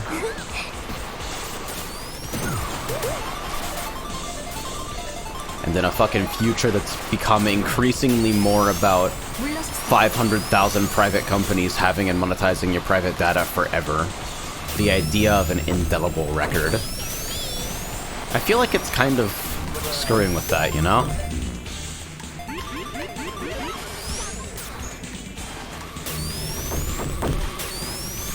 I was lucky enough that I got the idea pretty fucking early on, and I was lucky enough to have something that could be shortened to something that was recognizable to everyone who knew the old alias, while still, like, not really being constructible back into it. I still haven't fucking changed my Twitch name or anything like that because it's a bit of a fucking process, but I do prefer Tyron. And I realized this at approximately the time when I fucking showed up for Taku and realized, or was it fucking Frosty I started using that name? Yeah, it was Frosty. I showed up for Frosty and realized that I didn't want to fucking die when The person handling fucking badge pickup asked what my tag was.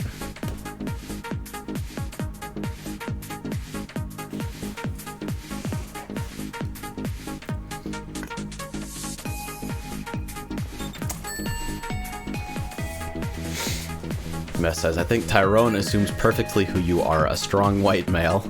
Yeah, right?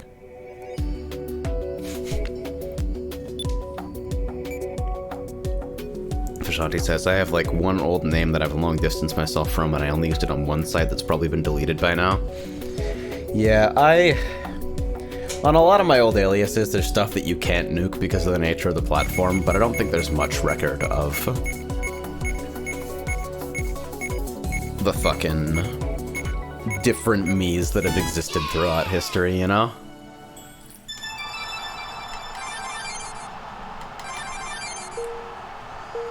But yeah, the calendar hunt. It is absolutely fucking trivial to, it's so hard to make a completely clean break from something in the sense that you don't ever want people to fucking find it. Not that you don't, like, want to be obviously associated with something anymore, but that you want to be secure in such a way that it can never be tied back to you.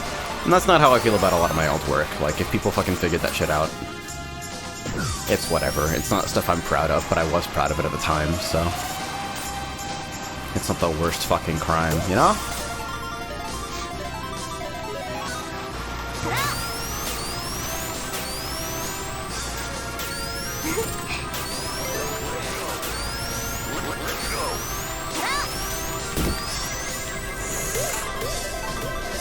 Am I still gonna remain ahead here? Wow. Ooh, fuck. Very bad mini turbo rhythm. Just hit the pad, hit the pad, hit the pad.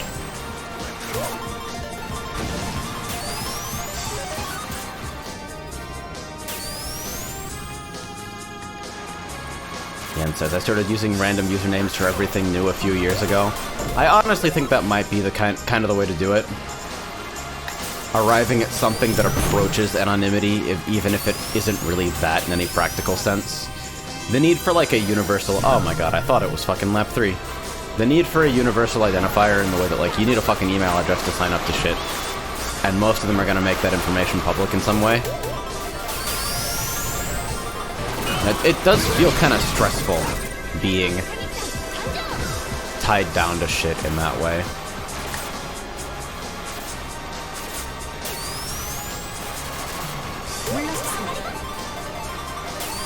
The Shark says, I'm furry till I die / are defeated, so I might as well live it via my username in the majority of places. I like die / are defeated. Like somebody hits a timeout victory on you, like a particularly difficult SNK boss, and you just fade into the fucking background, like, alright, you win this time, Ryu, but I'll be back.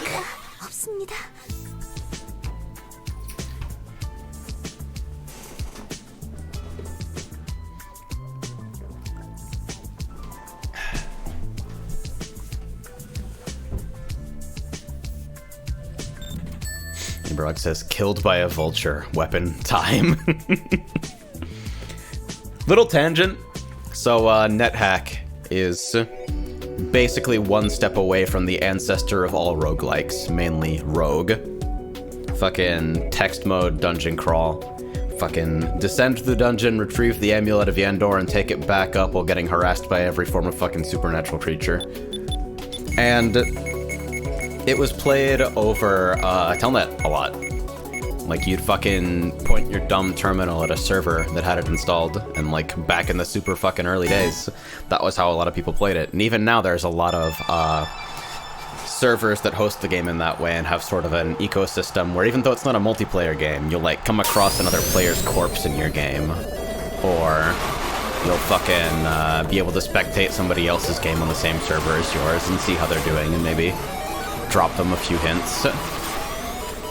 One of the features that I really appreciate about that is the fucking idea of death messages, because obviously you gotta do stat tracking if you have a setup like this, because stat tracking is the coolest fucking thing you can do in this situation, right? And so the server tracks how many times somebody dies with the same obituary as the message, you know, like killed by a soldier ant or something like that. And so by skimming this, you can get a good idea of a lot of the fucking common threats facing not just like players who fucking log on and play a game and die on floor 3 and leave, but also like things that kill the most devoted players, the ones that have like hundreds, thousands of games logged on the same server. And as you scroll down this list sorted by frequency, you get to a really interesting fucking artifact of the obituary system. This is like the most specific fucking special interest bullshit ever, and I have no fucking idea how that banana didn't block the draws. But see, you have the ability to fucking name entities in that hack.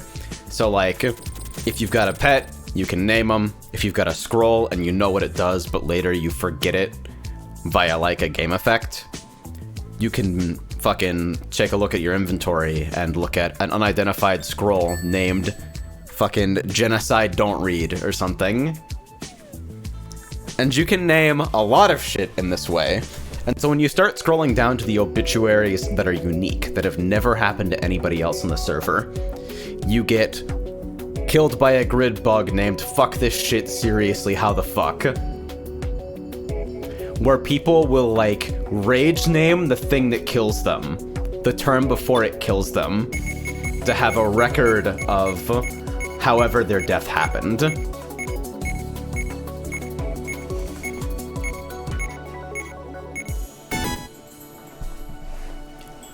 And of course, there are some really spectacularly rare circumstances that happen down there where maybe only one person has died to this specific thing. But the majority of unique obits are just people fucking logging this strange message in this roundabout way. And it's that kind of stupid emergent shit in weird multiplayer ecosystems that I really appreciate.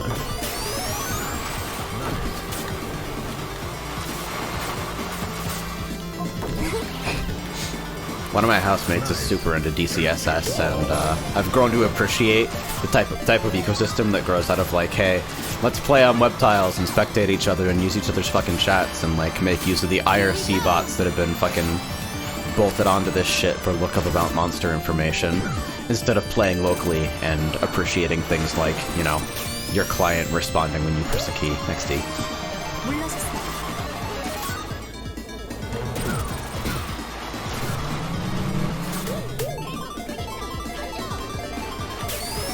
And are there any good dungeon crawler games out there that are actually entirely server-side and have no way to find out secrets? If you fucking find one, let me know.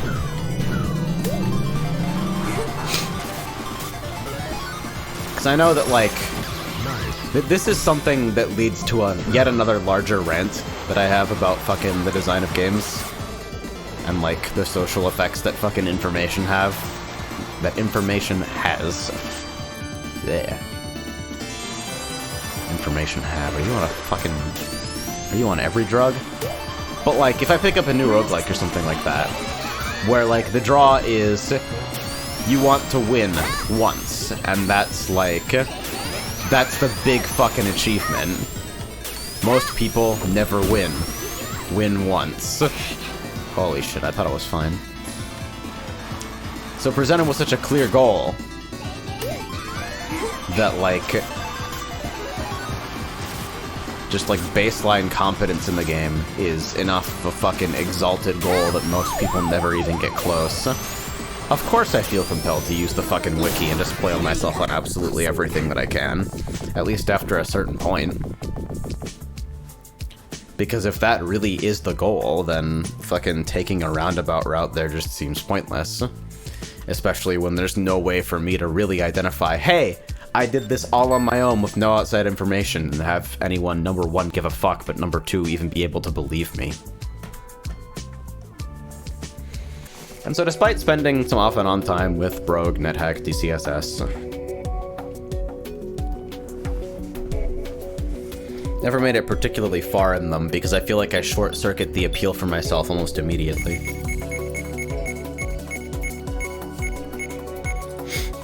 It's like the fucking mind goblins prevent you from enjoying a thing the way that you would normally enjoy the thing. That says, that whole concept is why I find a lot of games really tough to replay. If it doesn't have some kind of variation between playthroughs, it's hard to pick the same game up within 3 to 4 years even. See, I'm fond of fucking shmups. I'm fond of, like, short arcade games.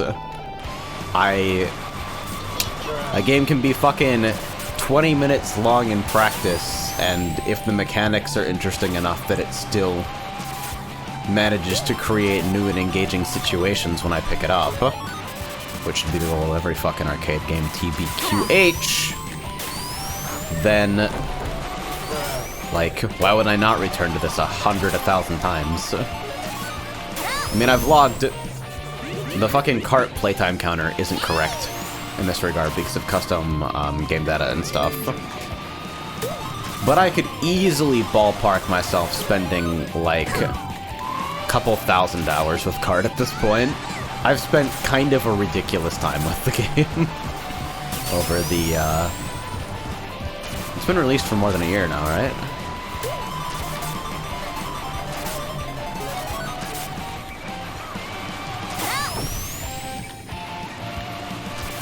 And, like, some of that is checking out new community content, and some of that is creating my own shit.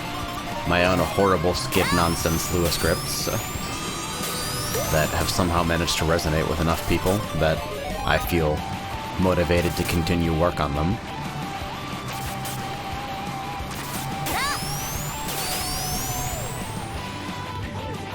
That says, but those kinds of arcade games inherently have random elements, be it gameplay style or playing with other people. I'm confused on what kind of game you're thinking about that is, like, fully static when you return to it. For a game to be completely static on a second playthrough, I feel like it would have to have the most shallow gameplay systems imaginable. Which is like, I guess some genuinely, like, interactive story-focused games do achieve that. But even then, it's like, I've reread some of the same books way too many times. Fucking I feel like every single flight I've taken in the last couple of years, I've read through the Metamorphosis of Prime Intellect at least once. Fucking creature of habit, I guess. Czar says, Risk of Rain 2. I actually tried that for the first time with Frey the other day. It's, like, alright. I, of course, had to save edit to unlock everything immediately, because why the fuck is there unlockable content in your roguelike? But it's, like, alright. Shooting mechanics don't feel super deep, but the fucking issue of wandering for a billion years and finding nothing except enemies that fucking go down to the same rotation of shit effortlessly is pretty much gone. I think the 3D printer is probably my favorite refinement to the item system. One of my housemates swears that Risk of Rain 1 is better played with the fucking choose what items come out of the chest artifact. And I almost kind of believe him, even though it sort of short-circuits the entire point. Because Risk of Rain 1 is a game that I spent a lot of time with that ended up disappointing me in terms of how it played out in the end. Once I got, like, decent enough at it to win.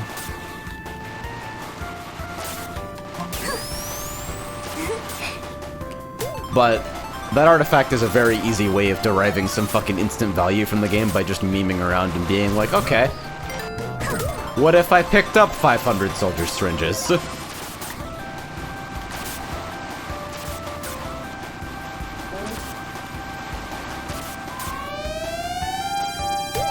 Yeah, nice. You played Devil Daggers, AJ? That's a fun game with like 8 bytes of content.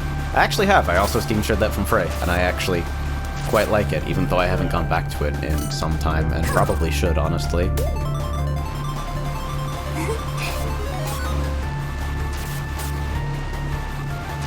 As says, Risk of Rain good, city builder games not enough. Huh. Yeah, I guess. You know, you'd hope that, like, if you're fucking playing a city builder game or something, if you're playing, like, City Skylines or something like that, that the draw is the mechanics being, like, deep and emergent enough that you can just fuck around unguided and pursue interesting things. 전멸.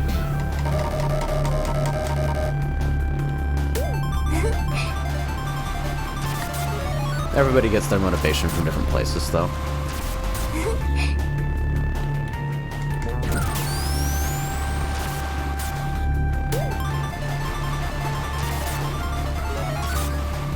And there are some games that, like, I do feel like have absolutely no fucking replay value to speak of.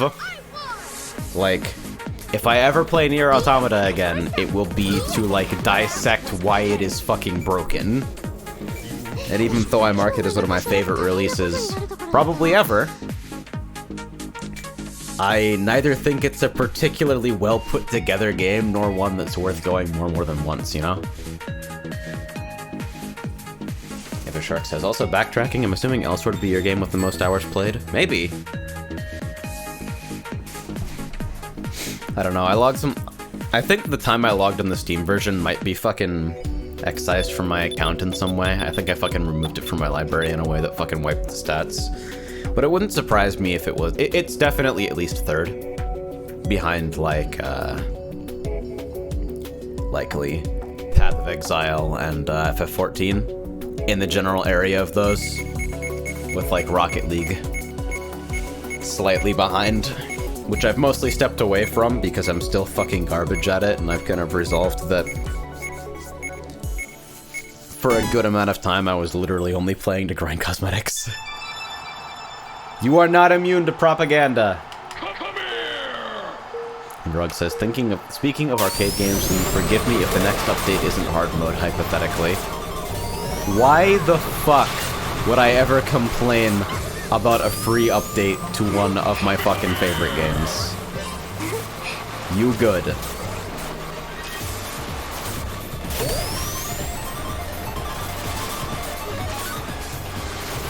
And before easy mode first.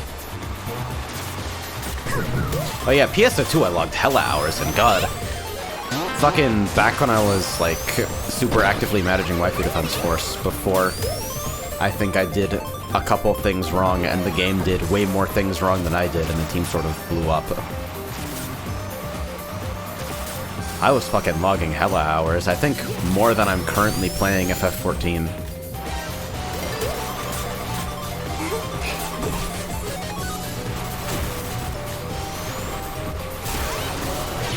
The PSO2 grind got bad because, like I said, they released a new Best in Slot like every month.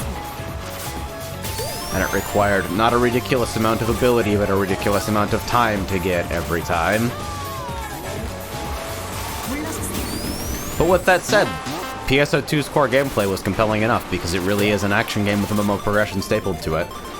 And for the most part, even doing stuff like smacking down brainless mobs was interesting as long as he did it with an eye towards, like, maximizing efficiency in some way.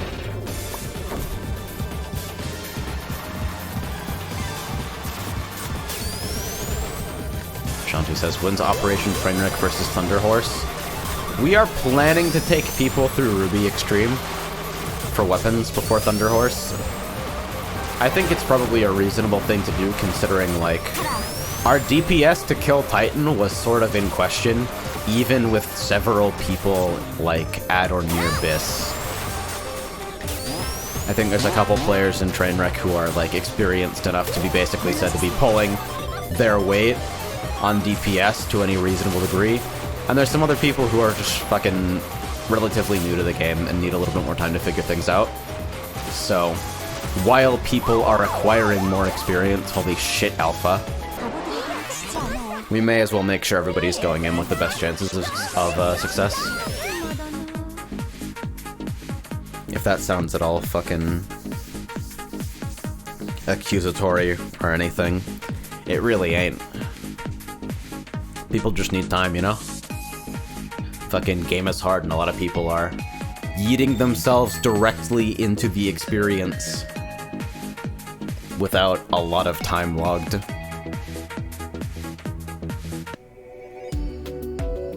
Rock says, Tyrone raised his voice when replying to my question, which means not forgiven.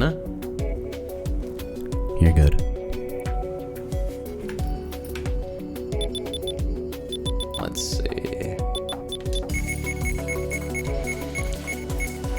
Hikari says, considering we don't have a parser yet, I can say that in my team with the full group and base, I could have a feeling that the DPS requirements are probably 79k, raid DPS minimum, potentially 80. In our very last Titan run before the servers went down, we were in the fucking last barrage of raid wides with like 74k. Which, as I understand it, is clearable, but definitely not exceptional.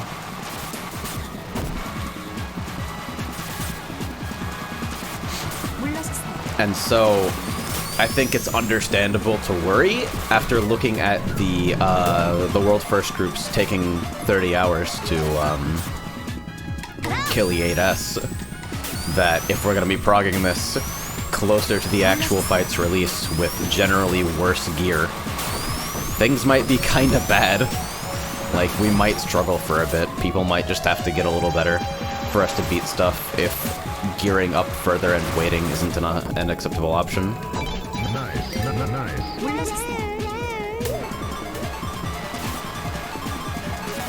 Zara says, I heard you guys triggered hard and rage 2 minutes before servers went down at 0.4% life left on Titan. Sound about right to you? So, truthfully, fucking Az has heard all about this because I fucking bitched and moaned about it to her immediately afterwards. But I feel like shit about this poll because basically everybody fucking pulled their shit together for a miracle run moments before the servers went down, before the patch fucking went up, and the tier was a patch behind, basically like frozen in amber at that point. It's now or never. We clear on this pull or we'll never clear it on patch, and we'll likely never return to it because we're doing Ruby Extreme and Eden's Verse. And we have the miracle run where everybody manages to keep it mostly together until phase 3. And, like, with virtually nothing going into phase 3, like, a lot of people barely know the mechanics, we somehow managed to make it through with only one death. And then it comes to the final barrage of raid wides, and we're on pace to clear with the damage required. And I have no mana, because I made healing mistakes, and I had to raise someone during fucking second merry-go-round. It was second or first, I'm not sure. And I have no mana, and Twill can't keep up, and we die to the last barrage of raid wides in the fight, with no remaining mechanics.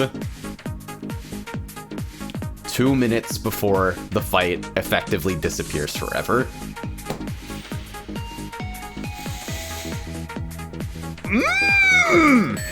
Not good. Bad feelings. Very bad. Because of course, even knowing that so many fucking factors go into that situation arising, and you can never claim full responsibility for anything, feels like my fault, bro. Very bad.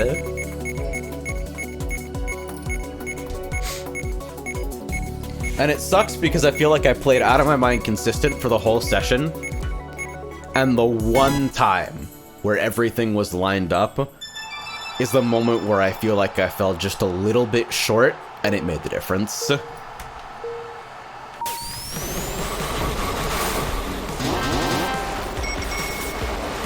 I didn't kill us, but if I had done just a little better, it likely would have made the difference.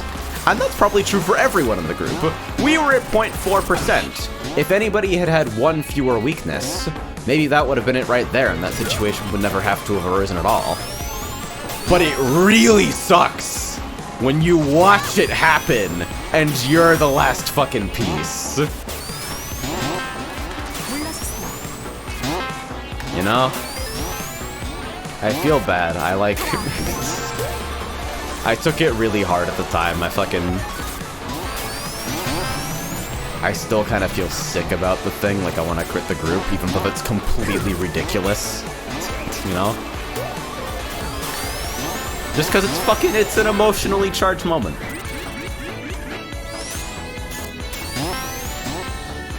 I think it's better for speed characters to take that route.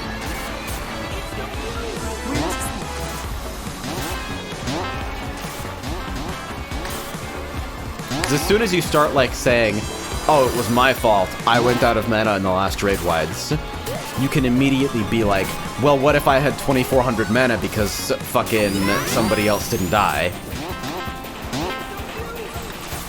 Stuff like that. Where, like, there's a million different situations where you can pass the fucking buck on this, and there's no real wow. The exact wrong time, huh?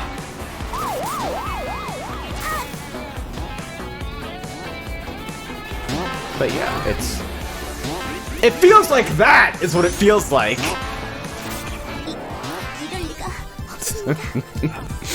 I can't lose here. Long.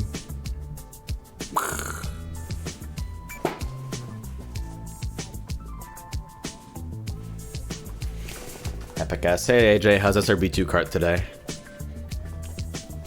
Well, according to my uptime counter, I've been playing for 4.5 hours, so apparently pretty good. Hikari says, considering y'all are on a more consistent schedule and a more overall consistent group, I think you guys should get through this tier much faster. Yeah, I'm concerned about DPS because we were running up close against a lot of DPS checks with people in gear, like in better gear than the fights are designed to require. So if we're going through in weaker gear, I'm waiting for the rough patch where it feels like there's nothing to do to push through, but wait for people to put the pieces together on, like, that particular aspect, which is always the least satisfying thing, you know? But DPS is totally, like, it is so much more fixable than people not being able to learn the fucking fights.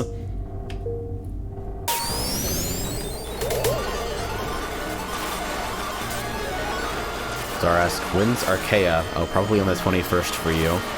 I actually haven't played in a fucking long time.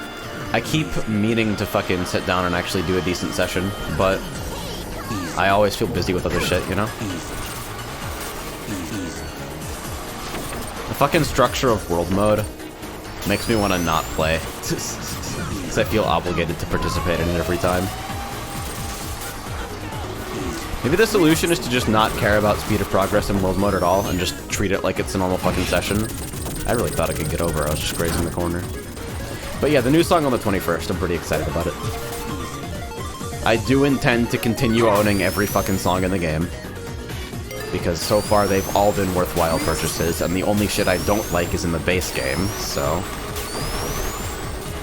Yo, this fucking Encore palette. I almost feel like a lot of stuff is more readable. Like, fucking monochrome track with colored leading lines on the edges.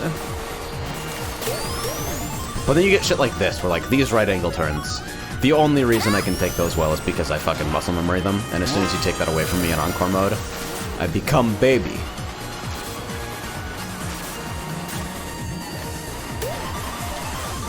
Zara says, Rise, Brand New World, Rise, and I've heard it said from me, Brand New World is at least like a decent song, even if it's not my preferred style or genre, you know?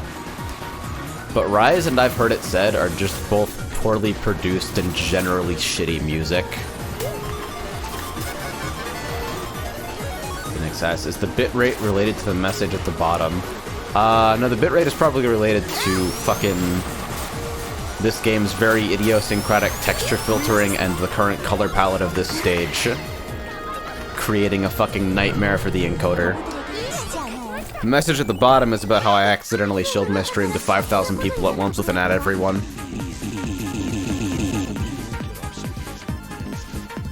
And at this point, I'm only not removing it because I'm fucking stubborn. Kari says, doing this tier with a black mage will be hard though, so I hope Frey has a secondary he's comfortable on, because proccing on black mage is rough. Yeah, he's been pushing to level red mage before we start doing shit, I think he actually wants to have it ready before we do Ruby tomorrow.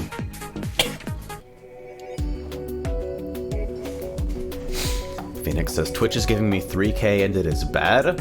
Are you on source? Let me check my fucking settings really quickly. Yeah, I'm broadcasting at 6K. Status bar confirms.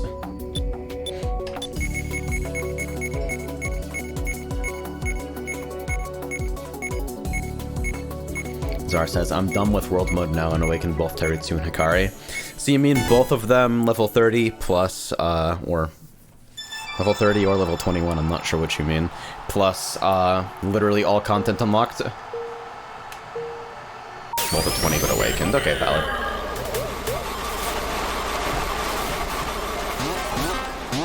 Phoenix says, aha, stuck on the transcode. Why is that a thing? I don't know. Why does Twitch fucking forcibly lower your video quality if you tab out? And then fucking awkwardly stutter when you try to change, when it tries to change it back when you tab back in.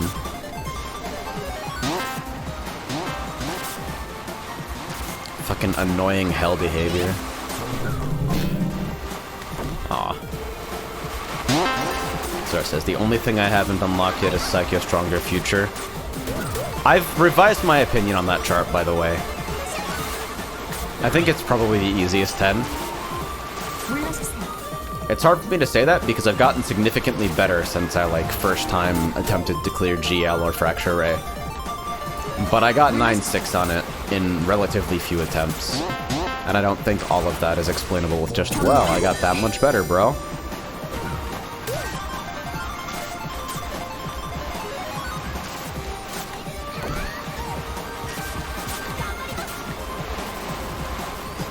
Eva says, when TF2 did that Ready Steady Pan tournament, my friends and I entered and we did very well. I feel like I pulled my weight until the finals where I personally feel like I choked and we came second. First got a unique unusual, everyone else participated medal. Holy shit, David, by the way. Still sad about it. Yeah. It's rough. Like, failure on your own, it stings, but you get over it. Failure in, like, a super public setting with the fucking success of people you care about riding on it, that fucking sucks. That's the type of shit that, like, you wake up in a cold sweat thinking about later.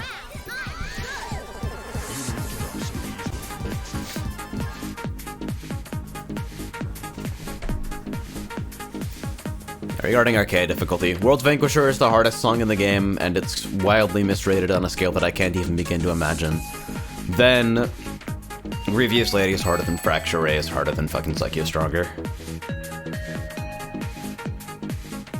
Vashanti asks, that's not just on my end? Oh, the fucking quality change on tab out shit? No!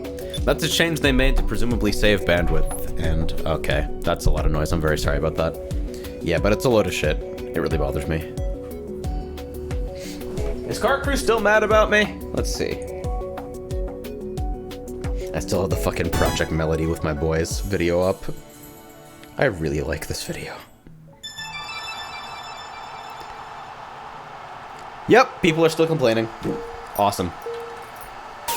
This is something I get to deal with for the next week, I guess.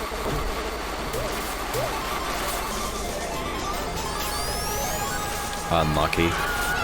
Well, if you don't want to be harassed, just don't make mistakes, idiot. It'd be like that.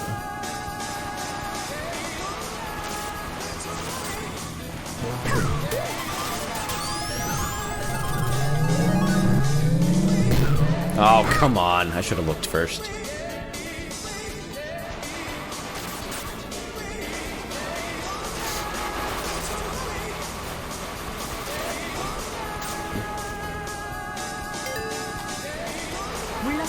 Zara says, the appropriate course of action, right? When you stop streaming in the exact same channel, at everyone, I'm sorry for the ping.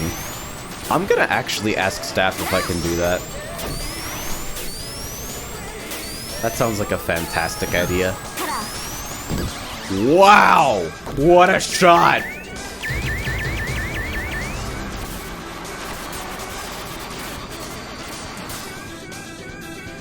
I was trying to do the lap 3 turbo strat, but forgot what fucking lap it was. That's a theme of my fucking night, apparently.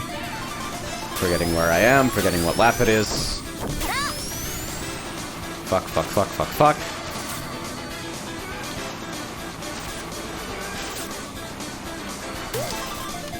That fucking oil slick placement is brutal.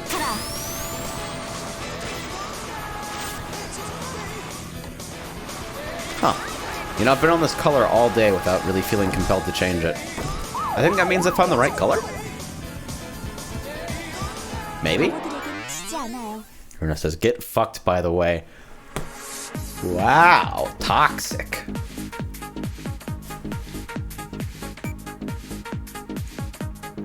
Wow.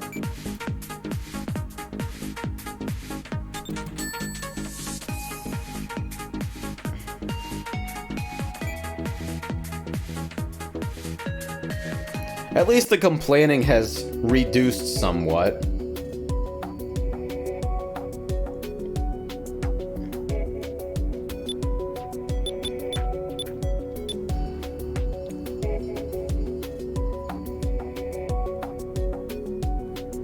Checking messages. I've been going for a bit here. Somebody got a fucking screenshot of my stream with bitrate fuckery that legit looks like they content-aware scaled my face. Great.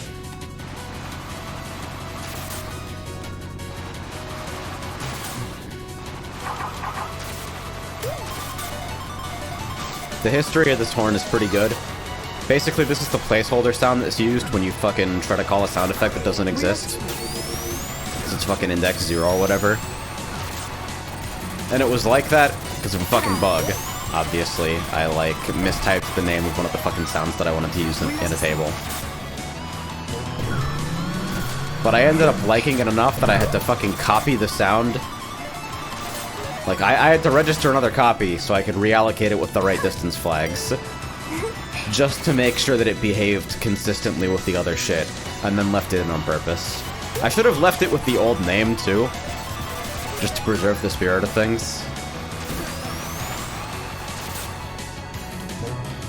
That's not connecting with anything, except for maybe me. Jesus.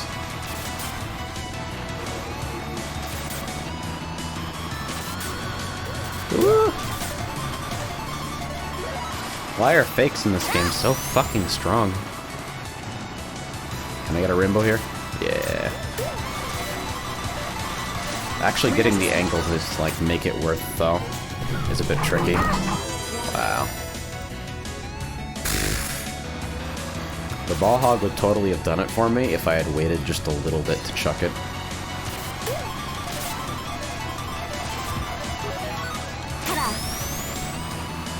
Can I get outward enough? Fuck, okay, now my race is actually ruined. God fucking damn it.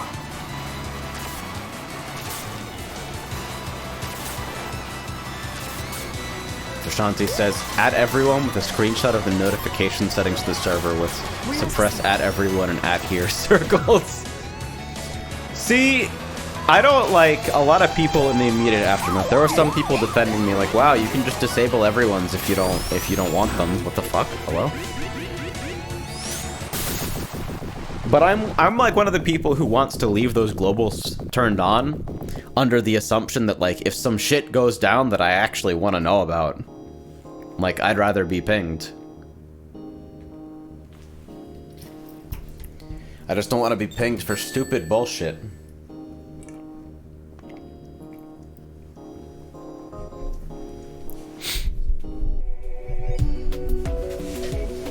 I think the most draconian shit you could do is you have a bot that auto-assigns everyone to a role, right?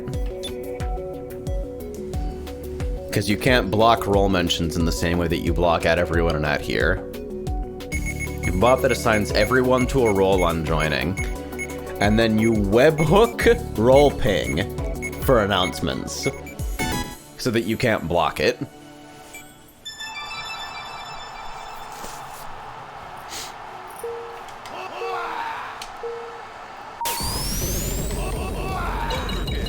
And I think that is a fucking hilarious concept.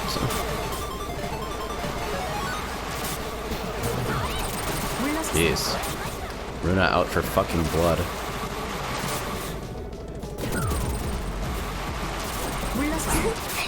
Phoenix says, by the way, new add everyone permission lets you ping any role anyways. Ha! Really?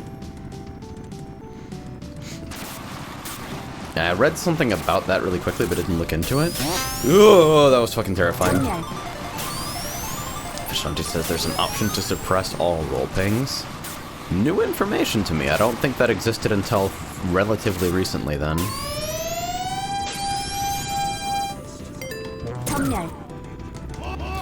Sarah asks, is that an SSB64 sound effect?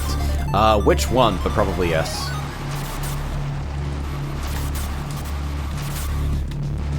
Maple asks, I forgot what @here's purpose even is.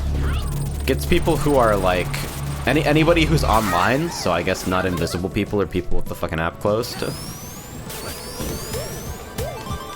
Sarah asks, your horn. Is it? I wasn't actually paying attention to what I was hitting. I have no fucking clue. Oh no. Well, there's some time to recover from this, but not much. I'll horn again and actually pay attention to it once I can fucking clear out my item box.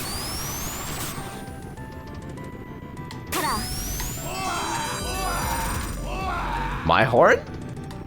This is a fucking boxer yell from Super Turbo.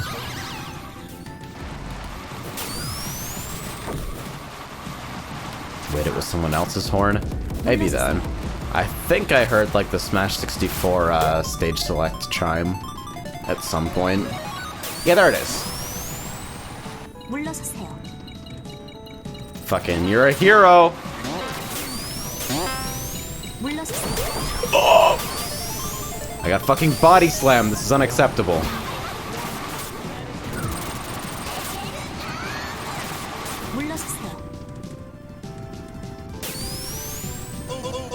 Easy.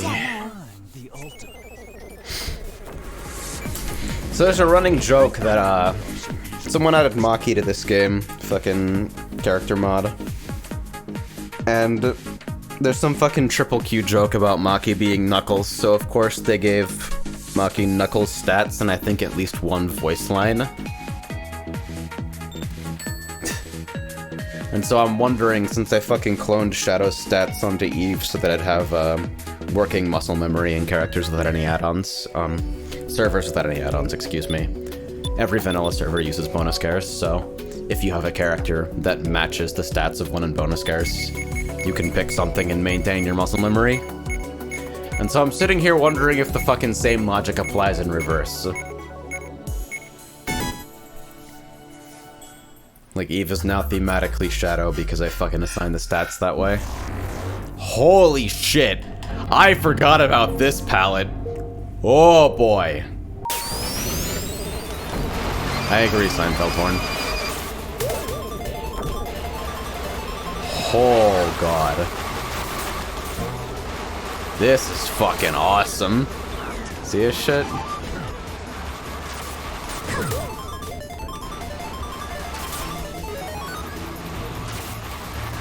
What a skybox. Oh yeah, regarding some underwater sections and encore courses screwing up, apparently it's not related to the palette. Like, if you take away the encore palette of a stage and just put it in an encore with the exact same palette as normal, apparently the super dark water effect that people notice on certain courses is still present, suggesting it's something about the way encore is rendered in OpenGL, period. Which means that we are one step closer to actually fixing that fucking weirdness.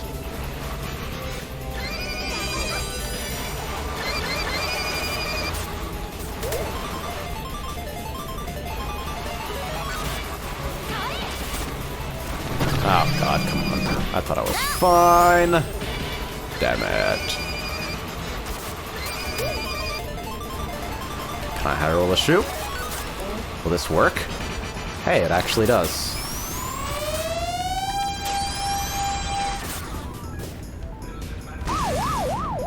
Close enough.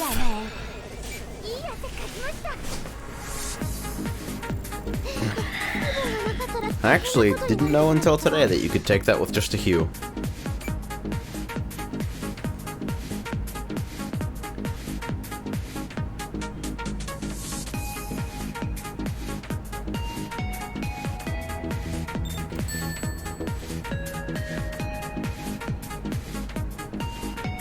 messaging Frey real quick.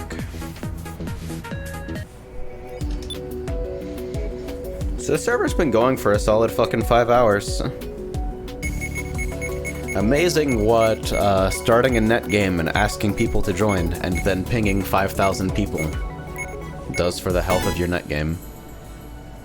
Like, imagine that shit.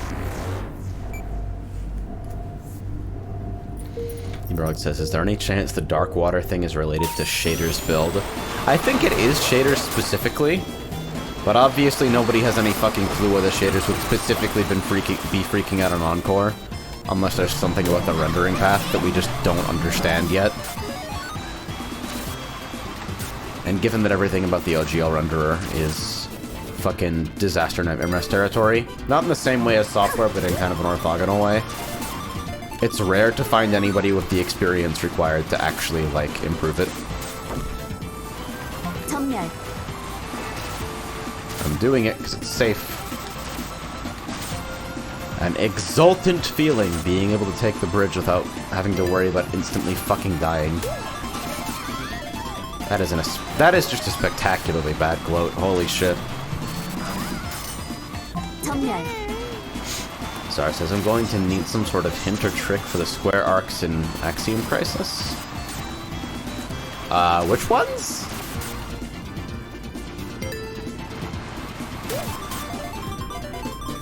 The ones that hard snap in, out, in? Or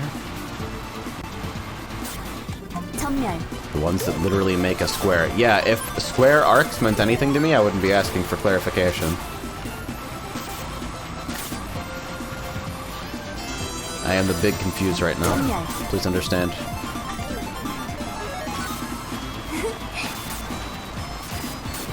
Ah, fuck.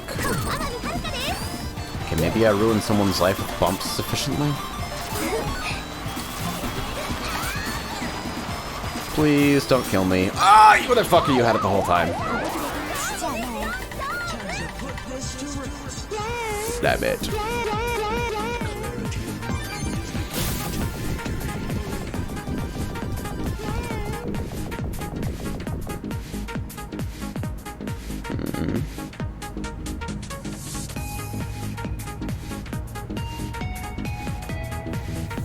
There's fucking travel plans going on in my periphery.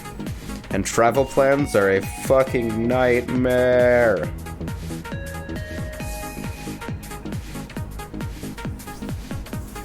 Spacey Sandy says that Chianta sound gives me both life and fear.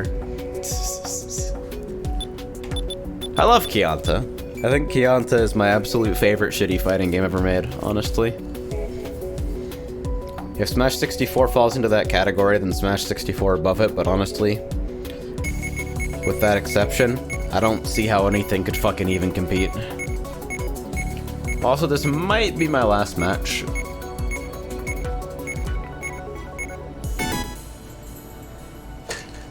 Actually, fuck it.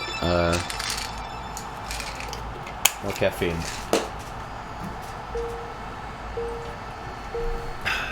And I missed my start because I am taking another caffeine pill. See, because I literally just want to try caffeinating through a long stream, because it's something I haven't done ever, and see how I feel. Or, like, if it significantly helps with the stamina. Because it's a different type of tired than I want to go to sleep tired, but maybe they're related.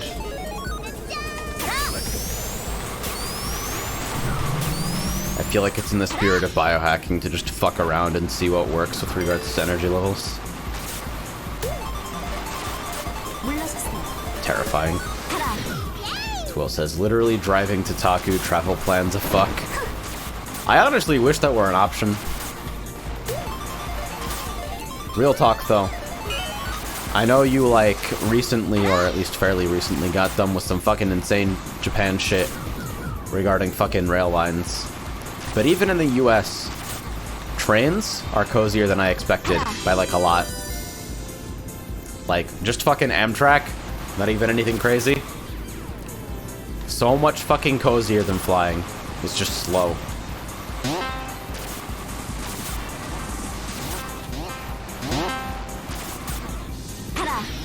not only are the seats huge as shit, and the ride is smoother, and the fucking noise is lower, but you can just get the fuck up, and I'm terrified. You can just get the fuck up and move around the cabin and fuck off to the last car and go buy food.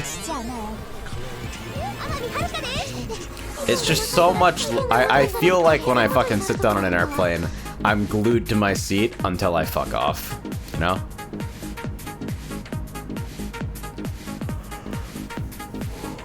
As you can see stuff outside too with cell service.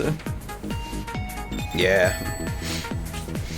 Although sometimes, depending on where it's running through, like both the fucking complimentary Wi-Fi, if it exists, and any options of tethering are both gonna fucking fail. Like the last time I went by train somewhere, I had coverage for about 70% of the trip.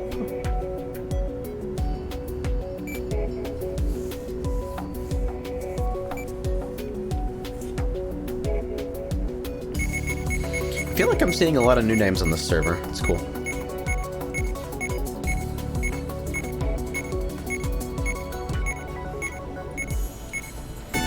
Unusually productive net game tonight. Like, you'd think that the fucking ping has, like, I'm not even displaying what server I'm playing on right now, so it's not all the ping at the very least. Also, shoutouts to that incredible fucking wrong drift at the start. Just absolutely fucking fantastic.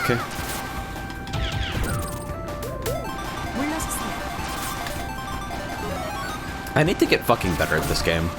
I definitely don't play at my best while I'm on stream, but I'm tired of not winning every game. I would like to start doing that.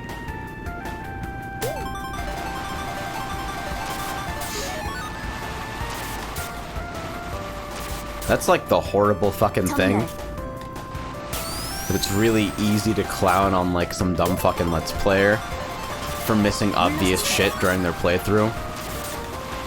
But half the time my streams are just fucking podcasts about barely adjacent things anyway, and I am actually devoting the majority of my thought to those while like playing the game on muscle memory. And that's hard to win against people who are fucking good like that. Bess asks, have you tried becoming better? Yes, actually, as hard as it may be to believe.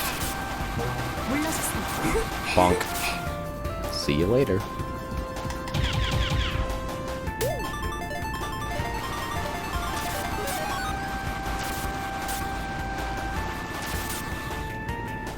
Phoenix says, for me this game does not seem fun to optimize. It sucks the fun out of it, but I guess the player base is inherently competitive anyway. I think there's a difference for me between sitting down to optimize something separate from your normal context of play versus like actually, holy shit, that banana arrangement was ruthless. Versus like just playing with focus in mind, like playing with an eye towards making better choices as you go.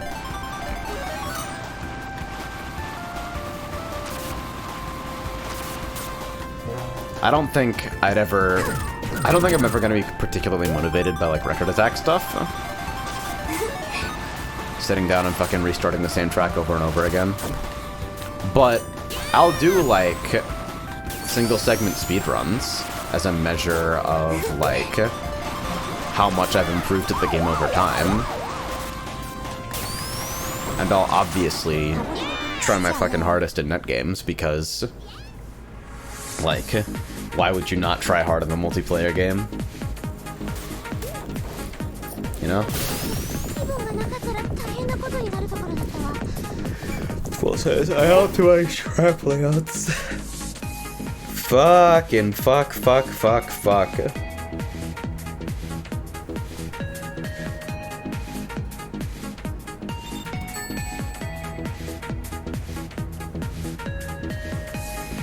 See, because Twill has latent energy with regards to both projectile weapons and the Doom engine, making this kind of an unfair combination.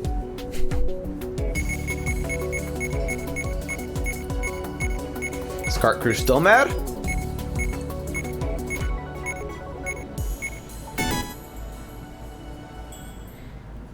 They're exactly as mad as they were before because the main channel has not moved at all.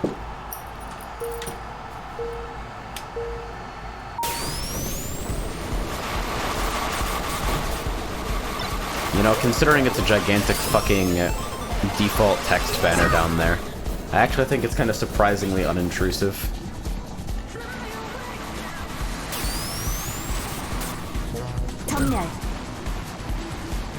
Phoenix says, I don't really like trying too hard, but that's probably only because I only play games that I've been playing for years.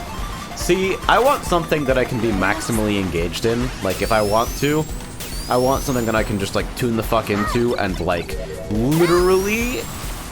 I want a combination of low downtime and fucking high responsive moment-to-moment engagement that, like, sucks me into the fucking zone.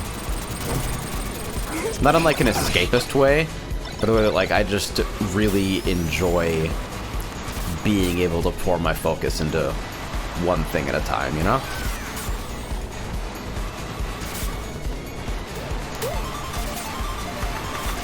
Playing games with very little downtime for long stretches of time is fucking exhausting, though. Tell you what.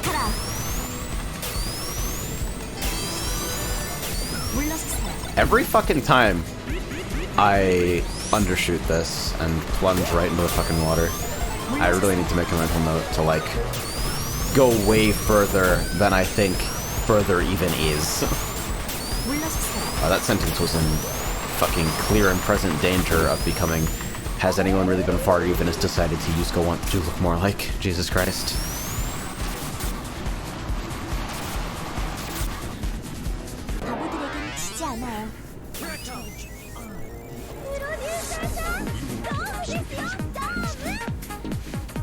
Kart racers are a special kind of crack for me because it's super simple gameplay that's super engaging on a moment-to-moment basis, but the item system throws you into enough divergent situations that you wouldn't run into in, like, a normal racing game that you're fucking constantly working to develop pattern memory for all of the crazy types of shit that can happen to you.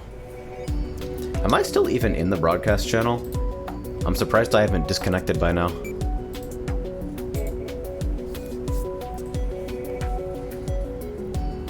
Says, AJ, are you ever going back to play MK8? I won't say never, but it's definitely a more frustrating experience between the significantly higher downtime, less interesting driving systems, and the fucking incredibly bad red shell ecosystem. Red shells, being as overwhelmingly powerful as they are, is just fucking exhausting to play around. It really is fucking front run kart.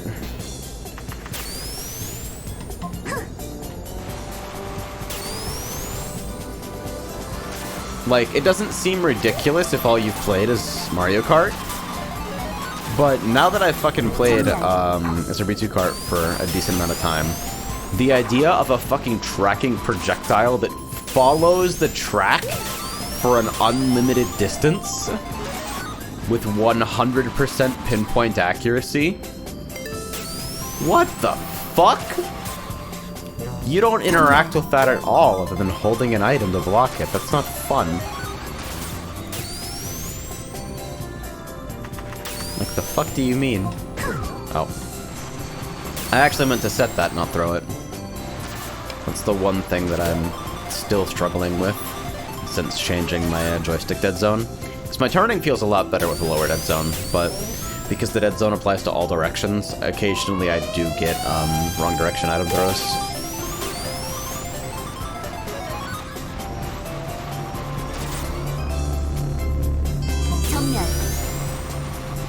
Zara says, I like MK8 a lot, but after playing the CTR remake, I can't go back.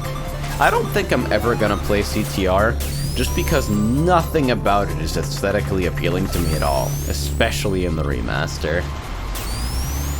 So, I don't know. Some of the driving mechanics seem interesting, I guess. And yeah, I hear the load times are spectacularly bad, to the extent that, like, it's practically worse on downtime than MK8.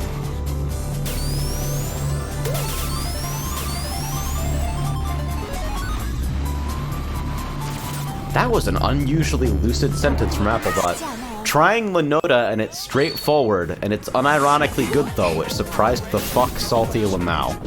You almost made it to the end!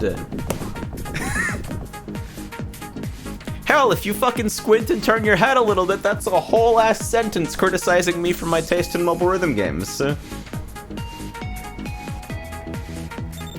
Like, I've seen worse grammar from native English speakers. I can believe it.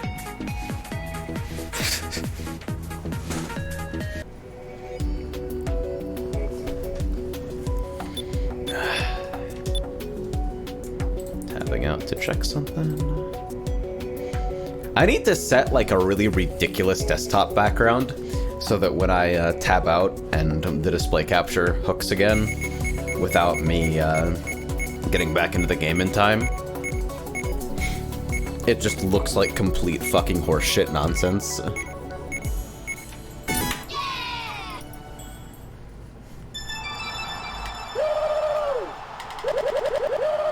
This is like on the border of a hellhorn, but Barkley asked me for it, and I'm like, you know what, this is a good enough idea. I already have a couple of noises from Third Strike in here. Do I have Floating the Berry sound, actually? I'm not fucking sure off the top of my head. Oh, you fucked up! You fucked up! Bonk. Why would you set in that situation? I mean, I've definitely done way, way dumber things, so I shouldn't comment too much.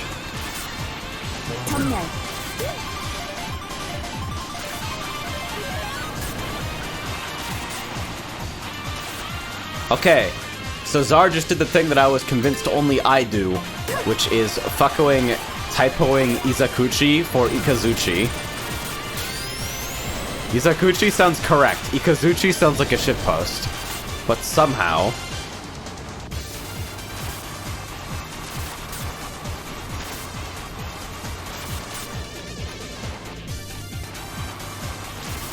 Banjo-Kazooie? I know Ikazuchi is the right one. It just sounds fucking wrong. As says, I keep hearing Robogirl say Tom Yum and all I can think of is soup. I don't think she's saying soup. I don't remember what this voice line is, but I know it fucking wasn't translated to me as that. Although I wouldn't put it past Isaac to try and troll me when asking for translations. He did seem to be taking it seriously.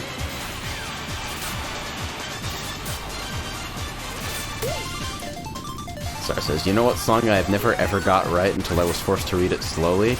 Name the last song in the Dynamix pack. I don't remember anything about the Dynamix pack other than fucking Evoltex. Because Evoltex is the shortest song in the game, and therefore optimal to play for world mode if you are in a fucking rush.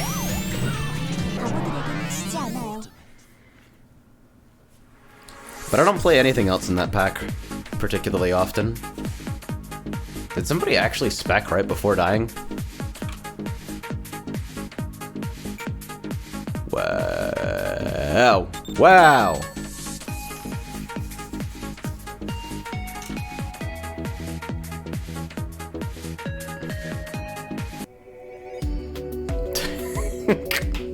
Oh yeah, there we go. Fucking it's terrible. I didn't read it as Alter Bus, but I could totally see that.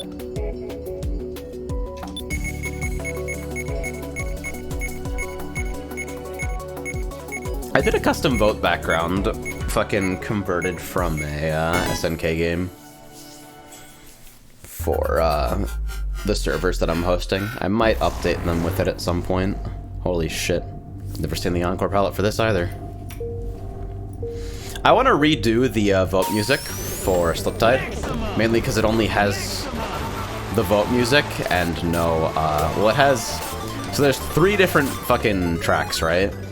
There's O Vote, which is just like the fucking main voting screen, and then there's Vote EA, which is when the fucking roulette starts spinning, and then there's Vote EB, when it starts slowing down until when something is selected. And with Rev, I was lucky enough to fucking find something that I really, really liked from Pendual. It's the fucking Omega Sector event music. that can be neatly split into 3 parts like that, and mostly feel cohesive.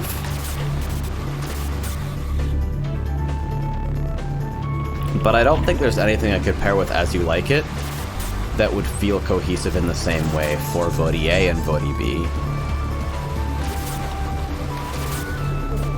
Laz says, I want a clean rip of the heroic workout event music, TBH. Yo, next time? Okay, so, background information. Fucking hands up for HBD Taku 2020, right? So we found a fucking arcade that is within like 30 to 45 minutes of the venue, by my estimation,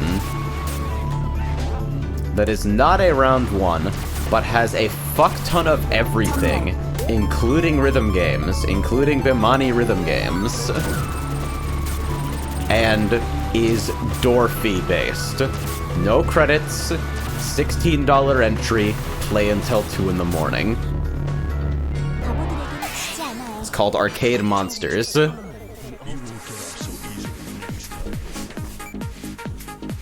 Respectable front run, thank you. Phoenix says, wait, excuse me? Yeah! $16 door fee! Considering round 1 will sell you fucking unlimited play cards that don't even work on half the games for like 30?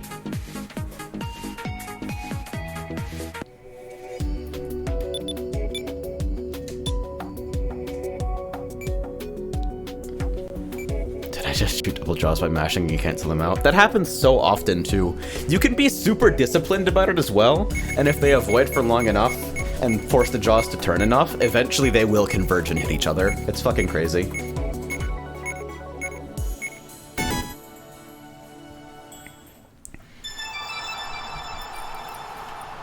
What? Like right now I'm trying to organize some plans to stay a little bit after the event because like nothing is set in stone yet, but for starters I think the most important consideration is that I don't see Frey nearly as often as I ought to, and I'd like to spend some more time with him, with like consider it an extended vacation after the event, because the event is always so busy. So if we don't hit Arcade Monsters during the fucking event, we will probably hit it after. If that's permitted.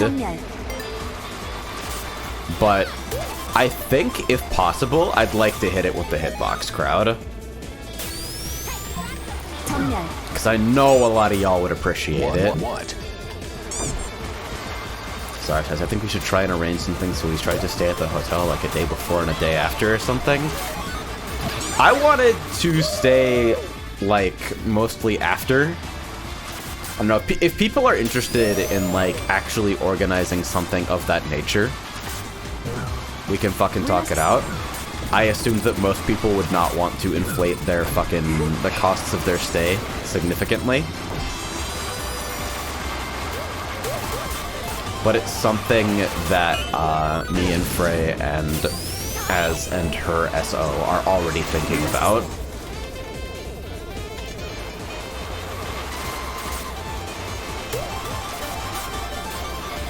So potentially worth organizing as a larger group, maybe? I don't know, I didn't expect this to resonate with anyone considering... Like you especially, Czar, because you're fucking already arm and a leg to get here. But yeah, since a lot of people are basically taking a week off to hit this anyway. Wow. Okay, some fucking overlap of sounds there definitely made it sound like some fucking character's lost quote was, "You've got to be shitting," which would be powerful energy. It says, have you seen Beat Square, the soulless made-for-casino version of You Beat? I have not, and I'm not certain that I want to be perfectly honest. Sounds, well, I mean, soulless? Fucking hell. Arcades are so fucking cool. Arcades are literally the actual best.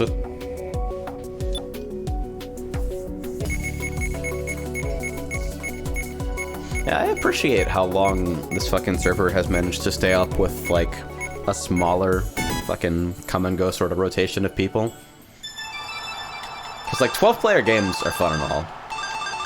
But I don't know, Wolf's, when he was hosting Watch Symphogear, capped at 8 with a player rotation script, which had its own draw. And I think the game is, like, reasonably fun down to, like, 4. I think 2- and 3-player games are definitely on the edge of silly. And in fact, I might fucking hit up the person responsible for, like, the Record Attack Kart server, which is basically multiplayer time trials, and ask about a version of that mod that I could distribute to basically enable it below a certain player count. Just doing competitive time trials until 4 people are in. Sorry, S, give me a song name. World Vanquisher. Come on, man, you know it was gonna be World Vanquisher. Fine, fucking,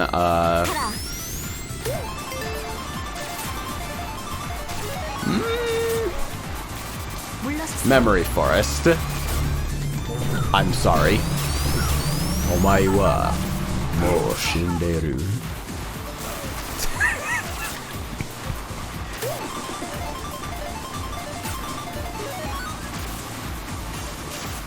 That's the first time I've ever actually gotten to do that to somebody. Way too pleased with myself. Alright, we lost one. I wonder if they got too far behind or if they just were, like, getting frame drops or something. But yeah, y'all fucking looking into that place, Arcade Monsters? Fucking $16 door fee with a place that has, like, cabs like those? Plus apparently a decent selection of, like, retro stuff as well, which is kind of surprising.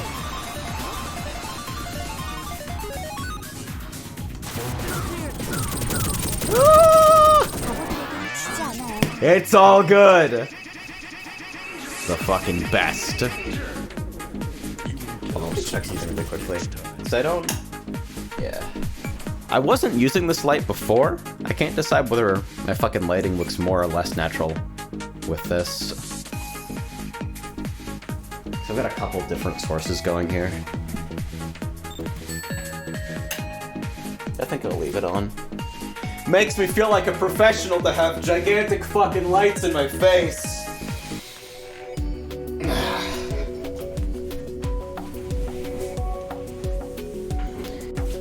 Oh hey, it's Daryl. It's hard to make light look natural in the basement. Yeah, no kidding.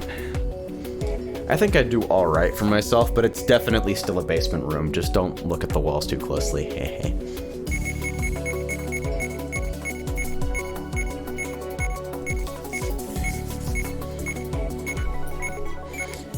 So we're down to 3. I think Top Zone is running or something, which is why people are fucking drawn away. Top Zone is running, and obviously KTM is always fucking running. Seems to be where the vanilla hotness is these days. Attracts an interesting crowd.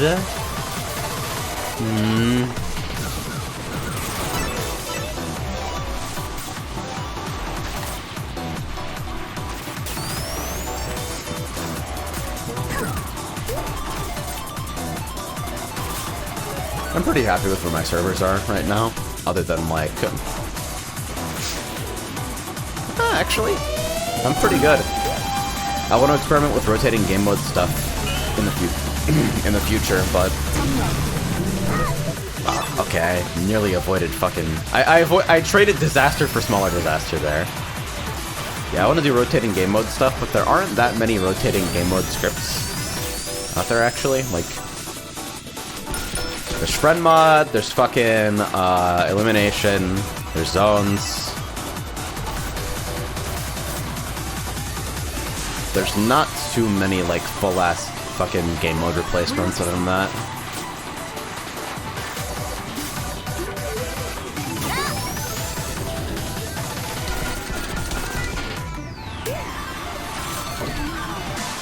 says, I always ran with the idea of a small 6 or 4 cap server for intimate games.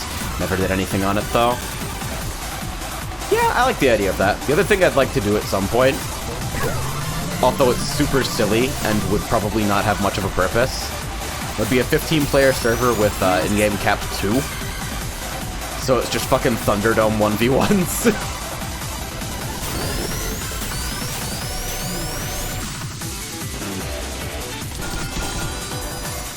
Currently on rev.q.cc.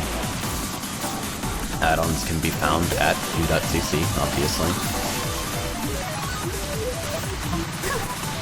Because I want to do stuff for like a 1v1 overhaul at some point, and I've got a couple different mechanics ideas for it, but I'm not really sure. Like, they never progressed beyond like vague ideas to explore at some point. The other fucking thing that I want to do, though, and this is more plausible now than ever, because we now have one extra PC in the house. I might need to get James's help with this to, like, actually sufficiently automate a fucking cart client for it. Or maybe I could do it all on my own, but I do want to fucking do Salty Cart. I want to do something like, I guess the basic form of it would be something like Reflex Robot, back when that existed, where it literally just spectates the net game with the strongest players or the highest player count. And it's just a 24/7 stream of, like, whatever's going on in cart.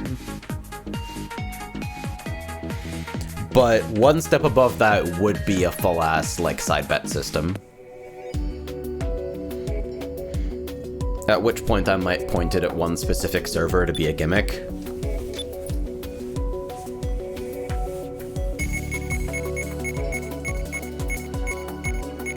But yeah, fucking betting system type deal for actual players in a server as well might be interesting. The unfortunate thing is that there's no Lua.io doesn't exist, so there would have to be a really, really elaborate system of hacks to basically keep everybody's cash fucking intact. Because there's no such thing as, like, saving that information. I can't just write it to a file or whatever.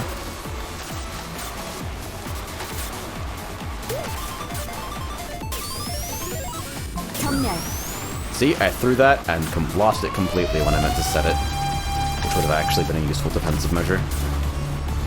And we obviously can't have that.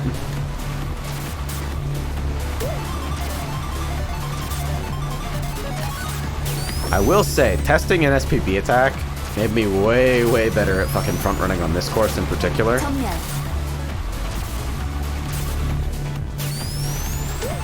Because I always used Eggman's Nightclub as a test system for a lot of the messages. Stuff like wall bonks and close calls. Ah, fuck.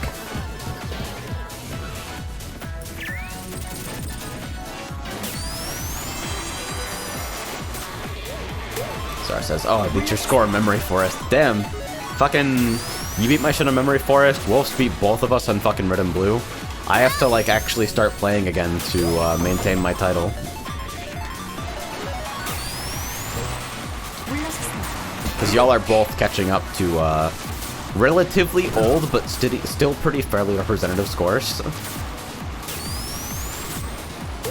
Step the fuck up, senpai. Alright, alright. Okay. The Kohai is aggressive, I understand.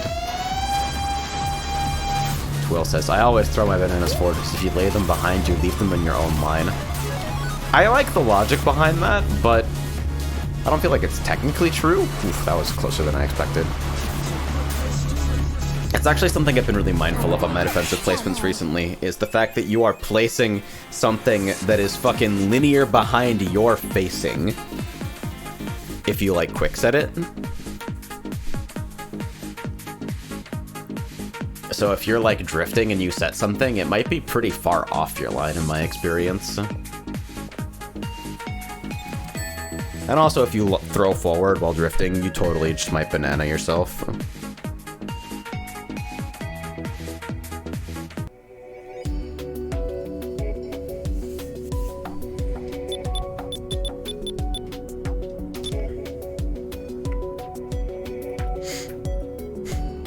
sometimes they go random ass places, and that's the fun of it. Da-da-da, da-da-da.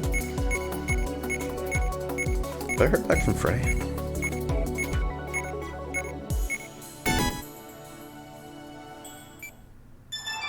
I'm keeping him updated on the attempt to caffeine to prolong stream. Bonk.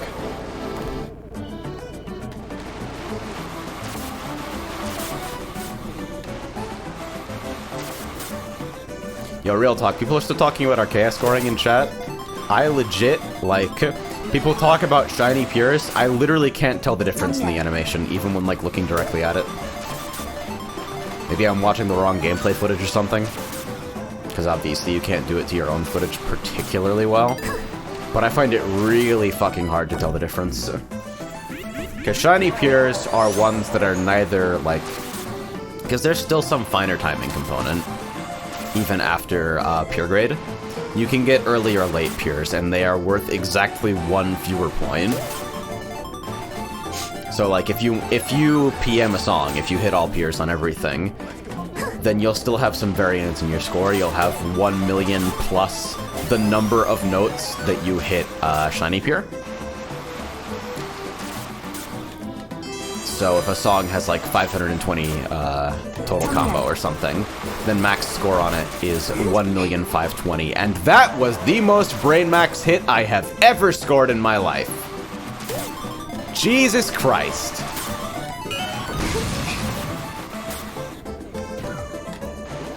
My brain is pushing on the inside of my skull in a way that is likely to cause me severe harm.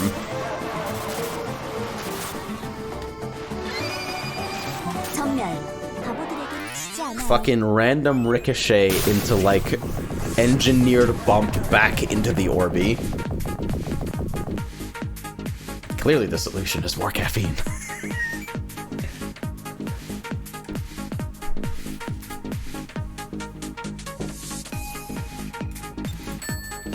Shit, what ridiculous fucking wallpaper can I set? I'm thinking about images that I have on hand. Let me swap back here.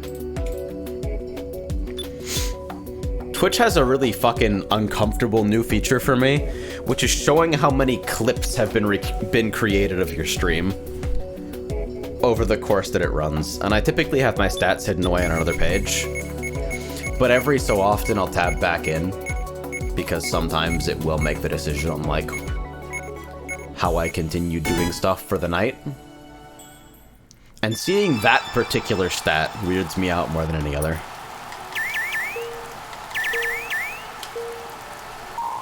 God damn it. I literally just want a mode that is nothing but fucking perfect start boost practice, because every time I miss it, I feel like I should be hitting them with 100% consistency, honestly.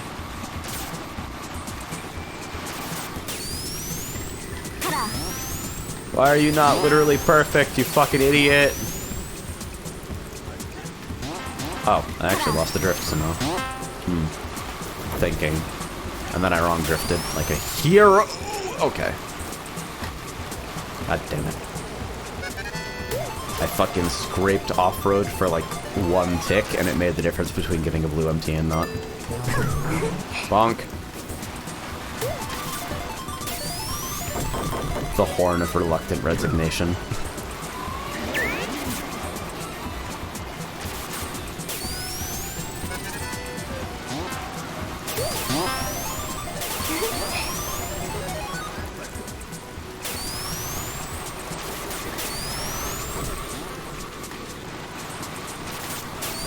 Very, very fucking small boost optimization there.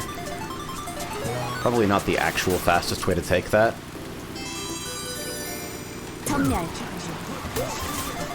But there is something pretty cute about holding shoes for a bit so you can fucking let a rainbow take effect. Just because rainbows are themselves so fucking rare to actually go for.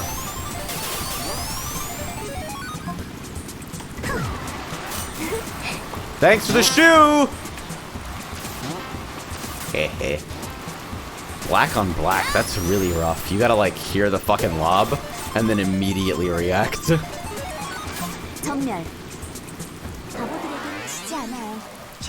That's fucked up.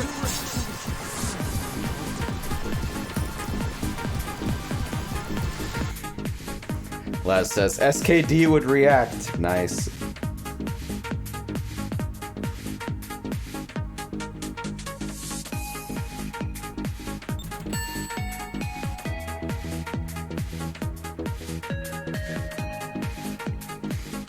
For the record, every single nerf that Wagner got in the demo at Frosty Faustings was reversed except for 236AA. We're staying in the age of fire. Man is not ready to embrace the coming cold. Fucking okay.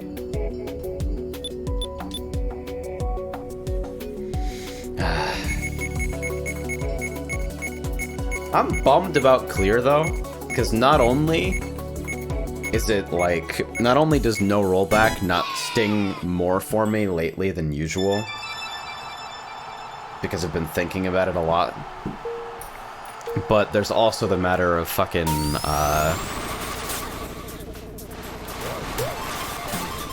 just literally not having access yet to it yet, because I don't have a working PS4. And so I'm waiting for fucking Steam.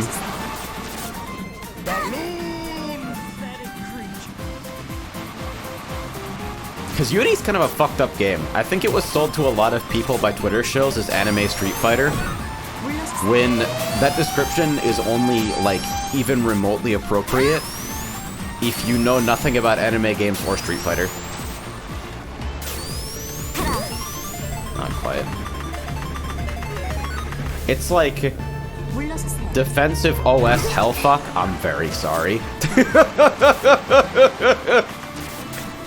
It's defensive OS hellfuck with a side of really oppressive shit. Not like Blaze Blue oppressive, but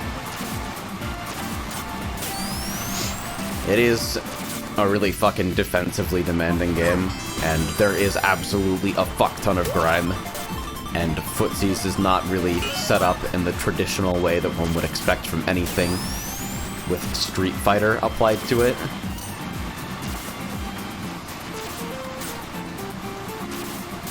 So what's the meme with S4 League? I heard about it a little bit at launch and then like it dropped off the face of the planet.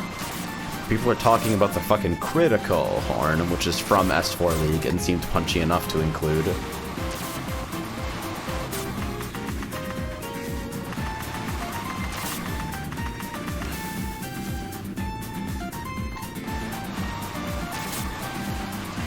Oh yeah, as long as we're talking about fucking arcade shit that happened at or adjacent to fighting game majors, let's talk about me, Twill, and Frey discovering fucking Pump It Up co-op.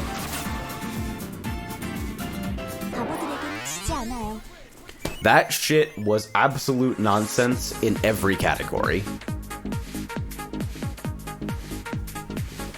First time playing Pump? Really? Because that's fucking crazy.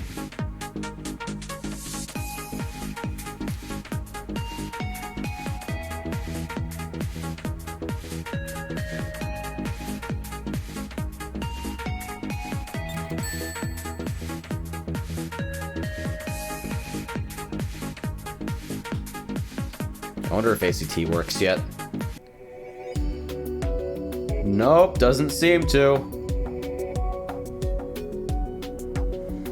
Man. Thank God this game doesn't update more often, because ACT fucking completely busting every single time. Plus the amount of work that seems to be required to get it working again. Crazy.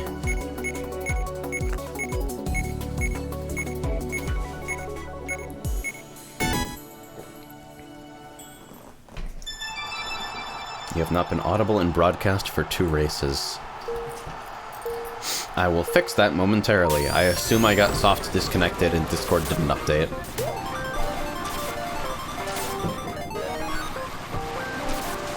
It is just the 3 of us now, so I think after fucking 5.5 hours of kart, I might log on to 14 and do some fucking rock clicking. As long as I'm somewhat committed to, like, a stream of reasonable length tonight.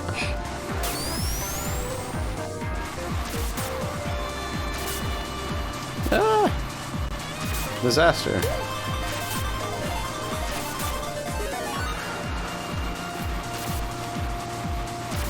Gotta optimize the chin scratch. Nope. Let that one way too far forward. Don't you fucking dare! Why would you disrespect my space in this manner?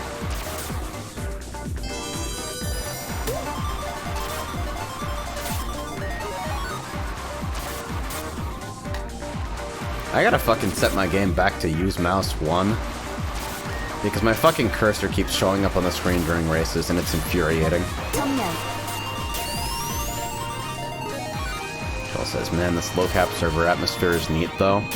Yeah, it definitely is cool to have like less fucking chaotic games. I'll probably stay for a while longer just because it feels very easy to be playing right now, which is something that I don't get to experience often. Hey, speaking of Easy Street,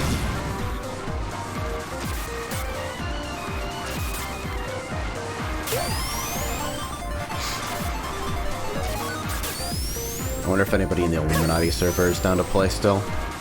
Because I think it would probably surprise them to know that I'm still actually going. So reset broadcast. Hold on. That's the same one. Okay, did I break it?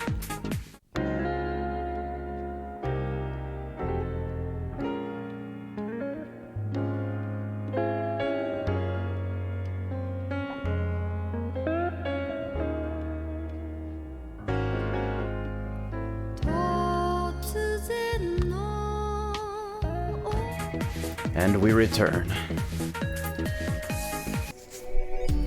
What servers are actually up right now, I wonder? Let me fucking see. Watch him be amazed as Meg Reese Monkey Script calls every empty server. Huh! My vanillas are actually reasonably active right now. That's surprising.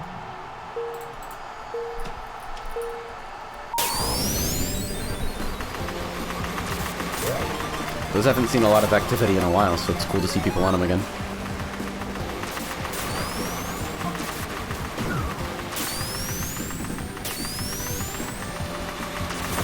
Oh no! Okay is exactly how I don't feel right now.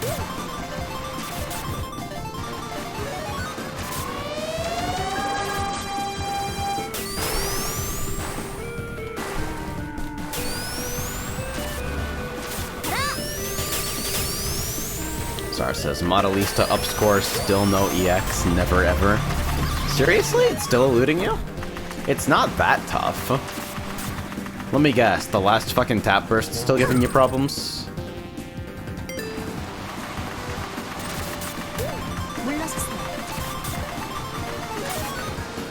Well says, yo, that SPB has an FF14 hitbox. Yeah, I wasn't gonna comment on it, but it is, something and a half.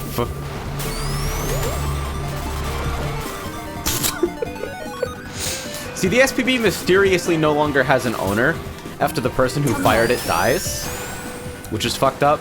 So there was no hit feed message there, even though there was clearly an SPB hit. Because as soon as you die, your fucking existence is wiped off every item as the source of the inflictor, respectively.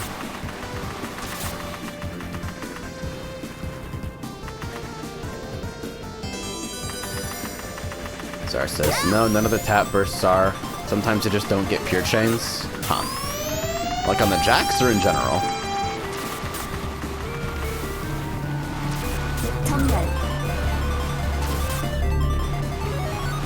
The other thing about intercepting fucking item hit events is that the item itself is destroyed before the hook runs. So if you want to store some information about like how long an item has been out or something, which is one of the team damage heuristics that I wanted to use for friend mod, you just don't have that option and you can eat shit.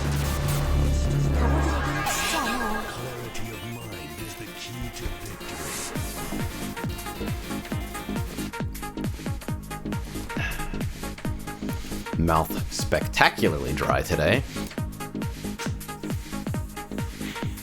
Well, asked, does hit feed relay location of the item hit? What do you mean by that?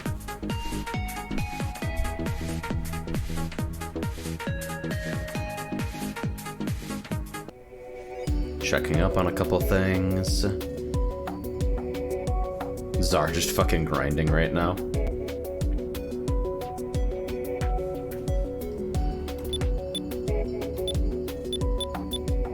Encore Blue Mountain. Huh, yeah, I want to die, actually.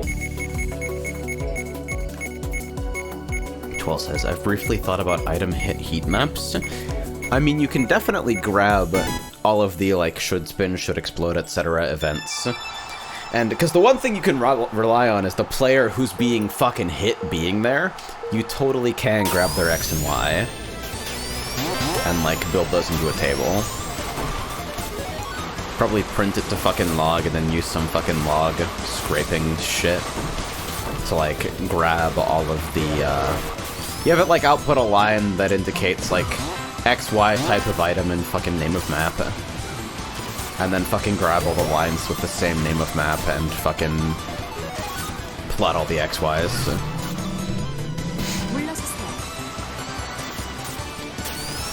Then you just figure out how to fucking superimpose the mini-map to offset things correctly. And you could arrive with some pretty interesting data. One of the things that I've wanted to play around with for a while, and I know I've mentioned this before, the reason I haven't done it yet is because a lot of seemingly basic things are really fucking annoying in Kart Lua, actually. It's just a basic stat tracker type deal. Where at the end of the race it'll say stuff like, hey, this player had the biggest comeback, or this player was hit by the slowest Orbinaut. Oof, indeed.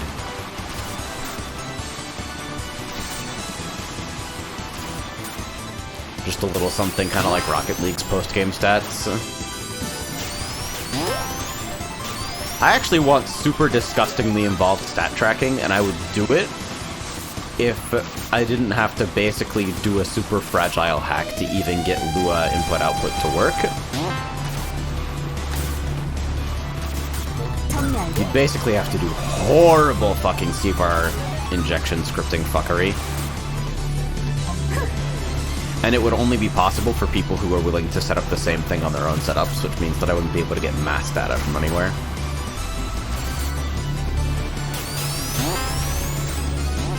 Seriously, though, the degree of fucking data that's present in, like, baseball is fucking insane, and I wish that kind of mentality was applied to more stuff. I am switching chairs. It is decided.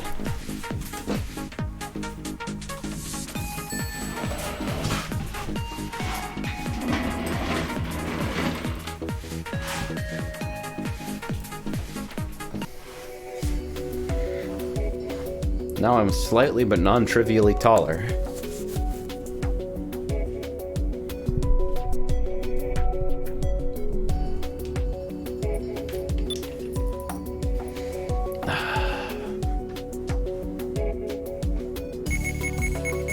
Oh, Jesus Christ, what is that? Eve is just fucking shitposting. Shitposts in Finland.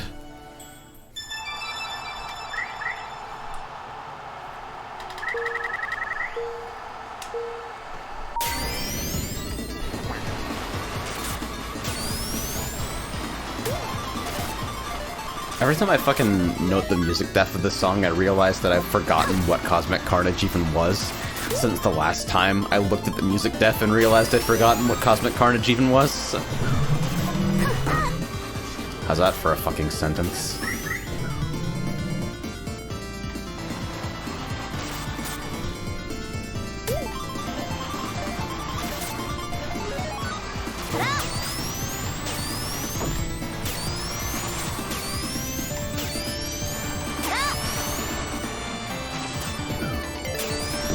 Rocket sneakers are pretty good.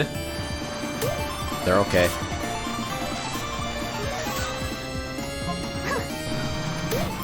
Well, I've caused a problem for myself, haven't I? Oh dear! How the fuck did I get out of that? Please don't ruin my career. SPB, please retarget sometime in this century. Thank you.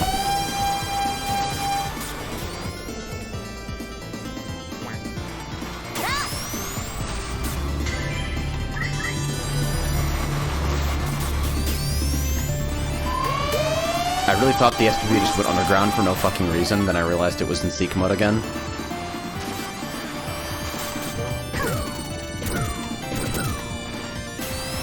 Zero hits and 4 Orbinauts. It's a new record. Ooh, I don't like that. Jesus. Oh no, everyone. But I have the triple shoe! This game is good! 바보들에겐 지지 않아요. It's like that sometimes.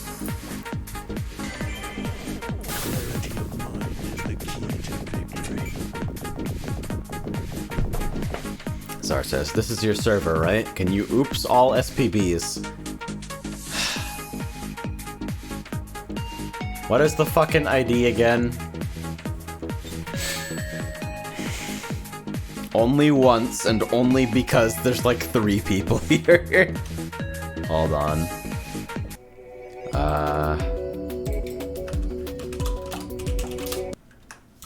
Let me fucking see. Where is cart source? K item underscore. So I'm looking for the table. 1, 2, 3, 4, 5, 6, 7, 8, 9, 10.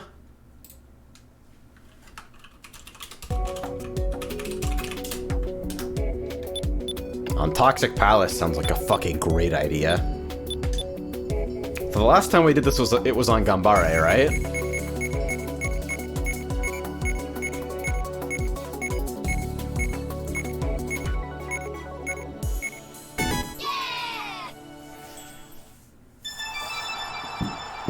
Watch this be like indexed slightly differently for reasons I don't understand.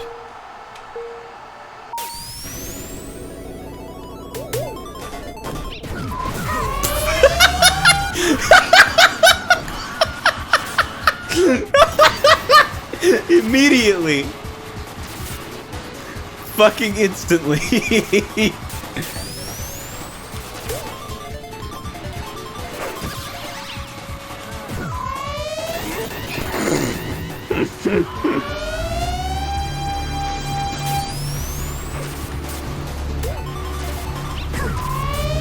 Oh! You ever just shoot an SPB at yourself to flex on the weak? Oh, come on. This is feeling very unfair at the moment. I agree with your choice of the Wilhelm scream.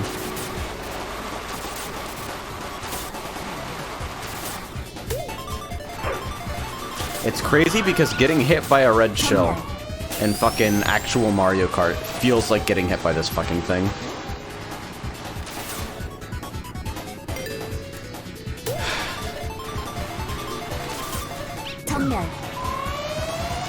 Why am I even waiting for the roulette? I really want to be able to hear the fucking hum of the SPB from 20 miles away.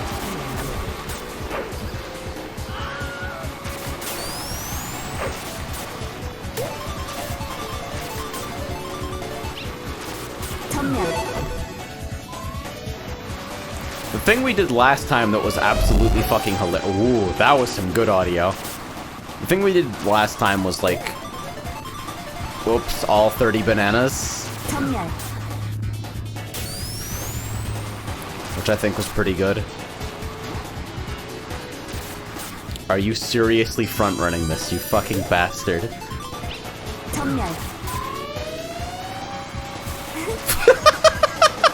The fucking lag spike.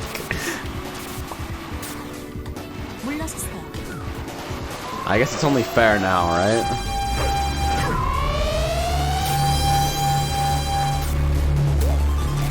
Alright, so this is just a little menacing.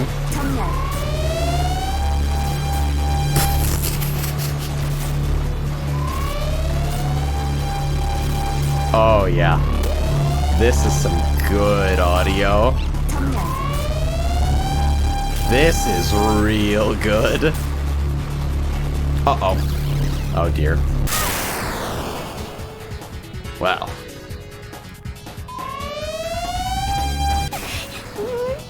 Alright.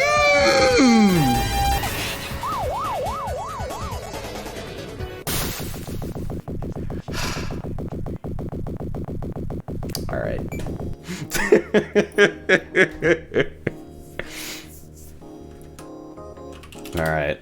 Hold on. So the other thing, 1, 2, 3, 4.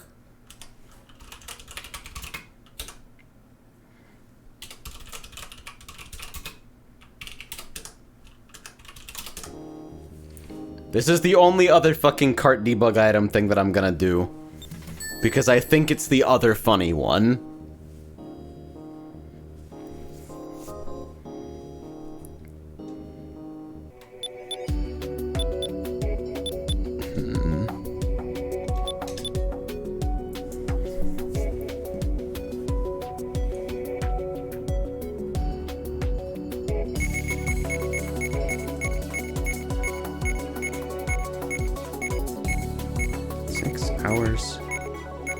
Into stream and feeling alright.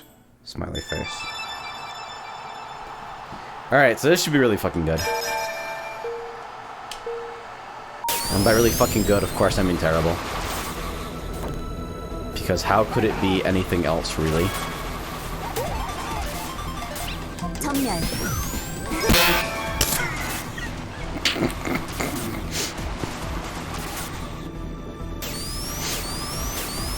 When somebody hits your fucking banana chain like that, the entire chain disconnects immediately.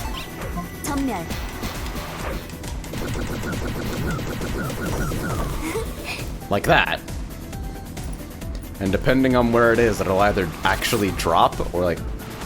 Depending on where they hit it, I think you like lose part of it, but then the rest drops. I'm not actually sure how it works, but we're about to see some fucking shit on the next go-around.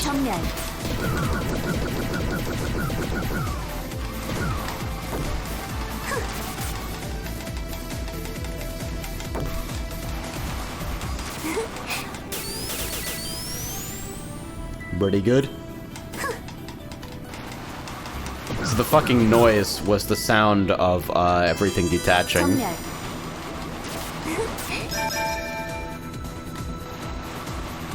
So I should be able to see what happened back here. Yeah, part of the fucking chain disconnected. I think the last time we did this, we also had like 20 players. Which might have been why I remember it being, oh, there we go. Yep. These are pretty cool bananas. Alright, hold on.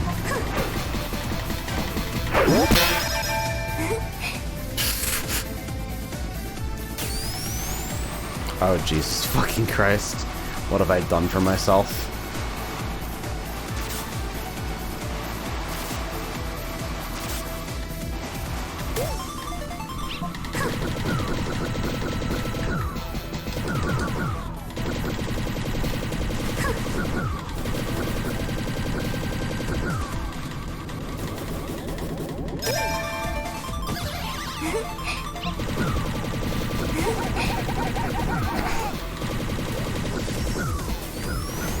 How to get RSI?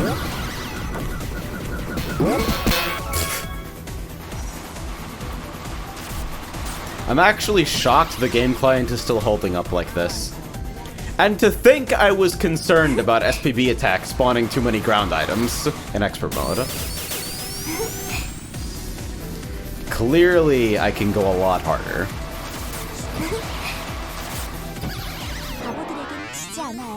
Should have done it on a fucking, like, 12-lapper, though. Alright, we're done. Something to try again when we have large player count, so the fucking chaos is magnified. Star says, I am so weak to haha loud it's unfunny, but the instant the bananas went boom, I died. Yup.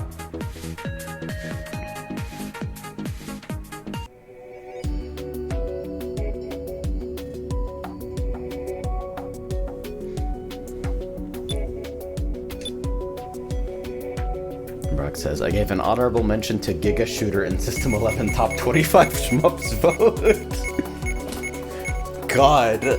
The best sound design of our generation, truly. You have the main theme, which is like... oh hey, this is completely unremarkable.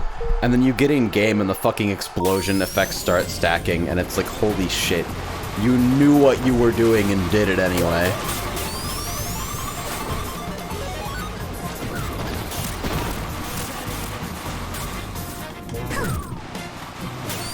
I will now use advanced image processing to put rice on things. Also, here's Giga Shooter. The fuck? There is no God.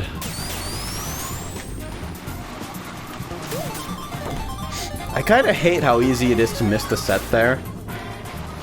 If you're taking the corner super, super sharp.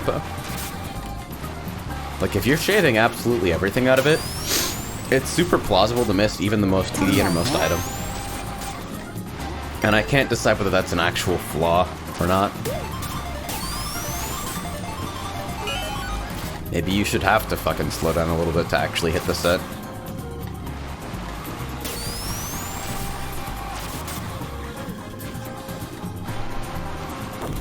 Ow. Hey James, long time no see. How you been? Last says, speaking of rollback, Hyanta is actually getting it soon, apparently. Oh, Jesus, really? Hyanta with rollback? I might actually, unironically, like, play a ridiculous amount of Hyanta if the netcode was, like, better than garbage, which is where it is currently, although the speed of the game makes it matter a little less.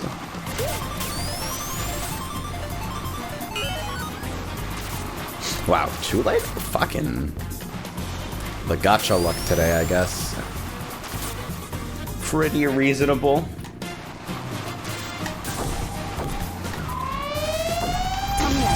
No, too early, I'm fucking stupid. I had everything I needed.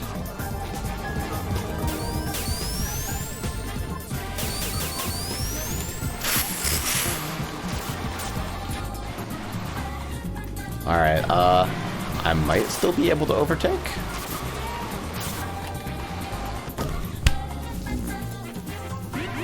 Everybody who fucking plays kart knows exactly what happened.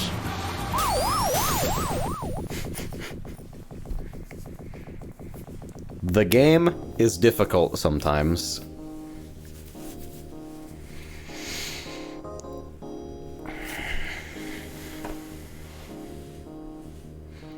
I am starting to feel a little bit restless in a not entirely comfortable way, so I think this might be my last. Call it a fucking cautionary tale of, I think the caffeine will work if I'm actually, like, reasonably well rested beforehand, but I got up at like 3 AM today, so my sleep schedule is shifted back such that this is probably the normal time I'd be sleeping, so... James says, you got too penisy. Yeah. I think that's exactly what happened. He says, I was not ready for automatic rice detection back then. Dude, the fucking... I still need to watch more from that channel because the fucking existence of somebody can make that fucking video game and then also make that video on automatic rice detection. The same person. That is a set of skills that I didn't even think could coexist without, like, causing a fucking time loop.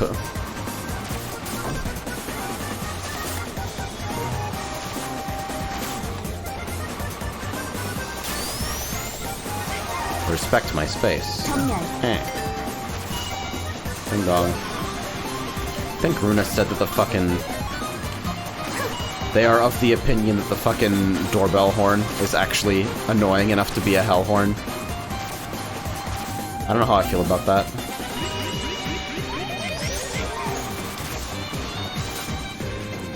There are definitely some more egregious candidates for sure.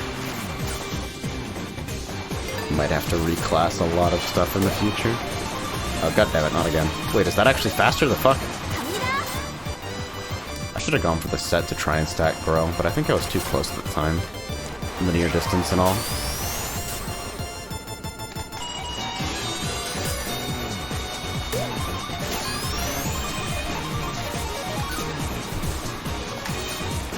I actually kind of hate that I'm super excited for PS2NA. I went from, like, Yeah, I guess I'll play it to like, holy shit, what if this changes the game for me? Cool rocket sneakers, by the way. I should have just fucking gone for the aggressive banana.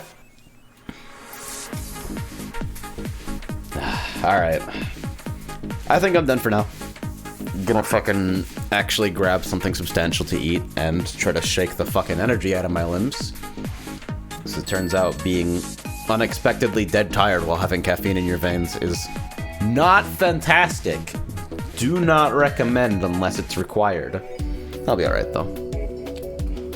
Fun couple of hours. I've mostly gotten over the fact that I pinged a Discord of 5,000. Yeah, let's not think about that. Good night.